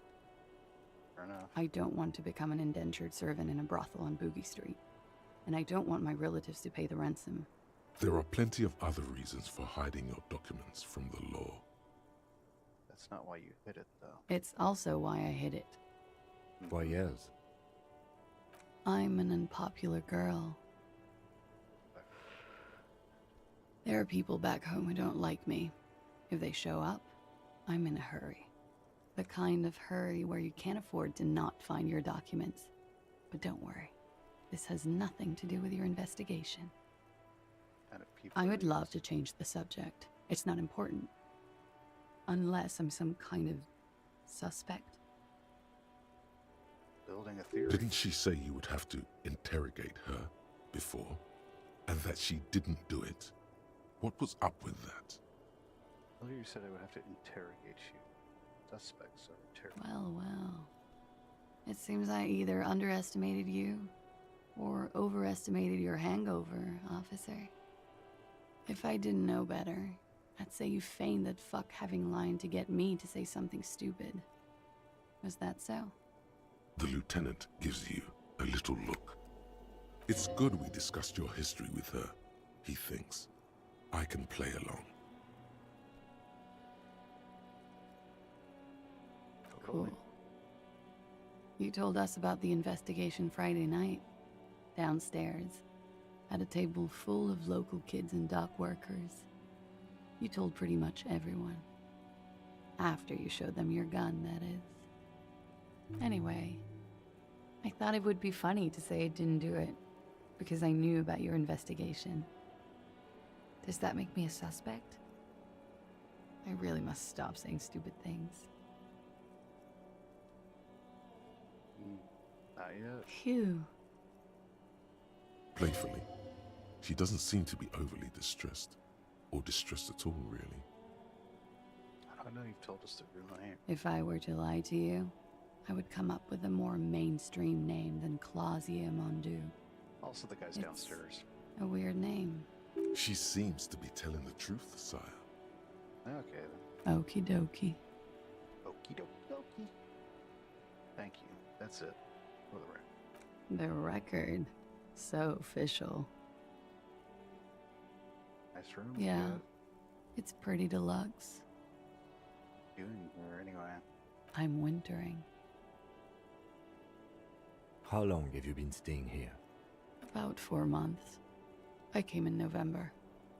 Why here? Here in the Whirling, here in Martinez, or here in Revachol? You're on the Came to see the new world. It's a tourist thing. This is by far not the only reason she's here. She isn't overtly hiding it either. What happened to the old New World? It turned out to be a Zarath-infested third world slum. Called Ilmara, and it didn't.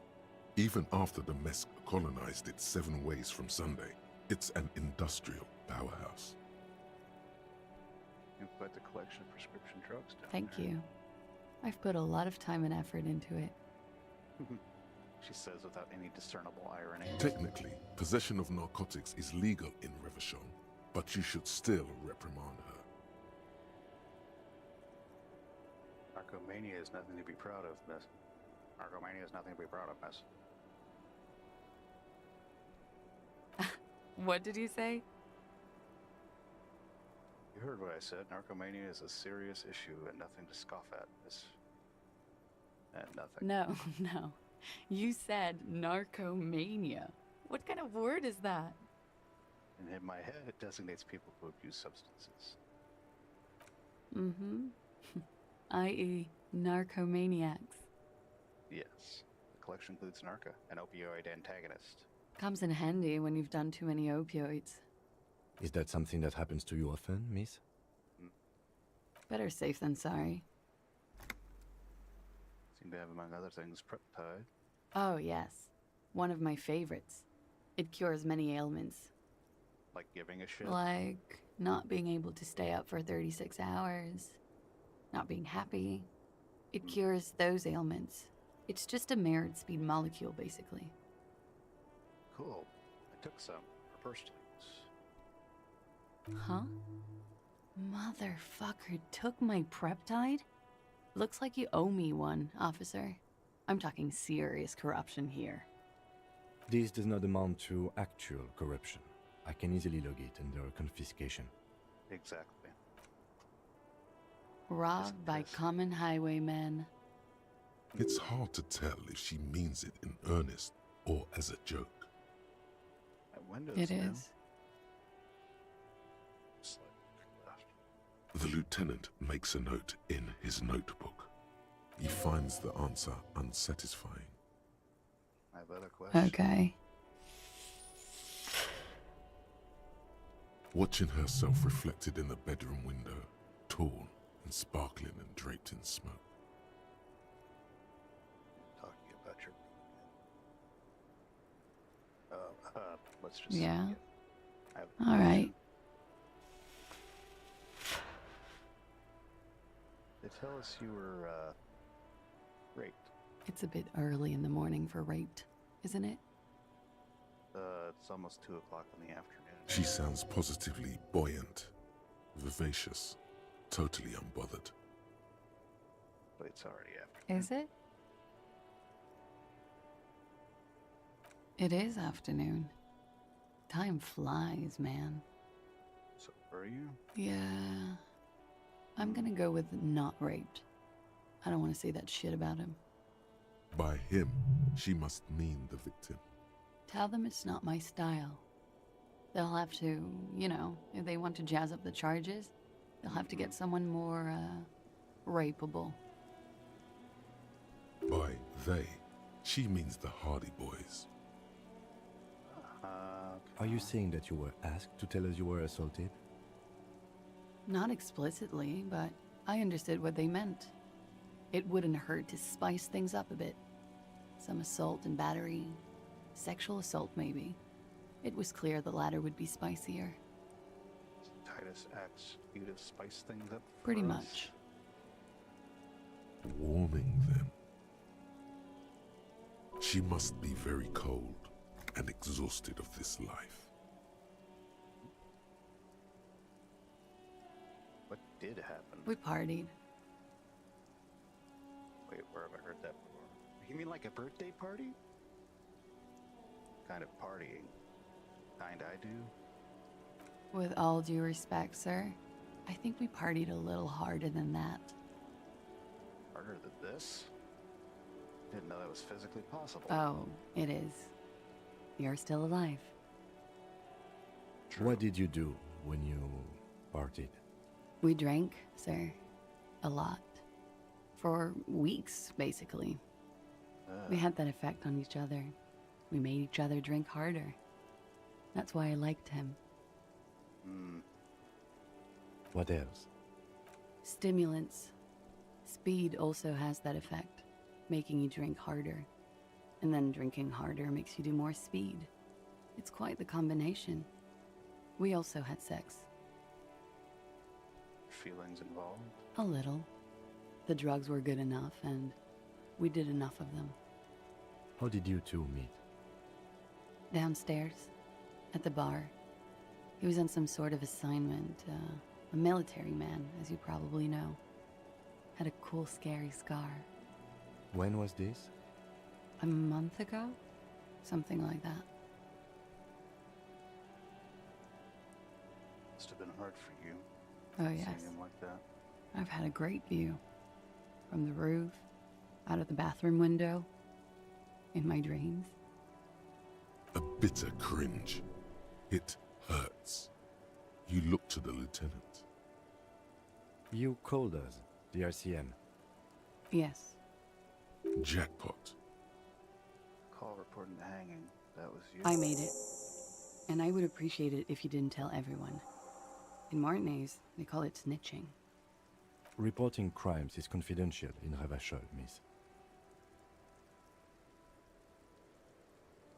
Before we go on, if it's snitching, then why do Because it? I couldn't handle it anymore.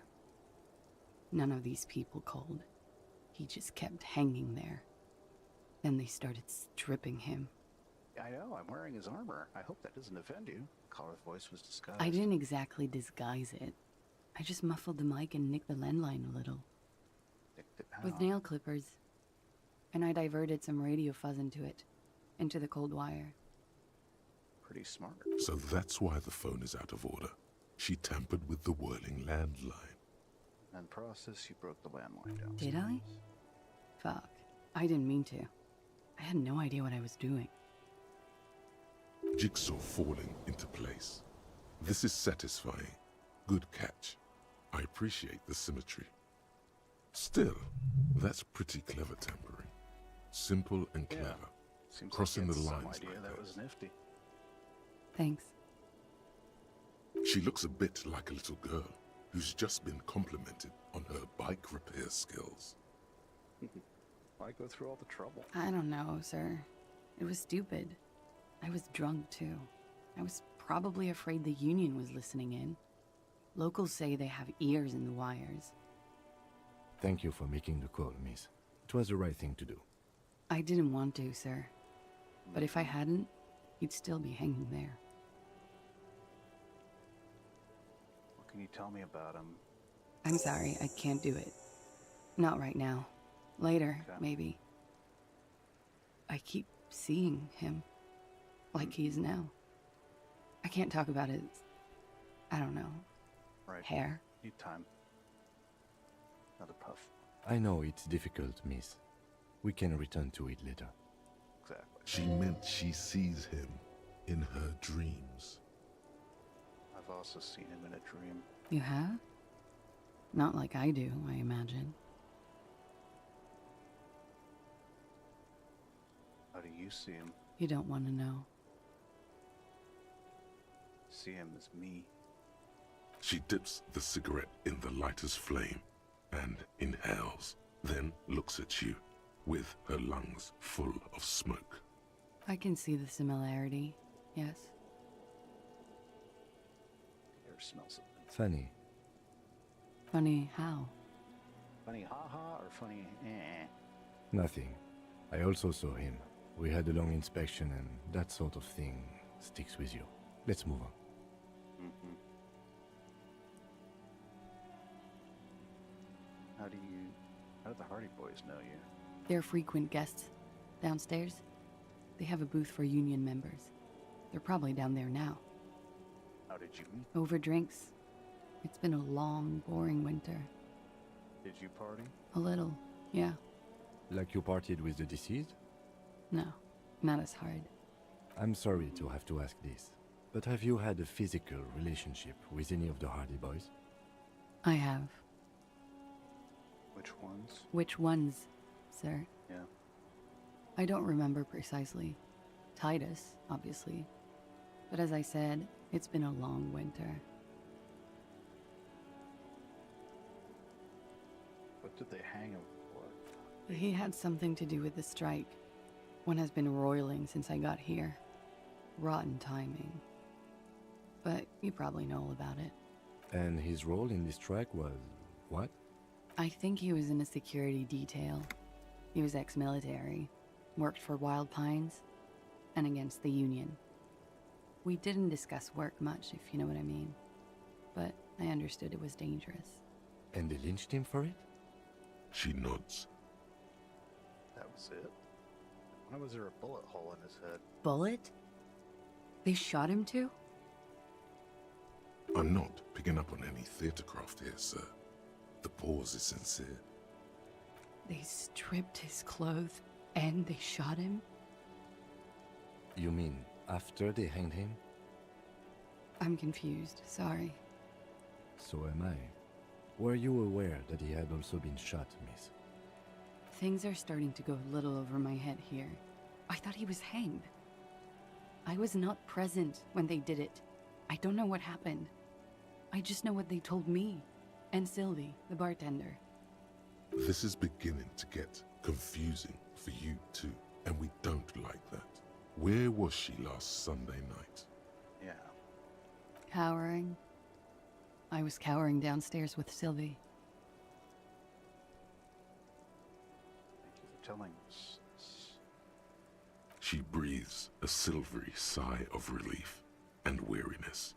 The air on the roof feels humid.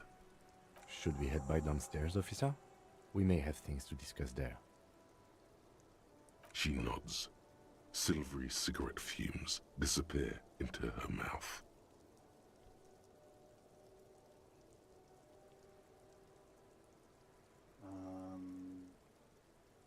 Why not? I'll be here until 11 p.m. drinking. The Jamrock Shuffle. In a way, yes, you are treasure hunting. Most officers from Precinct 41 do what is called the Jamrock Shuffle, cracking open containers. Most of them are from Jamrock or Coal City, the poorest parts of Revachol, that also overlap with the network of royal catacombs called Le Royaume, just beneath the streets. As children, you would all go underground, hoping to find treasure, and come back with a rat's tail or a used needle. That playful curiosity must still be in you. Who knows, maybe one day the Orbe de Montagne, the Holy Scepter, and the Cocaine Skull will all be yours.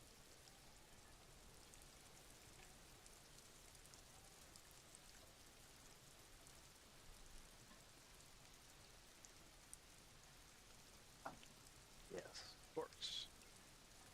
Or my bonuses.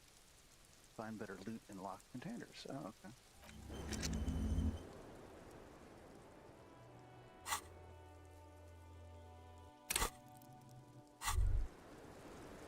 You made the right call there.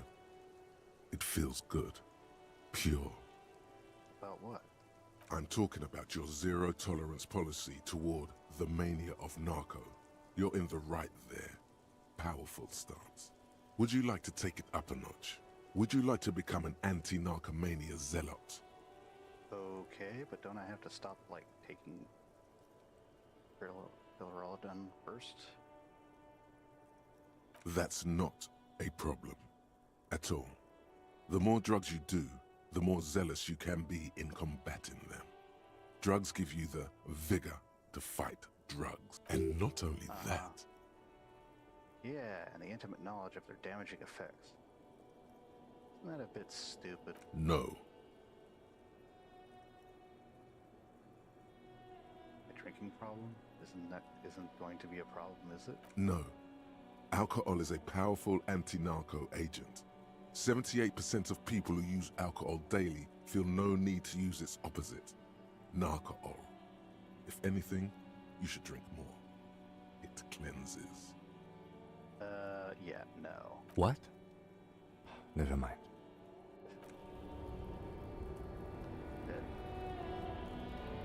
Looks like we have more to discuss with those so-called Hardy Boys.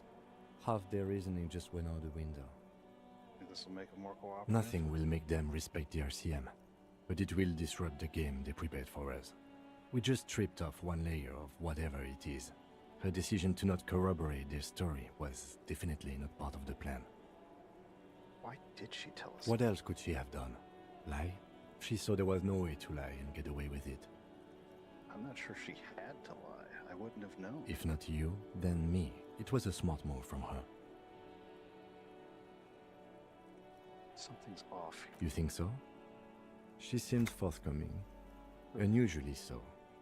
Being forthcoming about some things is a good way to obscure other things.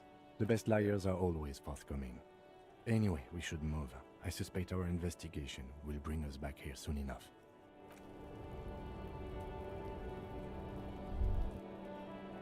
Yeah, I was gonna say, why did the camera freak out?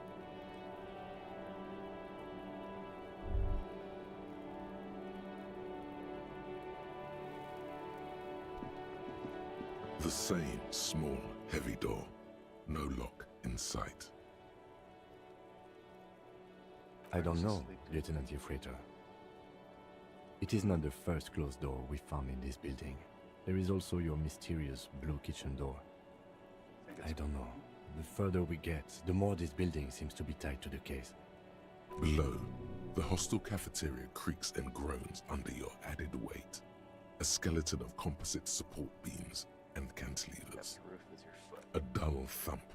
Somewhere inside, a wind brace rattles from the imperceptible motion of the building. The vigilantes, the cadaver, and a number of people connected to the case are in or around this building. This door is part of it. It's not unimportant. It's barred from the inside. You hear the bar rattle in the brackets. Sounds like it's heavy, too. Very sturdy. Must be something valuable inside to go through the trouble of protecting it. The door is very sturdy indeed. Well, let's see if I can take care of that with some of my... This is my multi-tool. The same small, heavy door. No lock in sight. White, that's what. Boost my physical.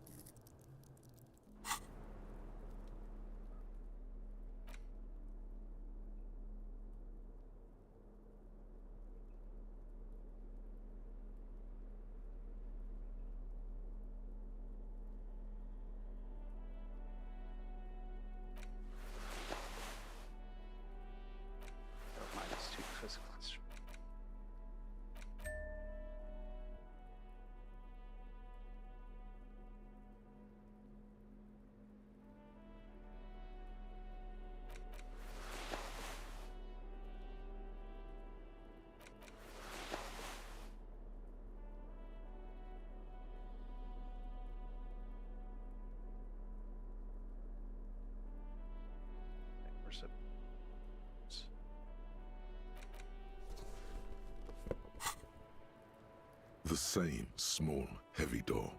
No lock in sight. And I hurt myself.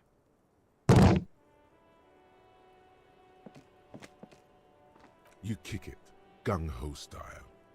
Entering the premises style. But the door fails to respect the force. All you hear is the bar rattling inside, laughing at you. All right, let's trash the place. Let's not. Your foot is ready to explode and punish this object. Disrespecting the force.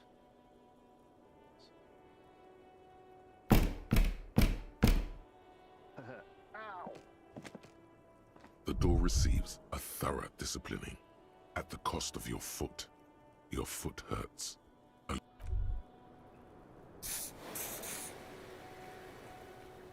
Bent metal. Broken glass. Your path lies strewn with the broken forms of everyday objects. You are the destroyer, the bane of inanimate matter.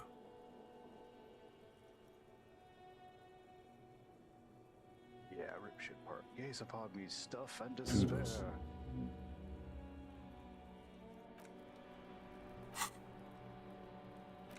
The Object Task Force.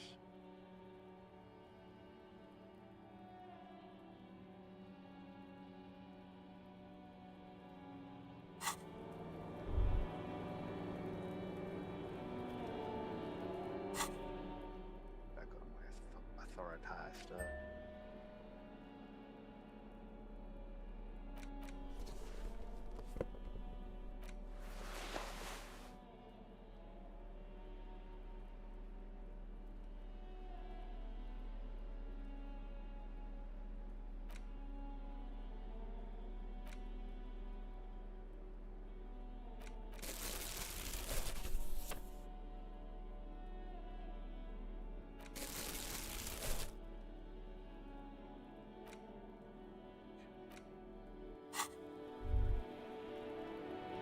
Let's go have a chat with the boys, shall we? Hello.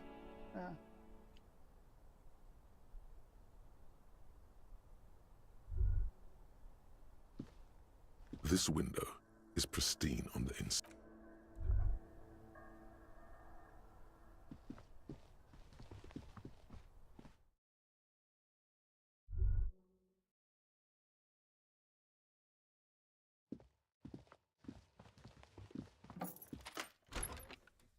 Wait, one.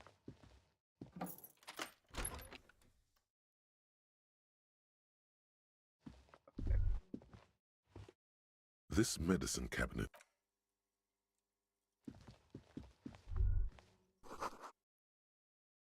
We have 4 months of payments for this room.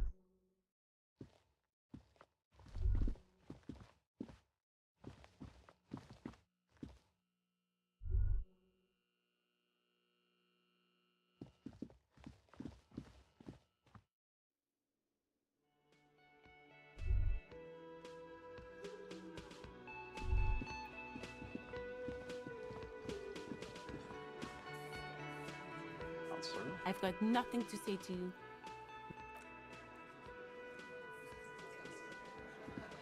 It's you again. What is it?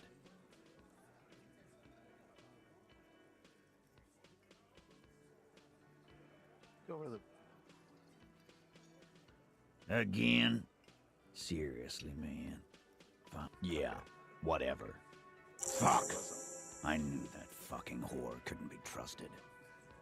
For the record, Titus Hardy did not explicitly specify the victim as a whore, nor did he say anything about trusting her. Oh, shut up and stay out of this, Liz.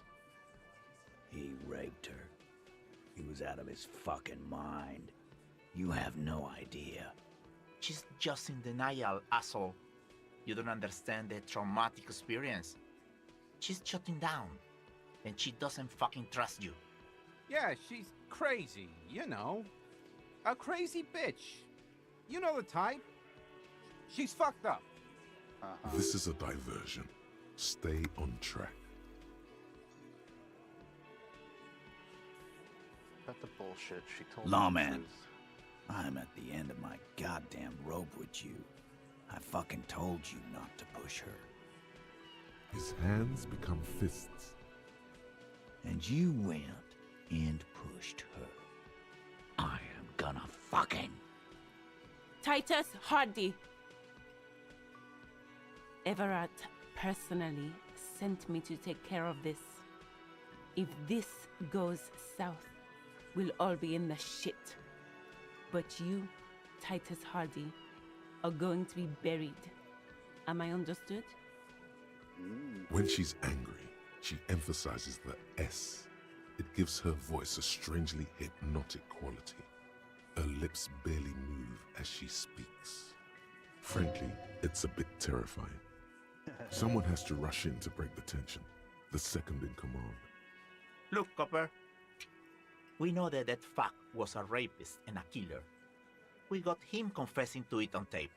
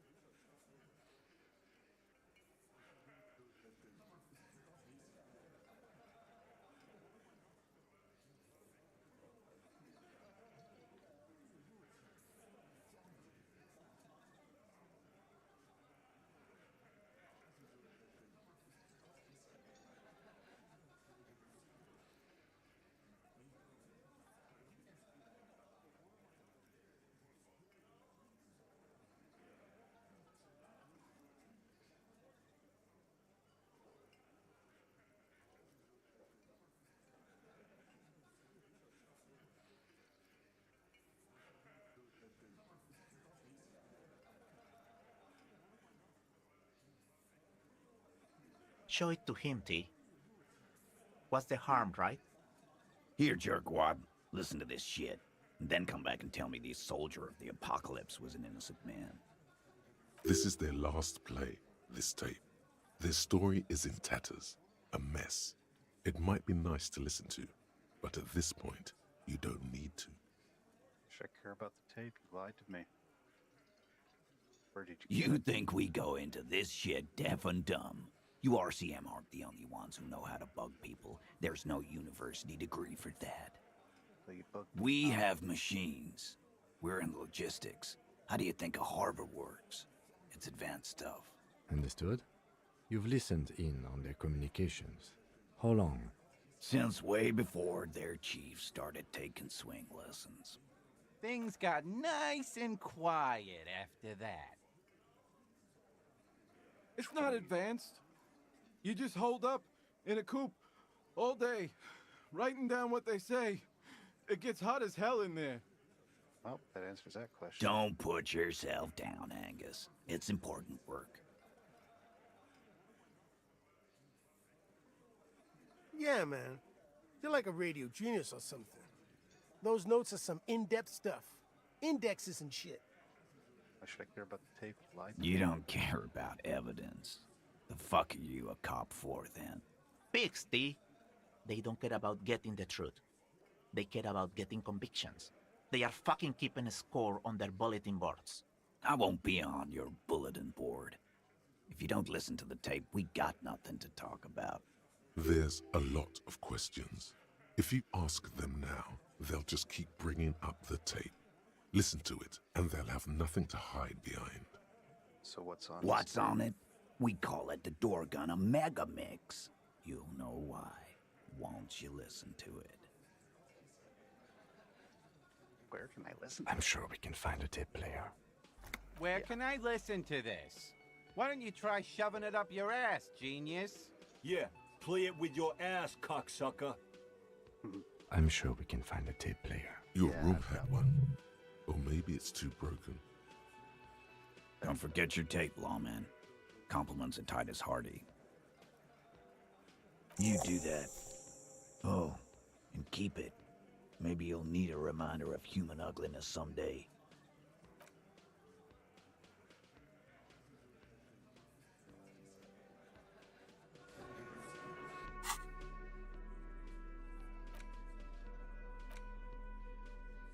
The porter reel is just what you needed. The reels attach to the apparatus with a satisfying click.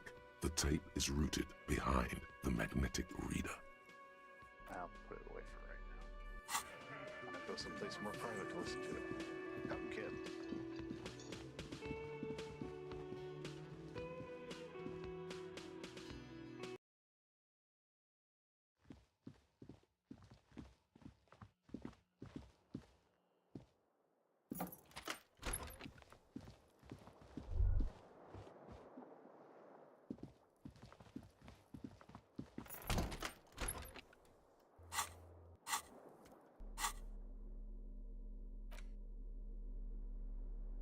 The porter reel is just what you needed.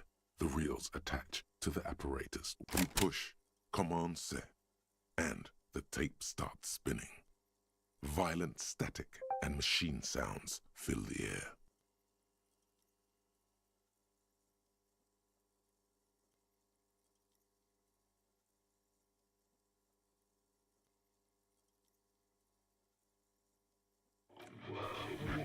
This isn't Revachol.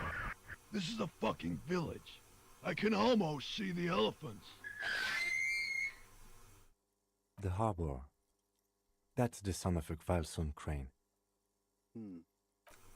When this shit is done, I'm gonna tear that place up. Soldier of the Apocalypse style. Kill shit. Dogs and chickens too. Gonna run a room, Cordy. A real nice room.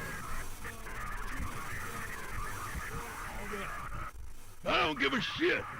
I'm fucking done. I'm done mentally. I'll fucking do them all in. Rape that disco cunt on the counter. You know, the dance a whore upstairs. Do it Kohoi style. Never did get that taste out of my mouth. The lieutenant presses the button marked Arrête on your portal-reel. The tape stops spinning. Silence? End of recording. What do you think? It seemed authentic enough. Probably recorded off the shortwave, then edited to seem more incriminating. He sounded like he was on patrol around the harbor walls. I agree. He almost sounded inebriated. Still. What's the tape? There's more going on here than we know. Corty could be short for Cortenard, one of the other mercenaries, the one he was talking to. The third one must be relaying the signal. What's Cohoy? A village on the Samaran Isola, in South Safre. Grad committed war crimes there, the kind of thing he talks about. Who knows? Maybe the tattoos would have an answer. We would need to know the story of this man's service. A symbol of soldier of the apocalypse style conduct in a civil environment. Okay, then what now? I think we've got a few more questions for class here, don't you? This seems to contradict her testimony, at least to some degree.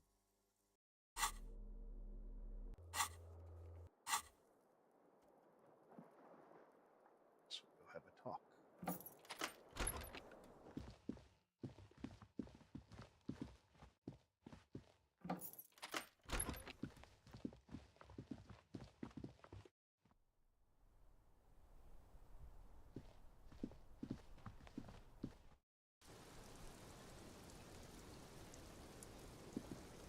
Officer, what brings you up here in the rain?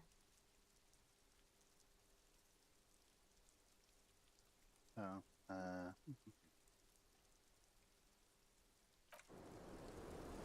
save. Actually, I think I'm going to call it there for right now. I've been in this room for almost 4 hours, so.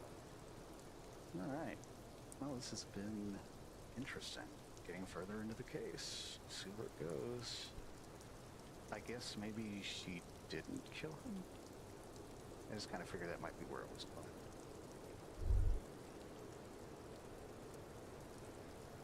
Well, until the next time, remember if you like what you saw, like and subscribe, follow along on TikTok, Twitch, and YouTube. Until then, this is Vicky for saying I'll see you in the next one.